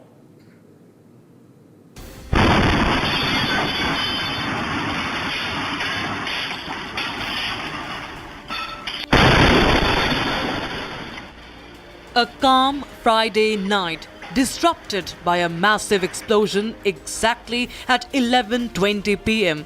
that rocked the Nowgam police station in Srinagar of Jammu and Kashmir.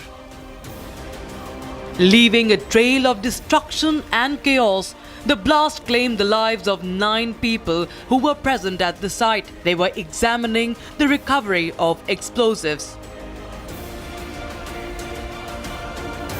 It was 11:20 when a loud bang was heard in the central Kashmir's Nowgam, when we have heard that the blast took place in the police station premises. We have already seen that the investigation in the case of Faridabad, where from the recovery was made by the joint security forces of the Jammu and Kashmir police, was reported, and then after we have seen at 11:20 the loud bang was heard, and you can see this is a damage that had happened yesterday late night. It indicates that the intensity of the blast was too high. You can see that this is the newly constructed complex here at the Central Kashmir Srinagar. It's around some 30 to 40 meters away from that very police station where we have seen that the blast happened yesterday late night. The blast not only damaged the building of the police station, but also those surrounding the police station. The devastating blast at Srinagar's Nowgam police station has raised questions about the nature of ammonium nitrate. Here's what we know. Ammonium nitrate, a chemical compound commonly used in fertilizers and explosives, is at the center of the investigation. As per sources, it cannot explode alone. Specific conditions are needed. High heat, confinement, or contamination with fuel oils or other substances can trigger a blast. Molten ammonium nitrate exposed to shock can also explode. The investigation suggests that the blast could have been caused by heating under confinement. Authorities are working to determine the exact cause. Roughly 300 kilograms explosive was inside when explosion took place. The explosion took place while samples were being examined. It is an accident, and do not listen to other rumors and other organization claiming credit. It is an accident and should be taken whatever DGP is saying, yes. The Lieutenant Governor of Jammu and Kashmir, Manoj Sinha, paid homage to the victims of the Nowgam blast. Jammu and Kashmir police in a press conference called the explosion accidental, asking everyone not to speculate. The sampling process, the handling was being done with extreme caution, with utmost caution by the FSL team. However, unfortunately, during this course, last night around 11:20 p.m., an accidental explosion has taken place. Any other speculation into the cause of this incident is unnecessary. As investigations continue, authorities are working to determine the exact cause and ensure justice for the victims.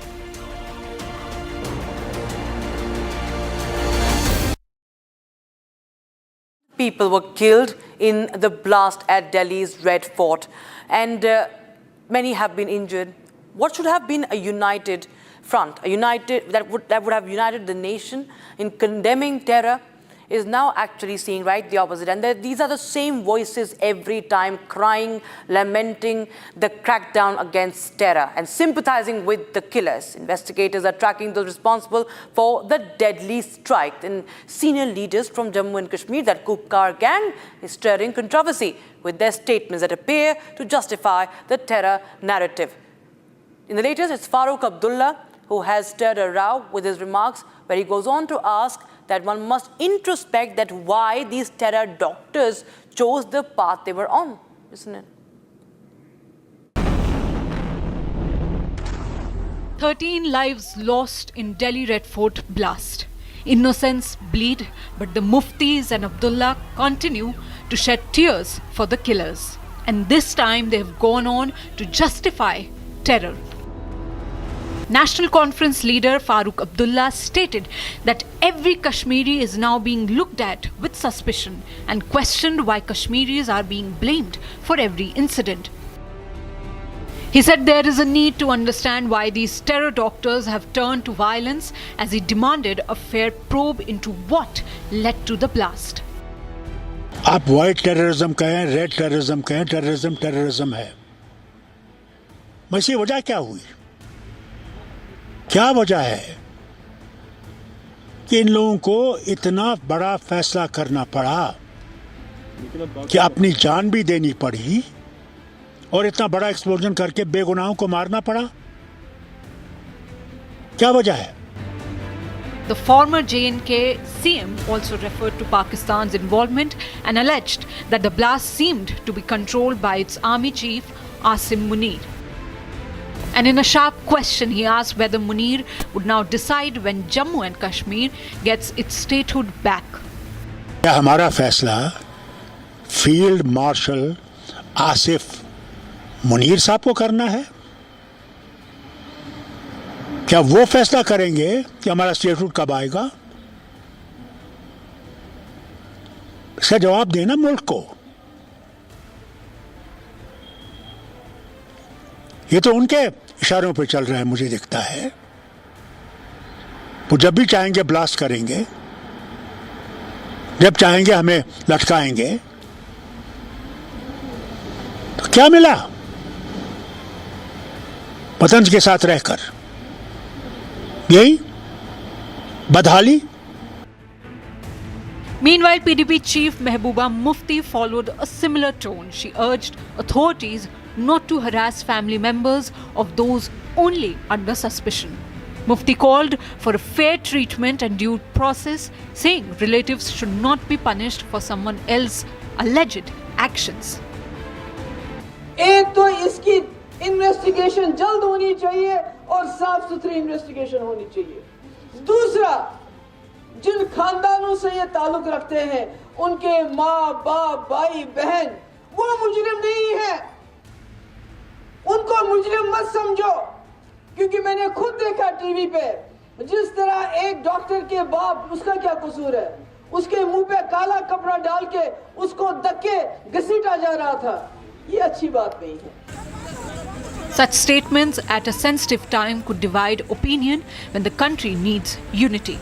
The government, meanwhile, have launched a multi-agency probe to trace and eliminate all masterminds of this attack.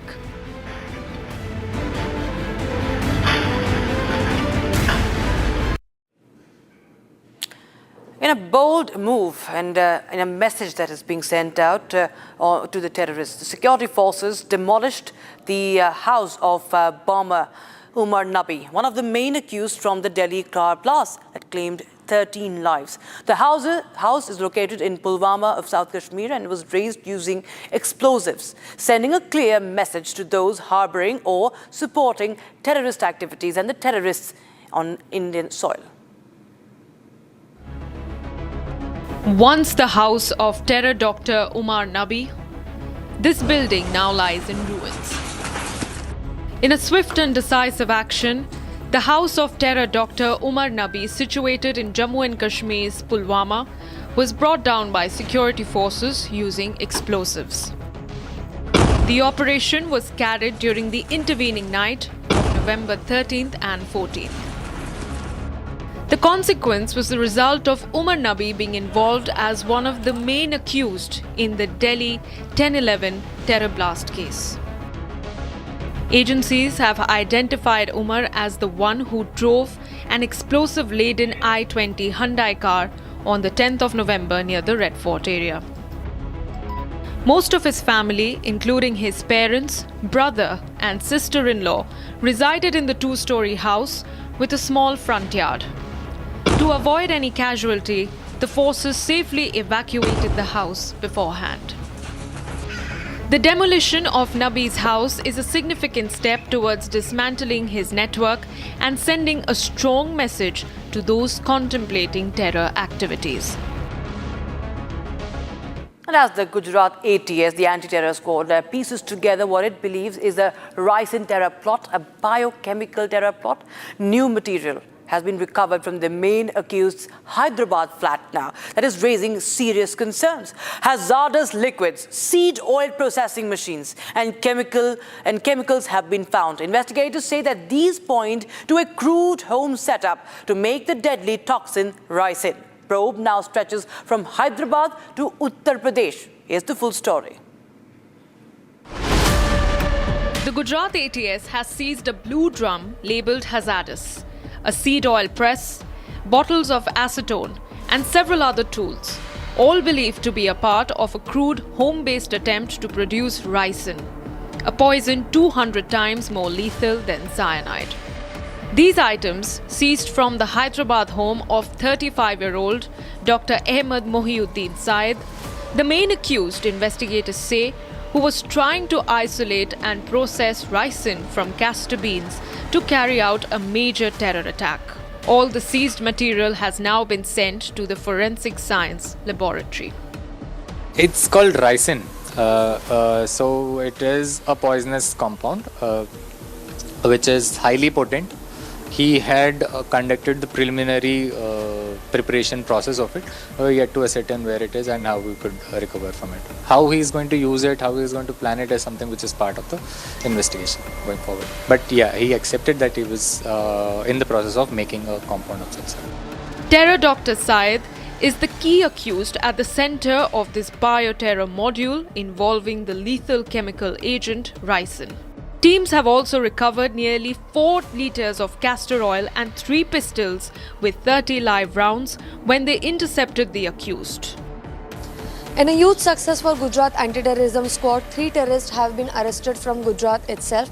Now, if we talk about the entire sequence of this operation and arrest, let me tell you, these 3 belong to Uttar Pradesh and Hyderabad. 2 from Uttar Pradesh to be specific and 1 from Hyderabad, and they were conspiring to execute a huge terror attack. Now, Syed Mohiuddin, to be precise, is 35-year-old individual who is highly educated and radical in nature. That's what has been informed by Gujarat ATS. He had an Amphibious degree from China and was in contact with various foreigners, and to be very specific, the most important one was Abu Khadija, whose location in the preliminary investigation is traced in Afghanistan or Afghanistan-Pakistan border. His brother admits that Syed was being used. The handlers, he says, was someone else. ये जो अभी Saturday के बाद में जो press conference meet हुई, उसके बाद में से सबको ये रिवील हुआ कि एसेटॉन और रेजिन के कॉम्बिनेशन से कुछ पॉइज़न तैयार हो सकता है. तो ये पहली मर्तबा ऐसा सुनाई में आया. तो भाई भी जिस तरीके से वो घर पर रेजिन ला करके और वो जो पल्प निकाले और उसमें एसेटॉन मिलाए, तो उनको देखने से भी कोई ऐसा नहीं लग रहा था कि भाई को मालूम है. भाई को बताया गया कि ये पॉइज़न तुमको बनाना है और ला करके हमें देना है. ऐसा शायद उनको नहीं बोला गया, बस उनको ये बोला गया कि ये काम है, ये प्रोजेक्ट बनाना है आपको और आपके इतने अमाउंट आपको मिलेगा. ऐसा कुछ वो कहकर उनको अनजान इनोसेंट रखकर उनसे काम करवाया गया और उन्हें जो है ना वहाँ लाने के बाद वो लेकर उनको ट्रैप में डाल दिया गया. Digital forensics show the trio had searched online for ricin making methods. Interrogation also suggests the weapons were delivered via drones from across the Pakistan border and that the accused had conducted reconnaissance of crowded markets and offices. These men, under surveillance for a full year, were plotting coordinated terror attacks across multiple states, from crowded markets to vital infrastructure. Search operations led to the discovery of 2 Glock pistols, 1 Beretta pistol, 30 live cartridges, and 4 liters of castor oil, 2 mobiles, and 2 laptops. The Gujarat ATS said that it arrested 3 men with terror links, including this doctor with a Chinese medical degree, who were allegedly trying to produce ricin in an attempt to orchestrate a biological terror attack. The accused had allegedly conducted a recce of several sensitive locations in Lucknow, Delhi, and Ahmedabad to carry out a major terror attack. Investigators believe that the accused had not yet managed to fully isolate refined ricin or finalize a delivery method. The FSL report is yet to determine how far the plot has progressed.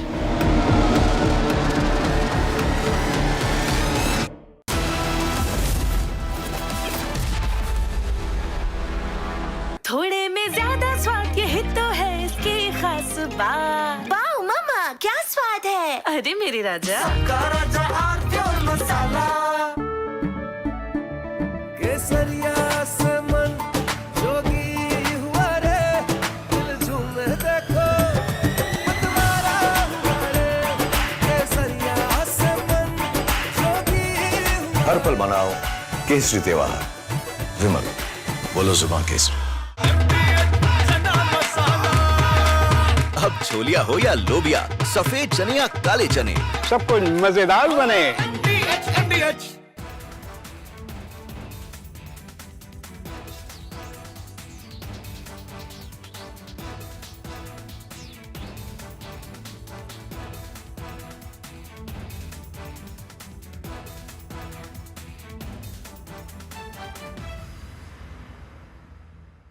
China and Japan are clashing verbally over Taiwan. Tensions between China and Japan have risen over Taiwan's security. Japan has signaled it may intervene in a potential conflict, viewing it as a threat to its own stability. China condemned this as meddling, issuing strong warnings and summoning diplomats. This conflict started when Japan's newly appointed Prime Minister, Sanae Takaichi, issued a direct warning to China during a session of the country's parliament. She stated that a conflict in the Taiwan Strait could represent a survival-threatening situation for Japan, implying that Tokyo might need to intervene militarily to protect its interests. This marked a bold escalation in Japan's stance on the Taiwan issue, signaling readiness to support Taiwan against potential Chinese action. Takaichi's comments, delivered amid rising regional tensions, prompted an immediate and sharp rebuke from Beijing, highlighting the fragile balance in East Asia and the risk of broader confrontation. The remarks made by the Japanese leader on Taiwan constitute an interference in China's internal affairs and a serious violation of the One China principle and the basic norms governing international relations.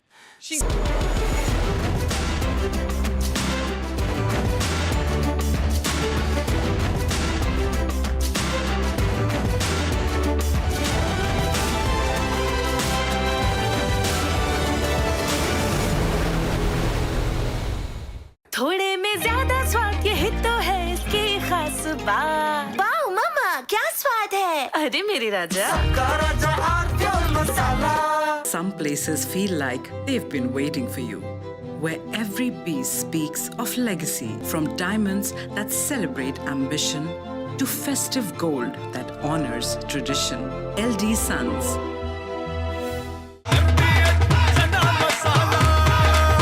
अब छोलिया हो या लोबिया, सफेद चने या काले चने, सब कुछ मजेदार बने।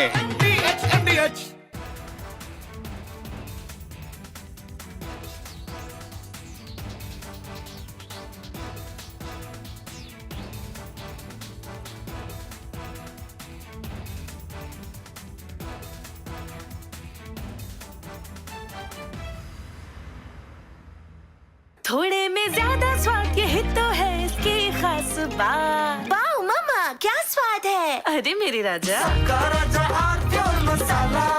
China and Japan are clashing verbally over Taiwan. Tensions between China and Japan have risen over Taiwan's security. Japan has signaled it may intervene in a potential conflict, viewing it as a threat to its own stability. China condemned this as meddling, issuing strong warnings and summoning diplomats. This conflict started when Japan's newly appointed Prime Minister, Sanae Takaichi, issued a direct warning to China during a session of the country's parliament. She stated that a conflict in the Taiwan Strait could represent a survival-threatening situation for Japan, implying that Tokyo might need to intervene militarily to protect its interests. This marked a bold escalation in Japan's stance on the Taiwan issue, signaling readiness to support Taiwan against potential Chinese action. Takaichi's comments, delivered amid rising regional tensions, prompted an immediate and sharp rebuke from Beijing, highlighting the fragile balance in East Asia and the risk of broader confrontation.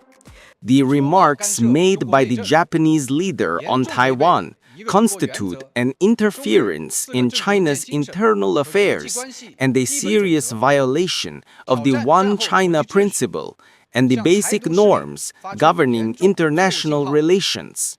Such words are extremely irresponsible and dangerous in nature and have caused very negative impact. Taiwan is an island of 23 million people, situated about 100 miles off China's southeast coast. China regards it as a breakaway province under the... From Asia's largest news headquarters, setting the agenda for Bharat.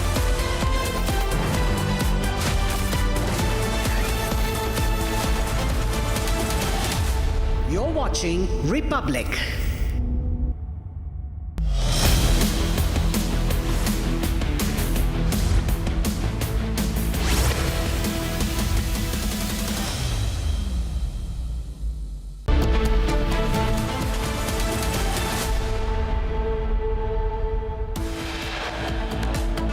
J&K police authorities rule out terror attack angle in Nowgam police station explosion, say the incident was accidental.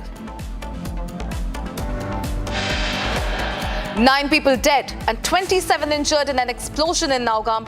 LG orders probe, pays final tribute.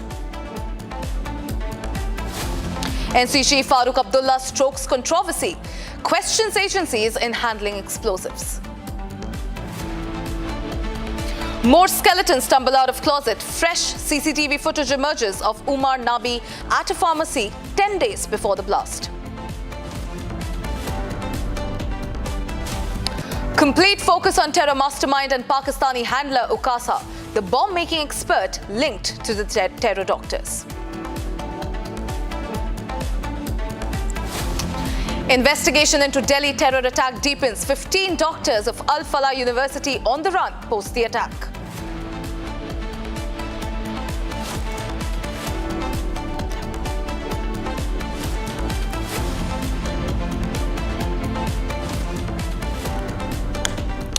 Ladies and gentlemen, we are starting this edition with a breaking news that is coming in. It is a major crackdown on synthetic drugs in Rajasthan. The Narcotics Control Bureau, or the NCB, and the Rajasthan police have busted a secret mephedrone, which is an empathogen stimulant drug manufacturing lab operating out of Dhantrai village in Sirohi district. Now, chemicals worth nearly 40 crore rupees have been seized from the site as well.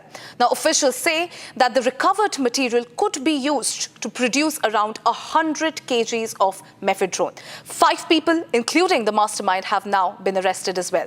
This is one breaking news that we are tracking, ladies and gentlemen. It's a significant breakthrough in their fight against synthetic drug trafficking. Let me cut straight across to my colleague Shambhavi, who's joining me live. Shambhavi, this is a huge win for us. It's a crackdown on this major drug syndicate. Tell us more details. Well, this was a joint operation by NCB and Rajasthan police, and in this a very known gangster mastermind, Wala Ram, his name came up, and he was arrested with 4 of his associates. And in the investigation, the investigators got to know that Wala Ram has been learning how to manufacture such drugs using darknet. He used to use virtual SIMs so that he doesn't get caught, and all the precursors of the mephedrone, the final product that would be the mephedrone, he procured them from Gujarat. So according to the local sources, there were the local police saw that there were black curtains, extended infiltrators, and also certain activities which pointed that there was something going on in that farmhouse from where this synthetic drug worth rupees 40 crore was seized. And then they informed the NCB, and in a joint operation, this major bust happened, and a lot of, even this would be enough to make around 100 kg of mephedrone, and around 2 kg was already seized by 28th of October. Back to you. Well, thank you, Shambhavi, for getting us these details. Shifting our focus to another story that we are tracking, ladies and gentlemen. Shocking CCTV footage of the explosion in Srinagar has been accessed by Republic TV. Now, the CCTV captures the exact moment of the explosion near the Nowgam police station. A sudden blinding light. It's a flash of light that engulfs the camera lens, marking the intensity of the blast, viewers. While officials have called it accidental, the visual evidence highlights the powerful impact at the site. Watch this.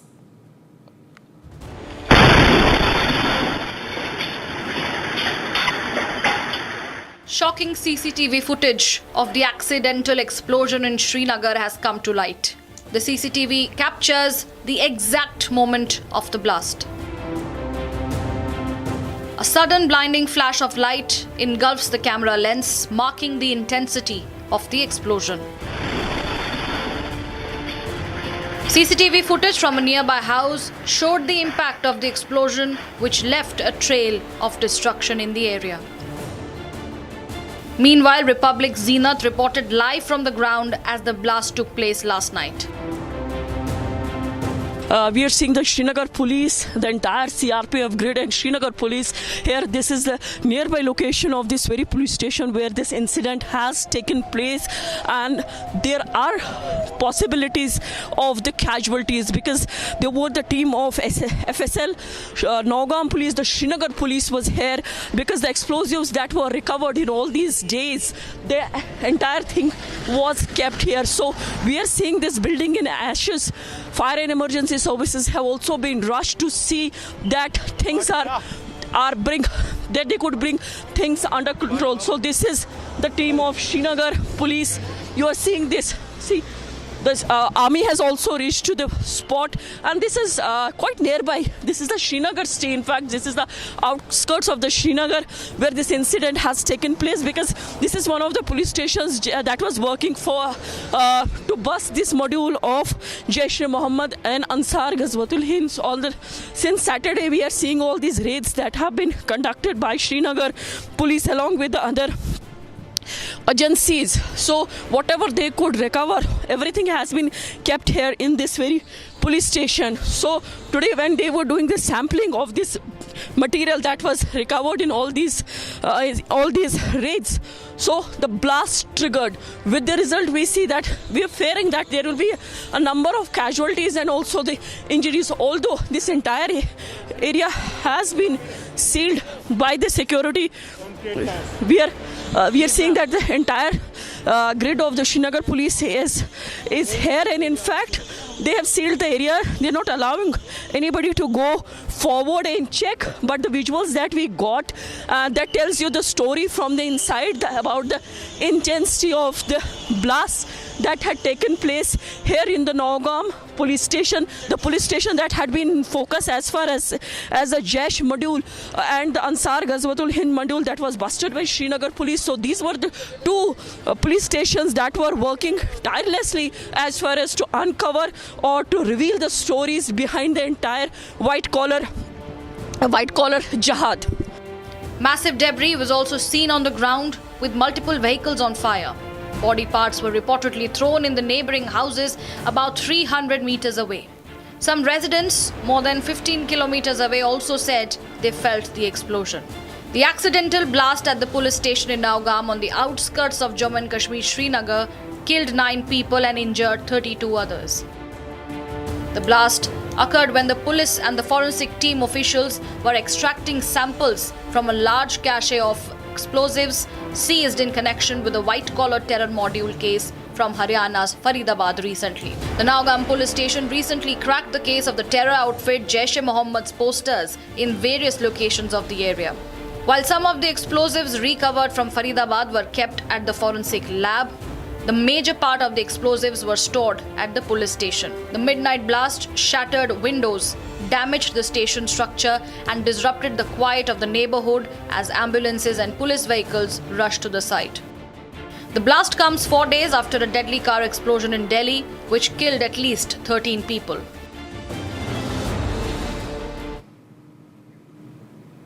Now, the blast in Srinagar's Nowgam police station occurred while a police and forensic team were examining explosive material seized from Faridabad, which was part of the 2,900 kgs of chemical cache recovered from the arrested terror doctor in the case. 9 people were killed, while several others were left injured. Take a look at this report. Huge explosives, nearly 2,900 kilograms of ammonium nitrate was recovered from Faridabad near Delhi. These seized explosives were brought to Srinagar for forensic investigation. But an unfortunate and accidental incident occurred last night. The explosives detonated accidentally during the FSL investigation. The blast occurred while officers and forensic experts were examining the seized explosive material from Faridabad linked to the Delhi blast case. On November 9-10, investigators recovered a huge quantity of explosive substances, chemicals and reagents from Faridabad.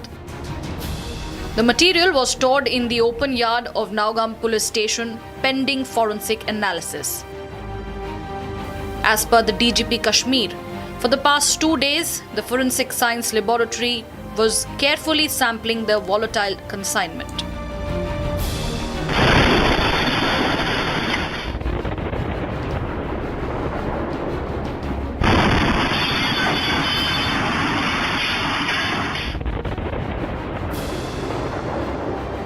Despite the extreme caution, at around 11:20 p.m. last night, the accidental explosion ripped through the site. Unfortunately, during this course, last night around 11:20 p.m., an accidental explosion has taken place. Any other speculation into the cause of this incident is unnecessary. In this unfortunate incident, 9 people have lost their lives.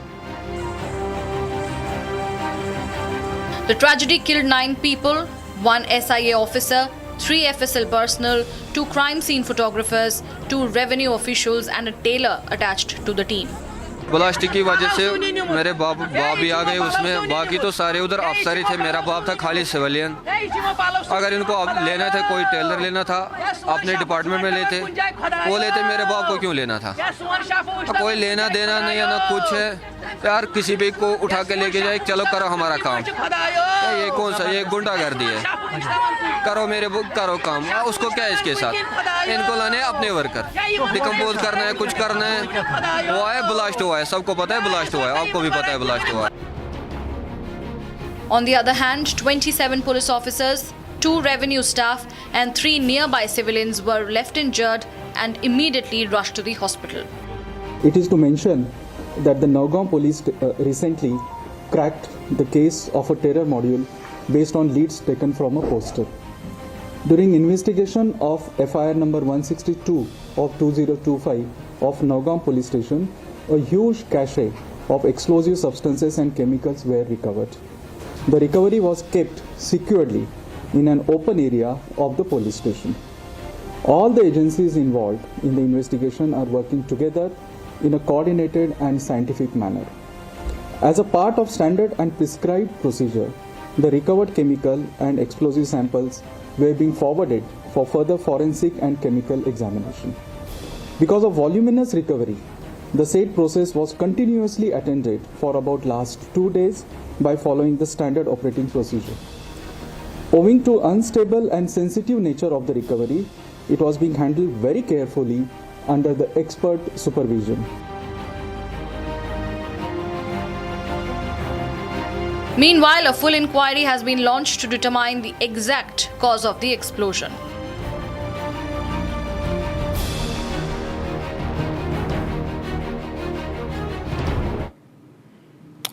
Now, in a bold move, security forces have demolished the house of Umar Nabi, one of the main accused from the Delhi car blast that claimed 13 lives. The house, located in Pulwama, Kashmir, was razed during using explosives, sending a clear-cut message to those harboring or supporting terrorist activities in India. Here's a report. Once the house of terror doctor Umar Nabi, this building now lies in ruins. In a swift and decisive action, the house of terror Dr. Umar Nabi, situated in Jammu and Kashmir's Pulwama, was brought down by security forces using explosives. The operation was carried during the intervening night of November 13th and 14th. The consequence was the result of Umar Nabi being involved as one of the main accused in the Delhi 10/11 terror blast case. Agencies have identified Umar as the one who drove an explosive-laden I-20 Hyundai car on the 10th of November near the Red Fort area. Most of his family, including his parents, brother and sister-in-law, resided in the 2-story house with a small front yard. To avoid any casualty, the forces safely evacuated the house beforehand. The demolition of Nabi's house is a significant step towards dismantling his network and sending a strong message to those contemplating terror activities. Now, as the Gujarat ATS pieces together what it believes is a Ryson terror plot, new material recovered from the main accused's Hyderabad flat is raising serious concerns here. Hazardous liquid, seed oil processing machines and chemicals. Investigators also say that these point to a crude home setup to make the deadly toxin Ryson. The probe, in fact, now stretches from Hyderabad to Uttar Pradesh. Here's a full story. Take a look. The Gujarat ATS has seized a blue drum labelled hazardous, a seed oil press, bottles of acetone and several other tools, all believed to be a part of a crude home-based attempt to produce Ryson, a poison 200 times more lethal than cyanide.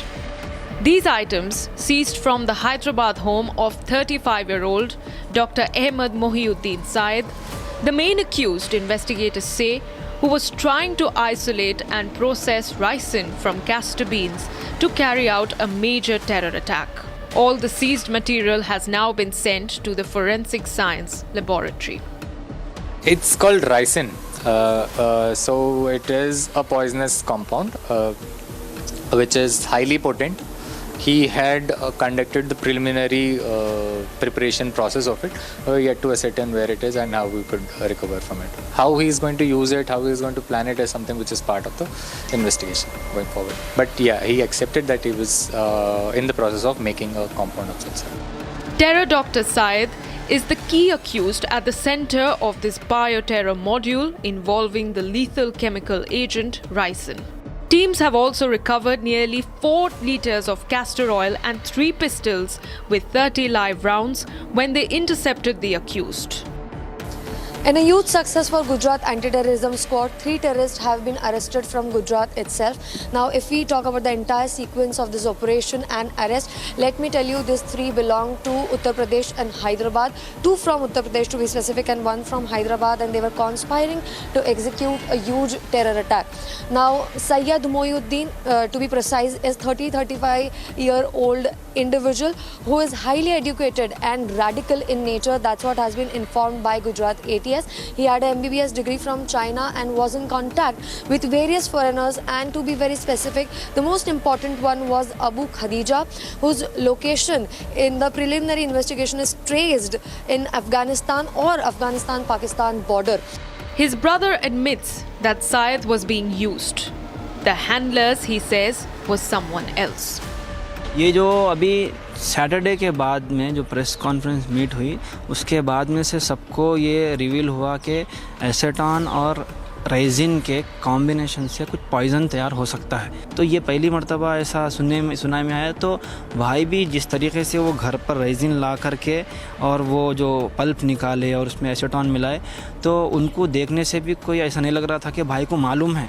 भाई को बताया गया कि ये poison तुमको बनाना है और ला करके हमें देना है। ऐसा शायद उनको नहीं बोला गया, बस उनको ये बोला गया कि ये काम है, ये प्रोजेक्ट बनाना है आपको और आपके इतने अमाउंट आपको मिलेगा। ऐसा कुछ वो कहकर उनको अनजान इनोसेंट रखकर उनसे काम करवाया गया और उन्हें जो है ना वहाँ लाने के बाद वो लेकर उनको ट्रैप में डाल दिया गया। Digital forensics show the trio had searched online for Ryson making methods. Interrogation also suggests the weapons were delivered via drones from across the Pakistan border and that the accused had conducted reconnaissance of crowded markets and offices. These men, under surveillance for a full year, were plotting coordinated terror attacks across multiple states, from crowded markets to vital infrastructure. Search operations led to the discovery of 2 Glock pistols, 1 Beretta pistol, 30 live cartridges and 4 litres of castor oil, 2 mobiles and 2 laptops. The Gujarat ATS said that it arrested 3 men with terror links, including this doctor with a Chinese medical degree, who were allegedly trying to produce Ryson in an attempt to orchestrate a biological terror attack.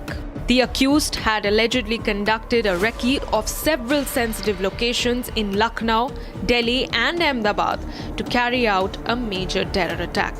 Investigators believe that the accused had not yet managed to fully isolate refined Ryson or finalize a delivery method. The FSL report is yet to determine how far the plot has progressed.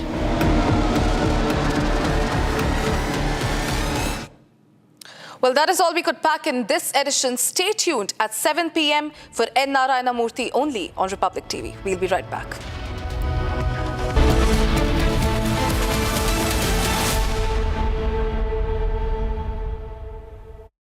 QS&THE, the world's foremost university rankings organizations, have ranked Amity amongst the top 3% universities globally, making it among the very few Indian universities to be included in both rankings.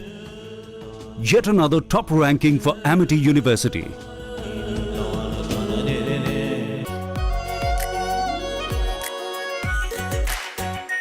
Our pure Shahi Paneer Masala.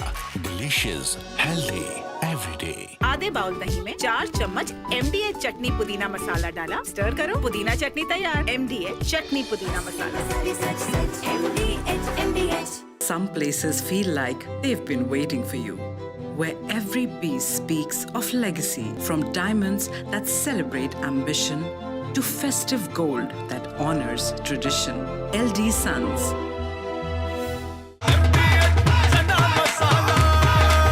अब छोलिया हो या लोबिया, सफेद चने या काले चने, सब कुछ मजेदार बने। केसरिया से मन जोगी हुआ रे, दिल झूमे देखो मतवारा हुआ रे।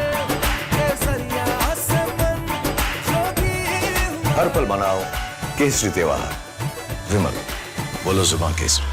China and Japan are clashing verbally over Taiwan. Tensions between China and Japan have risen over Taiwan's security. Japan has signaled it may intervene in a potential conflict, viewing it as a threat to its own stability. China condemned this as meddling, issuing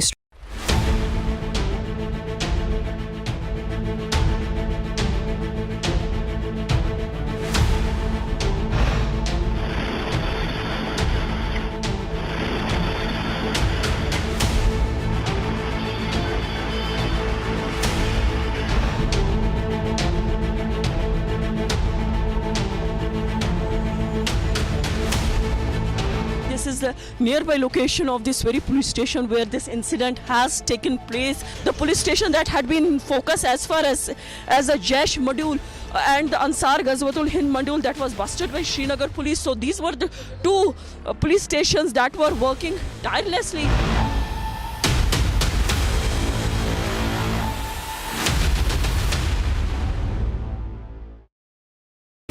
pure सूजी pasta उबालो मिलाओ और खाओ 8 minute में तैयार। क्या taste है सबका राजा R pure masala.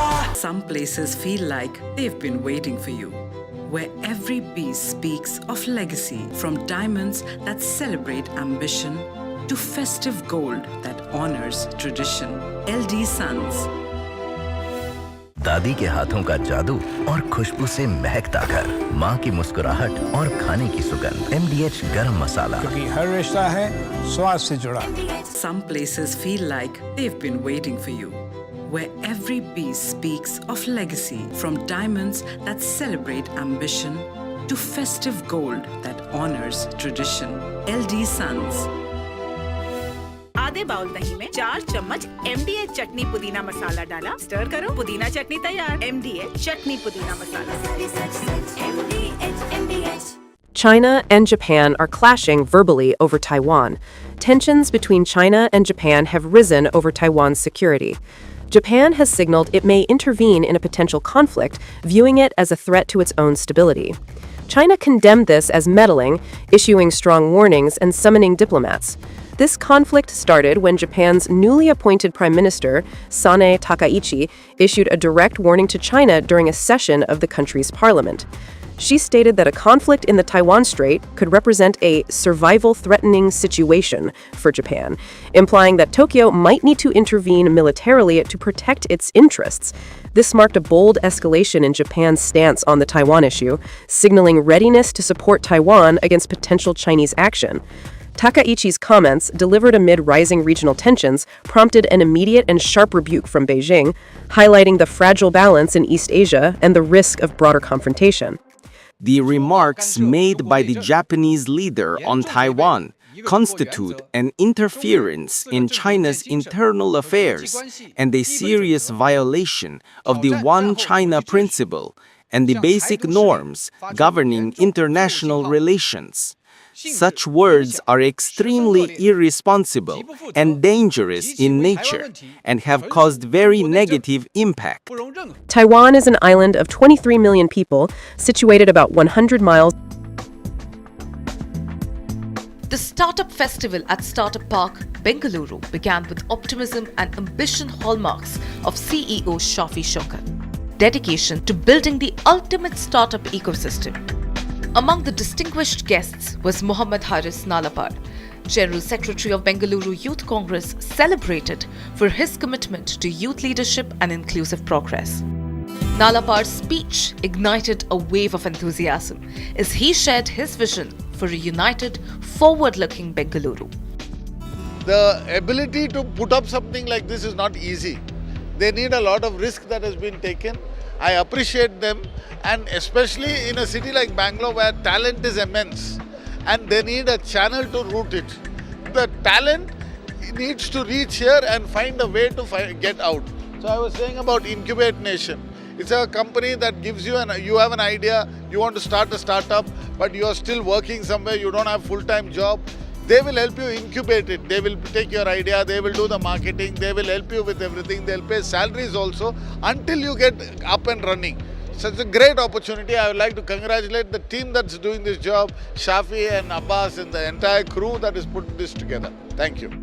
As the event wrapped up, it was clear that the Startup Park's evolution is shaped by both visionary leaders and inspiring guests. Amity has been ranked India's #1 not-for-profit private university for 11th year, with top 10 ranked institutions in management, engineering, biotech, law, mass comm, telecom, hospitality, fashion and more. Yet another top ranking for Amity University. Pure सूजी pasta उबालो मिलाओ और खाओ 8 minute में तैयार क्या taste है सबका राजा R pure masala. Some places feel like they've been waiting for you, where every piece speaks of legacy, from diamonds that celebrate ambition to festive gold that honors tradition. LD Sons. MDH की हल्दी मिर्ची धनिया करे कमाल. ये रंग दे, ये खुशबू दे, ये तीखा, ये कम पड़े. क्या निराला MDH मसाला. केसरिया से मन जोगी हुआ रे, दिल झूमे देखो मतवारा हुआ रे. केसरिया से मन जोगी हुआ. हर पल मनाओ केसरी त्योहार. विमल, बोलो जुबान केसरी. दादी के हाथों का जादू और खुशबू से महकता घर, माँ की मुस्कुराहट और खाने की सुगंध. MDH गरम मसाला, क्योंकि हर रिश्ता है स्वाद से जुड़ा.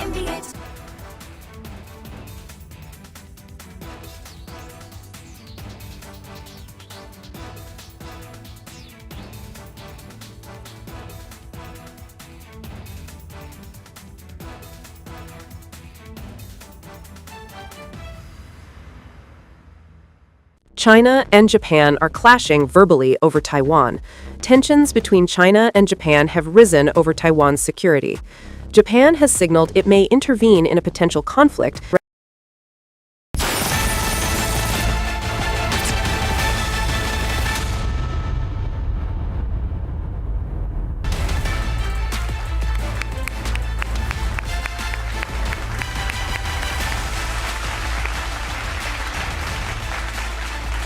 Today on Legends, ladies and gentlemen, we meet the man who turned a dream into one of India's proudest success stories.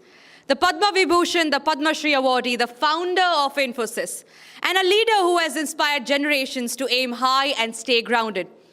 Please welcome with a huge round of applause, Mr. Narayana Murthy, in conversation with our Editor-in-Chief, Mr. Arnab Goswami. Okay, they're giving you a standing ovation right at the start.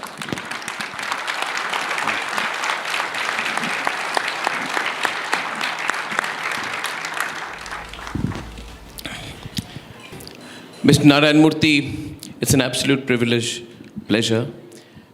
When you look at India's economic rise and you look at various reasons, I fundamentally think that it requires a coming together of vision and discipline which you represent. It requires a coming together of dreams and determination which you represent. And it also requires a synthesis, Mr. Narayana Murthy, of aspiration and pragmatism, which you represent. For all the people in this hall, and especially for all the youngsters, there can be no better role model, I can tell you, than this great man sitting 2 meters to my left. Incredible.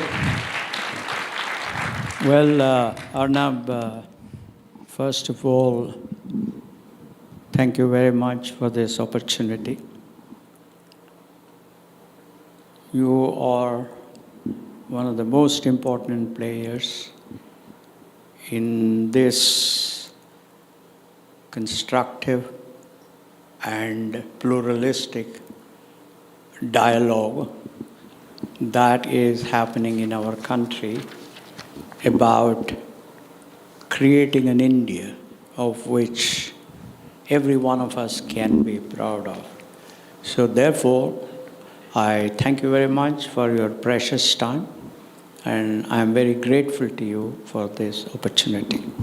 So thank you very much for that. So we are looking upon this morning as a learning opportunity for all of us. We want to learn from you, learn from your stories, and then hear from anecdotes about your life and your experiences and take away something. Everyone watching on streaming, digital, physically will be looking forward to that. Sir, tell me about your childhood, because every person's rise begins with where they are from. You were born in a modest middle-class family. Your father was a teacher, your mother was a homemaker. And you've said that your parents taught you discipline, humility, and the importance of learning. Can you tell us about your childhood in terms of what learning it gave you in life, sir? Well, father was a high school teacher. We went from one Mofussil town to another in Karnataka. We were 11 mouths to feed. But my mother believed in a practice that was prevalent in Karnataka at that time called Varanna.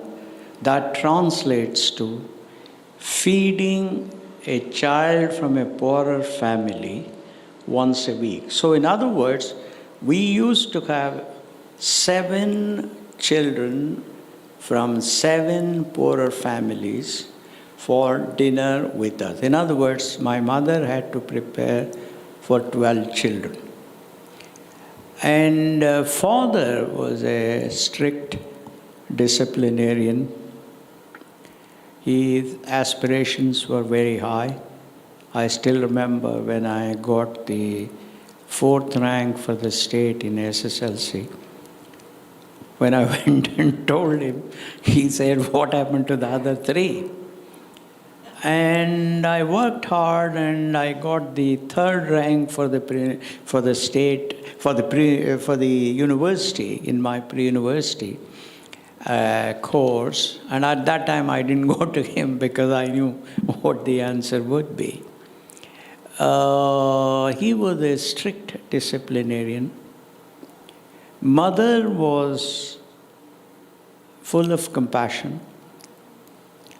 She believed in sharing whatever little we had with poorer families. She believed in each child making sacrifice for other people.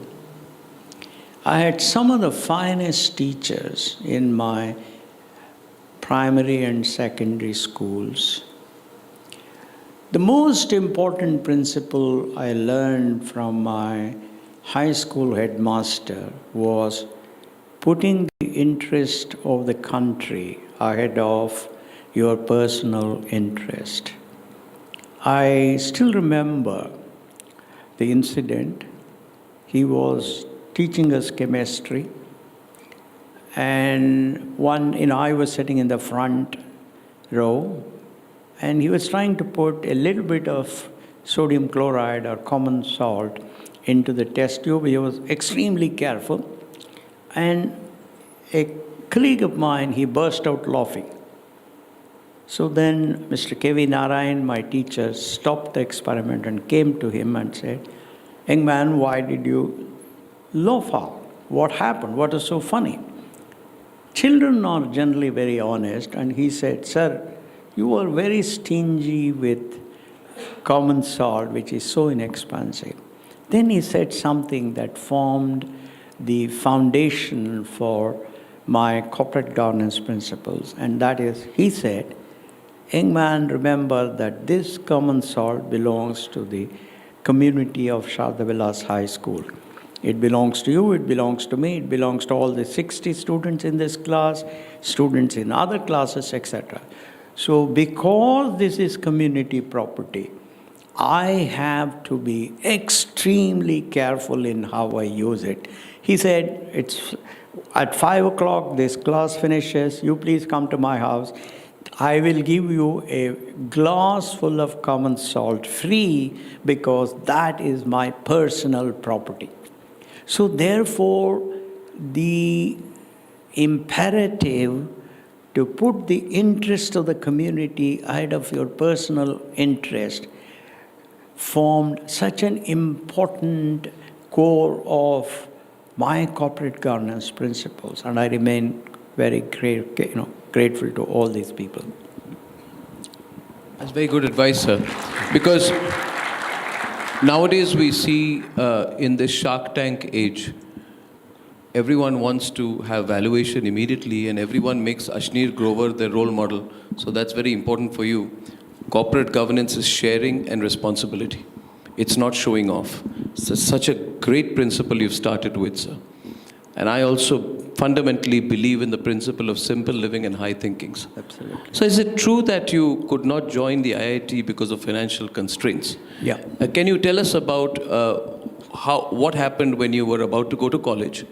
And is this story true that you cleared the IIT but you could not join it because of financial constraints? No, that is very true. In fact, I got pretty high rank in the joint entrance examination.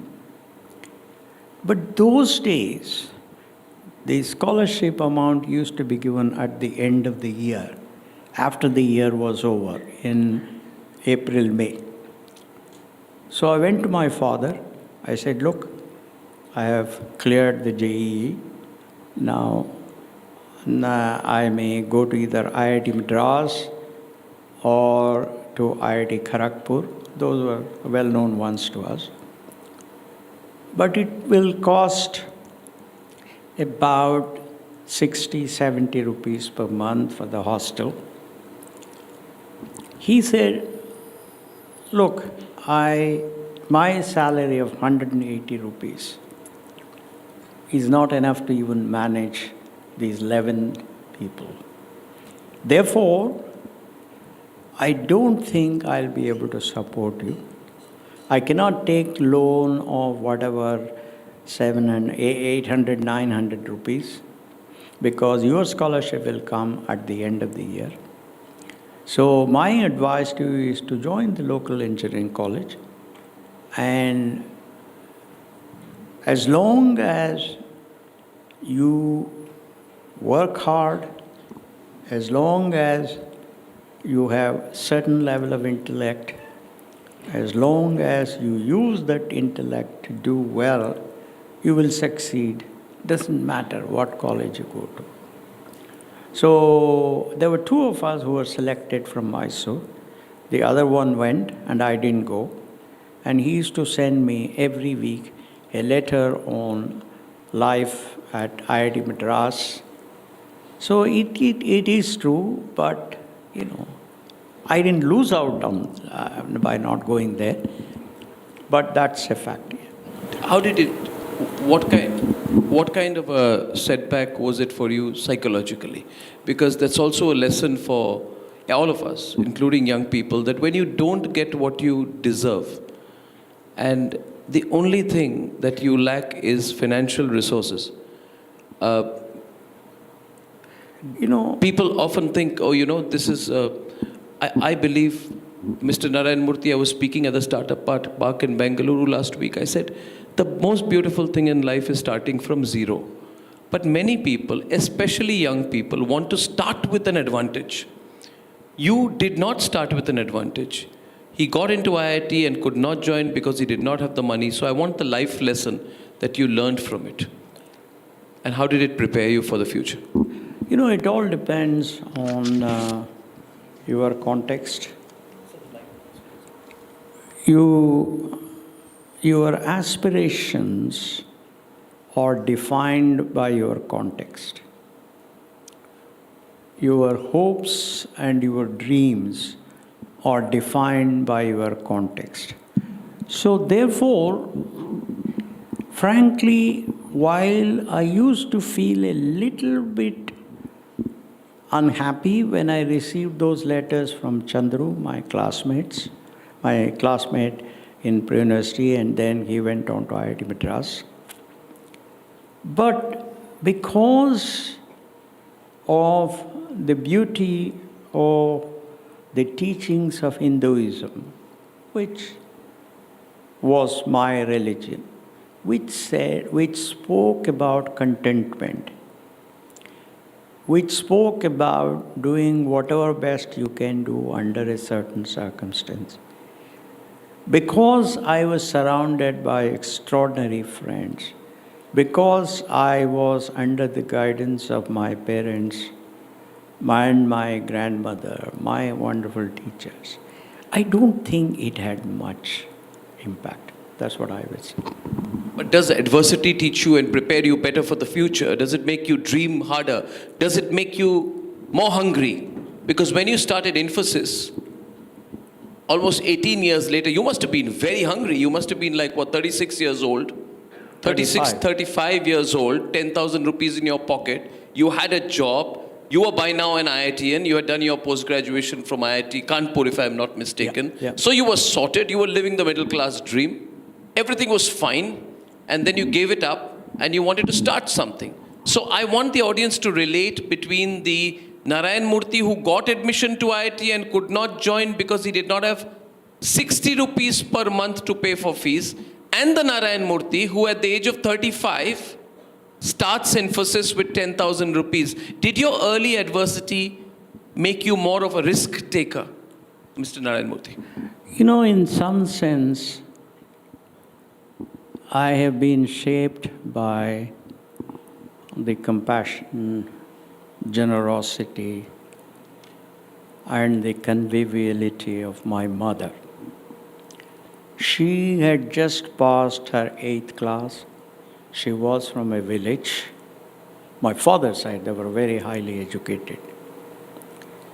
And she taught us the importance of contentment. She taught us the importance of generosity. She taught us the importance of working hard. She taught us the importance of moving up through hard work, discipline, and high aspirations. So I would say that it really did not matter too much. Just to give you an idea, when I founded Infosys, I invited 6 younger people. Most of them were 5 to 6 levels below me. I took 1/10 the salary I was getting, 1/10. But I ensured that all my other 6 fellows got at least 20% higher salary. I just kept only 23% of the equity. I gave 15% equity to people who had not even completed 2 years of work. And I have not come across another example of such a thing in India or anywhere else. Maybe I'm ignorant. Now, all of that, I credit my mother. I'm extremely grateful to me that she gave me that she taught me the importance of sharing, caring, and generosity. That's right. So tell me about the Infosys start stories, some anecdote. We've read about it, but something we don't know when you started Infosys. A story. Well, you know, when I decided to found Infosys on December 26th, 1980, I spoke to my colleague, Mr. N.S. Raghavan, on 29th of December 1980. Then I spoke to Mr. Chris Gopalakrishnan, who was the third person, on December 30th. And then I spoke to Sri Nandan Nilekani next day, that is December 31st, 1980. Raghavan and Chris immediately agreed to come on board. Nandan agreed immediately, but I told him, I said, friend, you're going to get married now on, he got married on 6th or 7th of January 1981. You may want to consult your fiancé and your future parents-in-law. He says, no, that's not necessary. I said, no, man, young man, please listen to me and go and do that. So after 3-4 days, he came back with a sheepish smile and he said, Ms. Murthy, would it be possible for you to come and meet my uncle, Sri Divgi? Sri Divgi was an entrepreneur who had founded Divgi Metalworks in Pune. He said, my parents-in-law want me to arrange a meeting between you and Sri Divgi. Divgi wants to talk to you and find out your idea of entrepreneurship. I said, most welcome.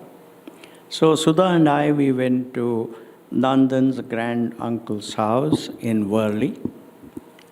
And Sudha and Nandan's grand uncle hit it off very well because they were both from the Indian Institute of Science. Of course, difference in years was there. Divgi and I went into about 2 hours of conversation about my idea of founding Infosys, why it is well-founded, why it is, the probability of success is higher, all of that. And finally, Mr. Divgi seemed to have been quite satisfied with this middleman's crazy idea. And then he must have communicated to Mr. Suman, Rohini's father. And then Nandan came back and said, yeah, everybody is happy. Now I will join you. On the other hand, Chris Gopalakrishnan came from a business family. He said, no, I have no issue. I have a lot of faith in you. I'll join. Then we invited, later on, after about 3-4 months later, we invited Sri Dinesh, Sri Shibulal, and Sri Ashok Arora. So that was one interesting incident where, which is probably worth mentioning. And it was, those days, it took about probably 20 visits to 50 visits to Delhi to get a license to import a computer.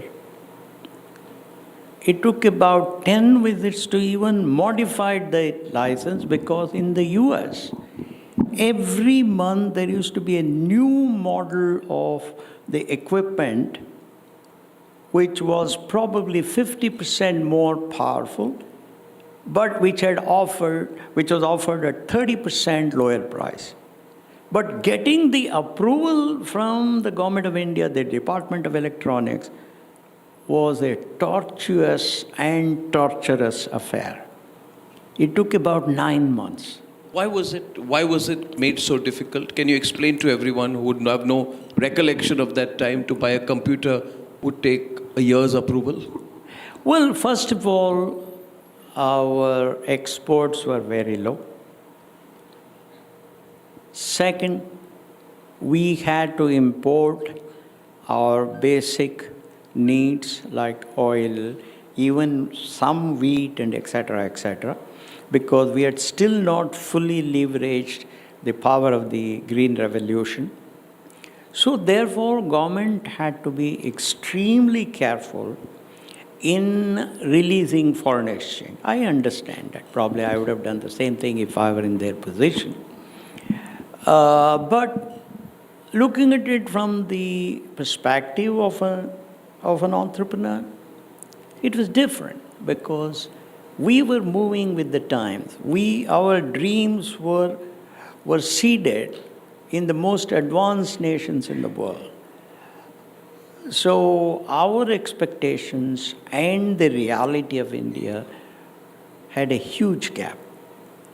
So I understand, thanks to the 1991 reforms, when we had only 15 days worth of foreign exchange for imports, today we have somewhere around $650 billion, which is an excellent. The reason I emphasize this is because I believe it's always important to keep remembering how far we've come. How far we've come. And for many in this audience, they would not have a living recollection of the India of 2010, 2005, 2000, leave alone the India of 1985. And for some of us who've seen how much we've come, we must remember how long a distance we have covered. Also for you, because after you launched Infosys, there was a time, because this is very relevant nowadays, people make companies and they sell companies. You ask somebody, why are you making a company? For exit. What are you doing a company for? To sell it. You ask somebody, what is this? What is the business plan? It is a sale. It is the truth. And this is the culture which unfortunately is being encouraged by these Shark Tank guys. The first thing you ask a person, he says, I want to make a cycle tire. Why do you want to make a cycle tire? Because I want valuation. Why do you want valuation? Because I want to sell this company as soon as I can. And I say, sir, those who build a company to sell it are all frauds. And this fraudulent culture must stop in this country. It makes for good startup television, good 10 minutes of TV viewing, but it's rubbish. The question to you is this. In the late 1980s, some of your co-founders were forcing you to sell Infosys. Is that right? Can you tell us the inside story of what happened? Yeah, sure. Because Infosys nearly shut down. Nearly shut down. Some of your co-founders wanted to sell the company. You refused. And apparently you went around pleading, give me one more chance. Give me one more chance. Is this true, Mr. Narayana Murthy? Can we have the inside story of what happened on that occasion? It is true. However, I would not put it the way you did, because you have a different perspective. I have a different way. No, not way. No. Different perspective. Correct. That's the beauty of a pluralistic society. Your perspective is as right as mine. But I will stick to facts because I was part of it. Sure. No, what happened was, sometime in 1989, I met the head of finance of a large family company at Mumbai airport. And he said, we are looking at acquiring software business. Would it be possible for you to come and meet me? I said,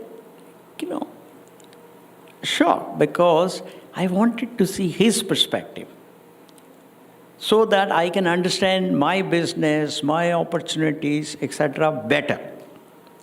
So I went and met him, and he said they were quite willing to buy Infosys at $1 million US. And I said, sir, please give me some time because I have 6 younger colleagues of mine.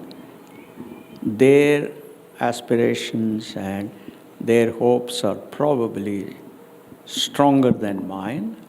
So therefore, I will listen to them and then we'll have a discussion. And then if we agree unanimously to the decision to sell, I will come back.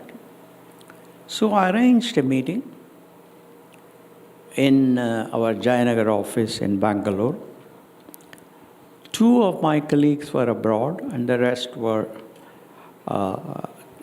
there in Jayanagar. There was one person who was very enthusiastic about selling.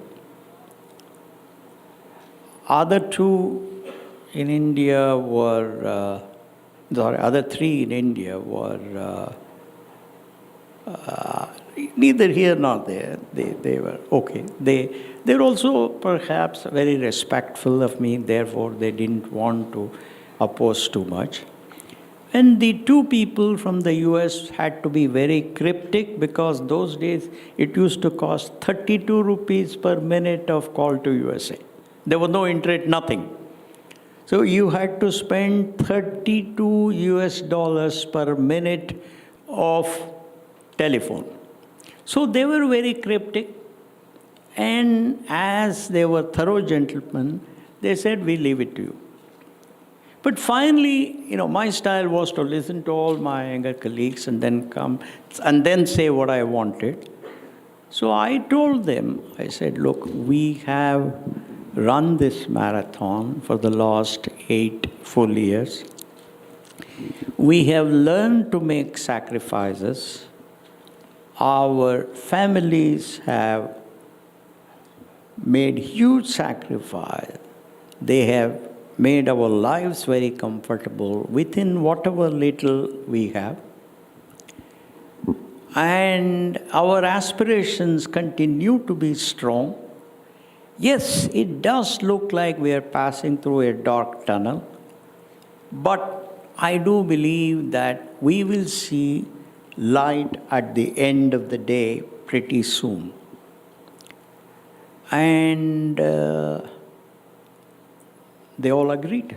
They were all very kind. Even my colleagues have been extraordinary people, very kind people, very, very decent human beings with high aspirations. They agreed.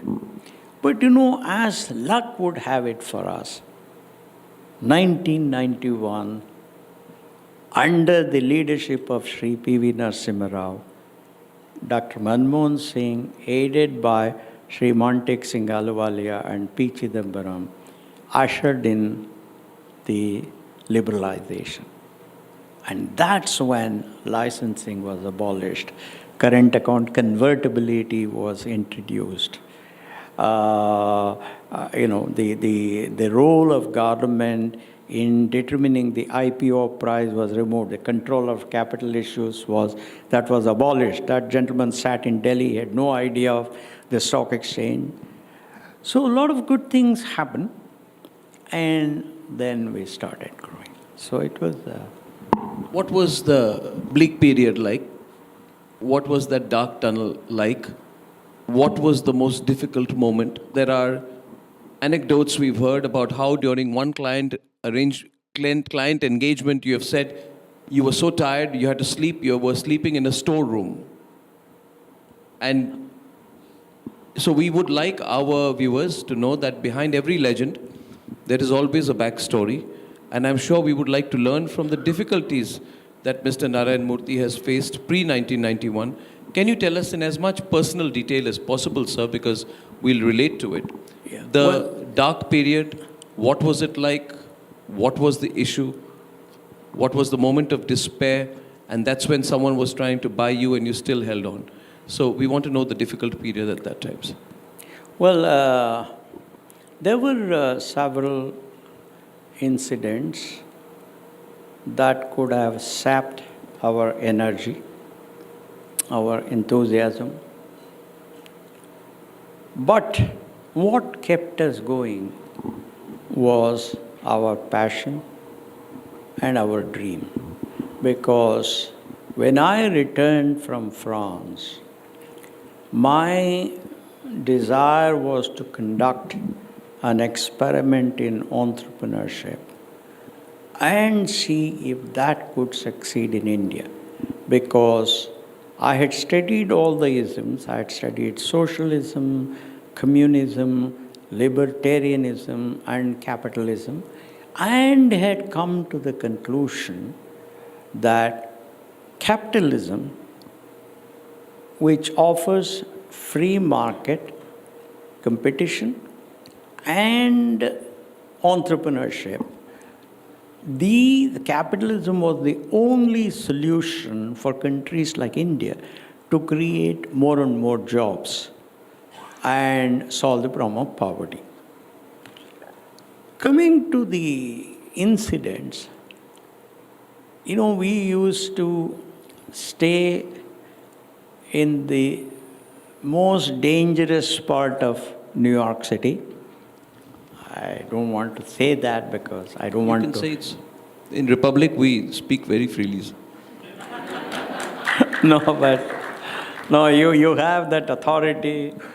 The world pardons you easily. It doesn't pardon me, so I have to be careful. Anyway, so we used to stay in extremely expensive hotels where it was very dangerous. And our dinner used to be at McDonald's, just French fries. I remember one night when my flight from India got delayed. It reached at about 11:30 night. Those days we would take buses from JFK to Manhattan. There was no bus. So I slept in the airport. I washed my face and all that in the morning, right in the airport, and sprinkled some water and all of that. And I went to make a presentation to the client. I think not just me, my colleagues too, they have made such, I don't know, sacrifices or whatever it is, because it all came from their passion to succeed in their objective. But none of those things seem to make an impact on our enthusiasm, on our confidence, on our hope, because just like when I was a child, where there were 11 mouths, where we would get at best one new pair of shirt and shorts, maybe sometimes once in 2 years, but we were very happy. We spent a lot of time with each other. New friends would come home. Whatever little we had, we would share. So I am somewhat biased to say that happiness does not depend as much on material comfort as mental comfort. That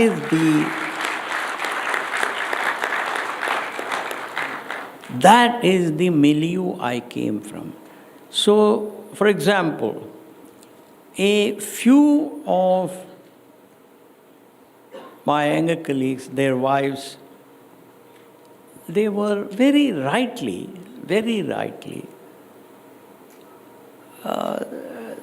articulating, it's 8 years. Still nobody has got even a scooter, forget about a car. Ye kya ho gaya? What is it that we are trying to do? But the husbands explain to them why it is so, how the future will be, why we should not hesitate to continue this journey, etc. So that desire, that determination, that passion, I think is what kept us going. So I am not, having come from a poor background, lack of material comfort has not impacted me as much as most people think. Can I ask a question on behalf of Gen Z? I'm not Gen Z, but I'll ask a question on their behalf. Sure. I'm a millennial. I'll ask a Gen Z question. Sure.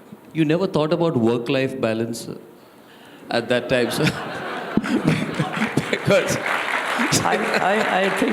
No, I have to ask the question. No. The moment I entered, what about your work-life balance while you were having French fries, traveling on the bus, sleeping in dangerous places, making sacrifices for 15 years? All of you people listen, huh? Making sacrifices for 15 years. Nowadays, sir, after 1 week of joining Republic, some people tell us what is our work-life balance. So No, I think that's a very valuable I want you to thing. give me an honest and straight reply, because I know this is going to go viral. Yeah. Right? Yeah. You know, let me start with what one of my friends, who also was one of India's very successful corporate leaders, said. Probably, Arnab, you may remember, it was at the Economic Times CEO Awards 26 years ago. He was being interviewed like this, and I don't know which of the Jains or somebody was interviewing him. So he asked him the same question. What is your view on work-life balance? You know, that gentleman gave a brilliant answer. He said, "Sir, first we should all get a life, then we should worry about work-life balance." So he said the need of the country is to ensure that those of us who God has smiled on us would work hard, work in a disciplined manner, work smart, and create opportunity for those people who still do not have any jobs, so that they too can have a life. And then we can worry about work-life balance. So you know that, Arnab, you yourself must probably the most hardworking person here. Why? Because I haven't seen, that's what my father used to say, that's what my mother did, from 6 a.m. in the morning, using, wood. Wood was what we used to use in our kitchen. There was no coal, nothing, no gas stove, nothing, wood. And sometimes that used to be wet. And I have seen my mother do that from 6 a.m. to night 10 p.m. in the kitchen. So my personal view is that I haven't seen anybody in the world who has achieved anything without hard work. Only because of what you have done, what your team has emulated, looking at you, you have this wonderful place. It would not have come by your talk. It only came because of what you did. That's why I often say performance leads to recognition. Recognition leads to respect, and respect leads to power. Therefore, if India wants power, it has to perform. No words will satisfy. So, what about, sorry to interrupt, sir, what about this argument that is being put, since I am right now putting myself as a global ambassador of Gen Z? So, they'll say, oh, Mr. Narayana Murthy, in your time, in Arnab's time, it's okay. We are the new mobile, trendy. We're a different kind of people. You don't even understand the words we use. So you may have had to work hard. It was your compulsion. it was the national situation. Unfortunate that wood was used there. By the way, my grandmother also used wood. I remember that, and but we are different. You didn't need a work-life balance. Unfortunate. Too bad for you, Mr. Narayana Murthy. We want it. What would you say to them? Because you triggered a national debate, I don't know if you know. You said you went to work at 6 in the morning and worked there till 9 in the evening or something. And you said that you've done 70 plus hours a week for 40 years. No, actually. 70? Actually, yes, they all know what you said. Do you, Mr.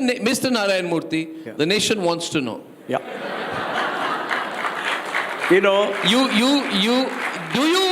you still stand?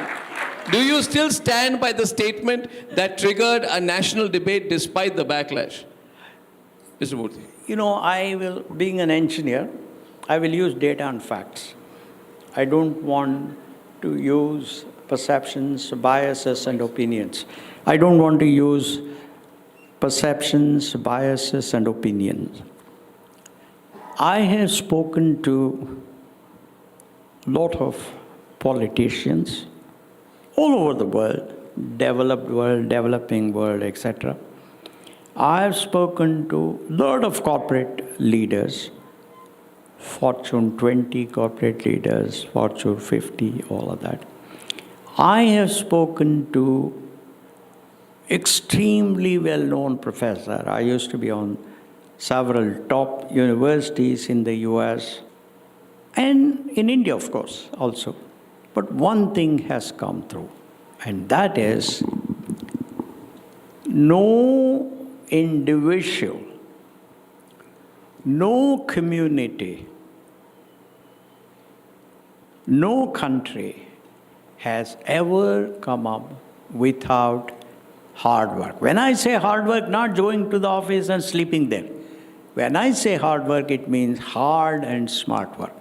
Let me give you a few data points. I was speaking to one of the top 5 astrophysicists in the world. He has produced some 70 plus papers in Nature. I don't know in India if some people produce 4 or 5, it's considered to be a great. So I asked him, what is it that makes you achieve this? Is it because you are very bright? He said, look, people all around me are as smart as I am. There is no shortage of intelligence. However, what distinguishes me from those other people is that I have put in a lot more hard work. My family has fully cooperated with me in my doing this, and therefore I have achieved. For example, my belief is that our respected Prime Minister must be working 100 hours a week. I don't think he's working any less. Most of his cabinet colleagues must be working. Many of the bureaucrats would be working. I have spoken to top cricketers. They have also told me at the end of the day, it is practice, practice, practice. And that's hard work.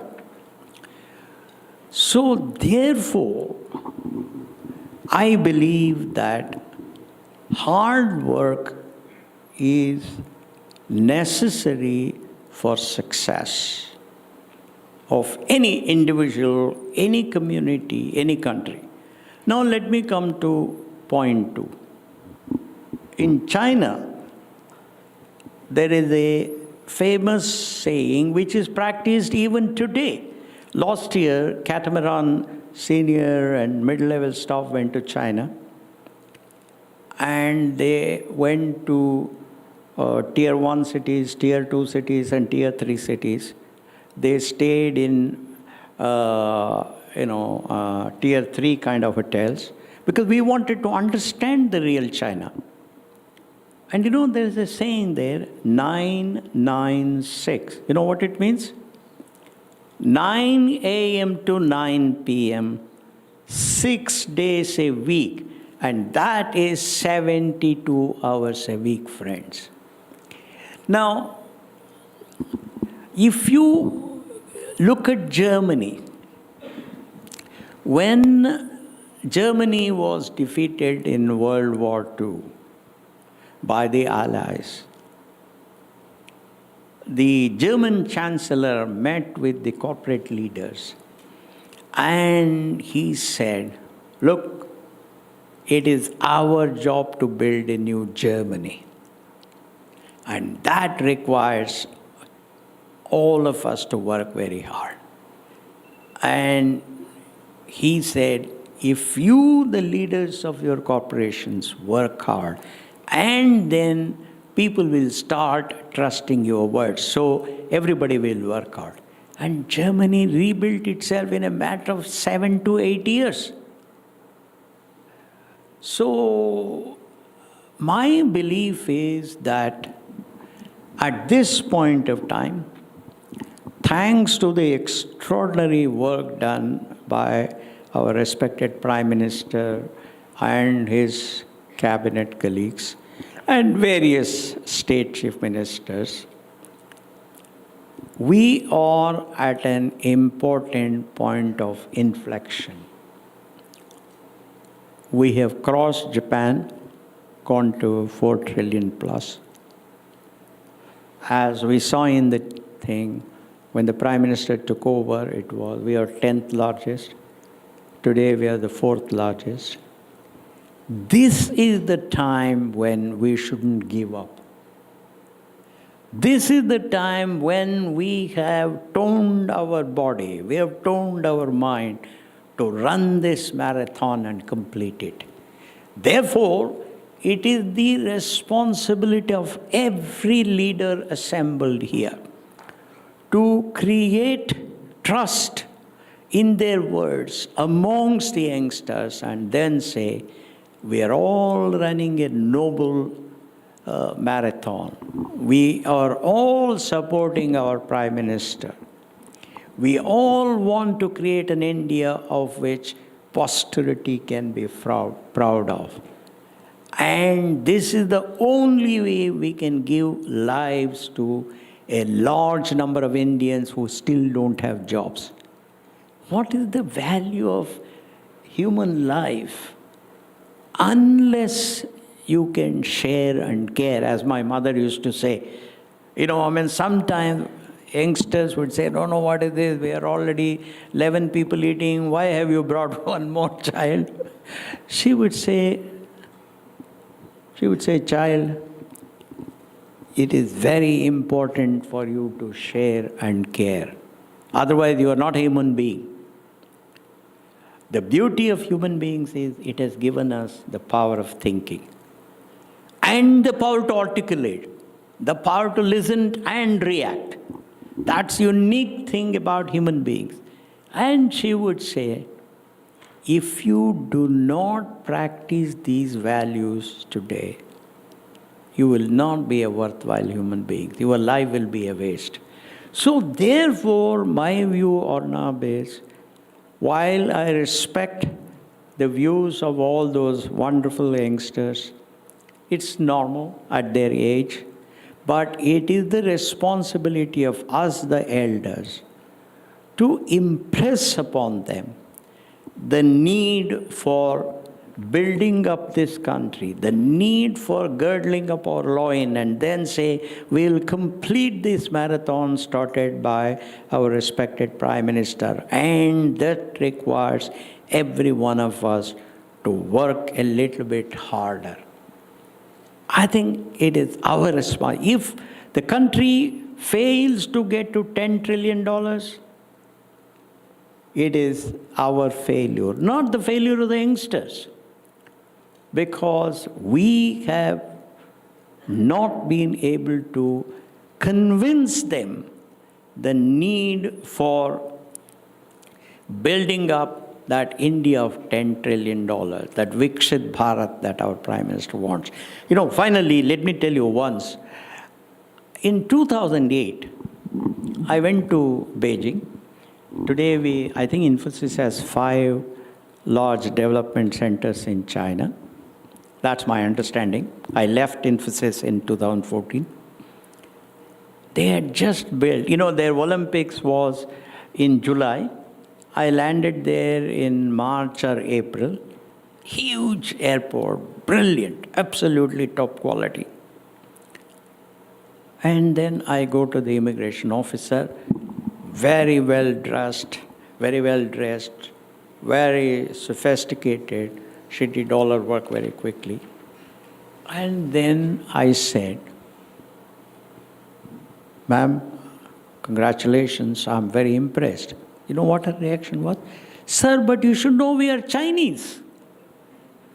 I mean, look at the pride in the nation. Look at that pride in the nation. Look at that confidence. Look at how, as a Chinese, she had to demonstrate to foreigners that Chinese were perfect. So I think it is the responsibility of all of us here, and much more so important people in your community, because media is a very powerful instrument to communicate to youngsters how this country can achieve its extraordinary vision set by our respected Prime Minister. What I would suggest, Arnab, is this. You people do extraordinary things. Why don't you kindly produce a series wherein you show 10 hard-working, intelligent youngsters from different parts of the country trying to build that Viksit Bharat? I think that will impress, and make sure it is in Hindi, it is in English, it is in Kannada, Bengali and all of that, because the value of that will be so extraordinary. Sorry, I took a little bit. I will certainly take that at face value.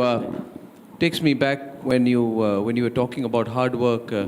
I once interviewed Sachin Tendulkar, and I have this bad habit. I keep repeating one question about 20 times.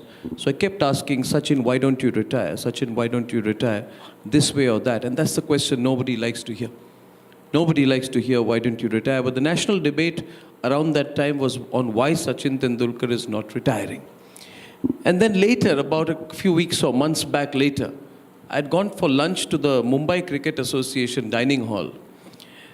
And I saw that on a very, very, very, very, very hot Mumbai sweltering afternoon, I saw Sachin Tendulkar come out for batting practice. So this is towards the fag end of his career. And I've been very critical of Sachin on many issues. I keep saying, why doesn't he speak on match fixing and things like that? I still disagree. But I want to tell you one positive thing here, sir. I was sitting and having lunch, and I saw Sachin Tendulkar come out with all his pads and everything, and about 10 people behind him for bowling practice, batting practice. I tell you, sir, the average temperature must have been around 40, but with humidity and all, Mumbai can get very difficult. I don't know, but Sachin must have been towards his retirement, so well over 40. He kept practicing one shot. The people who were bowling at him were getting tired and going away. Bowling at him, getting tired and going away. But he kept at it. And I saw him practice that one shot at least for 3 or 4 hours. And I found that totally incredible. Which brings me to a beautiful word I want to share, sir, called tenacity. Yeah. The ability to do something repeatedly over and over again. Absolutely. Isn't that a very important human trait, sir? We all want different experiences in life. And when I quit my job, I was told once that we don't like the fact that you're going, but you got to be tenacious to succeed. Do you relate to that word, sir? Tenacious. So that we don't get bored. We are not perfect till we get it right for a long period of time. Building Infosys must have been like that, right? I mean, you don't go and hit the NASDAQ. Everyone wants to know that you got this multi-billion-dollar entry at the NASDAQ, but nobody wants to know what happened between 1981 and 2001. Tell us about tenacity in that sense. What was the tenaciousness you had to show as a leader? The hard work you had to put in? Well, you know, at the end of you put it very well, you use the right word, tenacity. It's a very important aspect of the mindset of an entrepreneur. The whole world around you says, nahi yaar, ye to nahi chalega, chodo. But your mind says, no, this will succeed. I will succeed. To do that, as I pointed out earlier, performance is the only thing. Performance needs practice. Performance needs action. Performance needs taking decisions. And almost in any case, in any issue, it is hard work, discipline, constantly learning and improving from your work and observing people better than you, being open-minded to learn from others. That is what is needed. And that's the only, I mean, if you built this wonderful thing 5 years ago, it was not there. It all happened because it originated as an idea in your mind. And it slowly took shape. Of course, you are wonderful colleagues, that there is no doubt. But that idea started in your mind. And that idea started in your mind because you had the audacity to dream something which everybody thought was impossible. So therefore, an entrepreneur like you are a great example of a successful entrepreneur. You go after plausibly impossible dreams. And as Abdul Kalam used to say, everything starts with a dream. Everything starts with a dream. And then only it becomes reality. True. But audacity you mentioned and tenacity. Do we have the audacity to beat China? It's a very important thought because I really love it when you say, and I always tell people in Republic, believe in the higher purpose. Believe in the higher purpose. The newsroom you went to, sir, it's not got news first written on, nation first. Contribute to the country. You are also saying work 72 hours, not for yourself, not for your EMI bank balance, but because what you're doing will make a difference to this country, will make a difference. Now, we need to beat China, sir. We need a bigger dream. Don't we need a bigger dream? We need to beat China. And when they come here, when the Chinese come here at immigration, when they see our processes, because I know, sir, your son-in-law has been British Prime Minister and all that, but I don't mind what I'm going to say next. I love the United Kingdom, sir. I studied at Oxford University. Of course. I was a fellow at Cambridge University. Yeah. I have lived many years of my life in the UK. But, sir, when I went in 1990,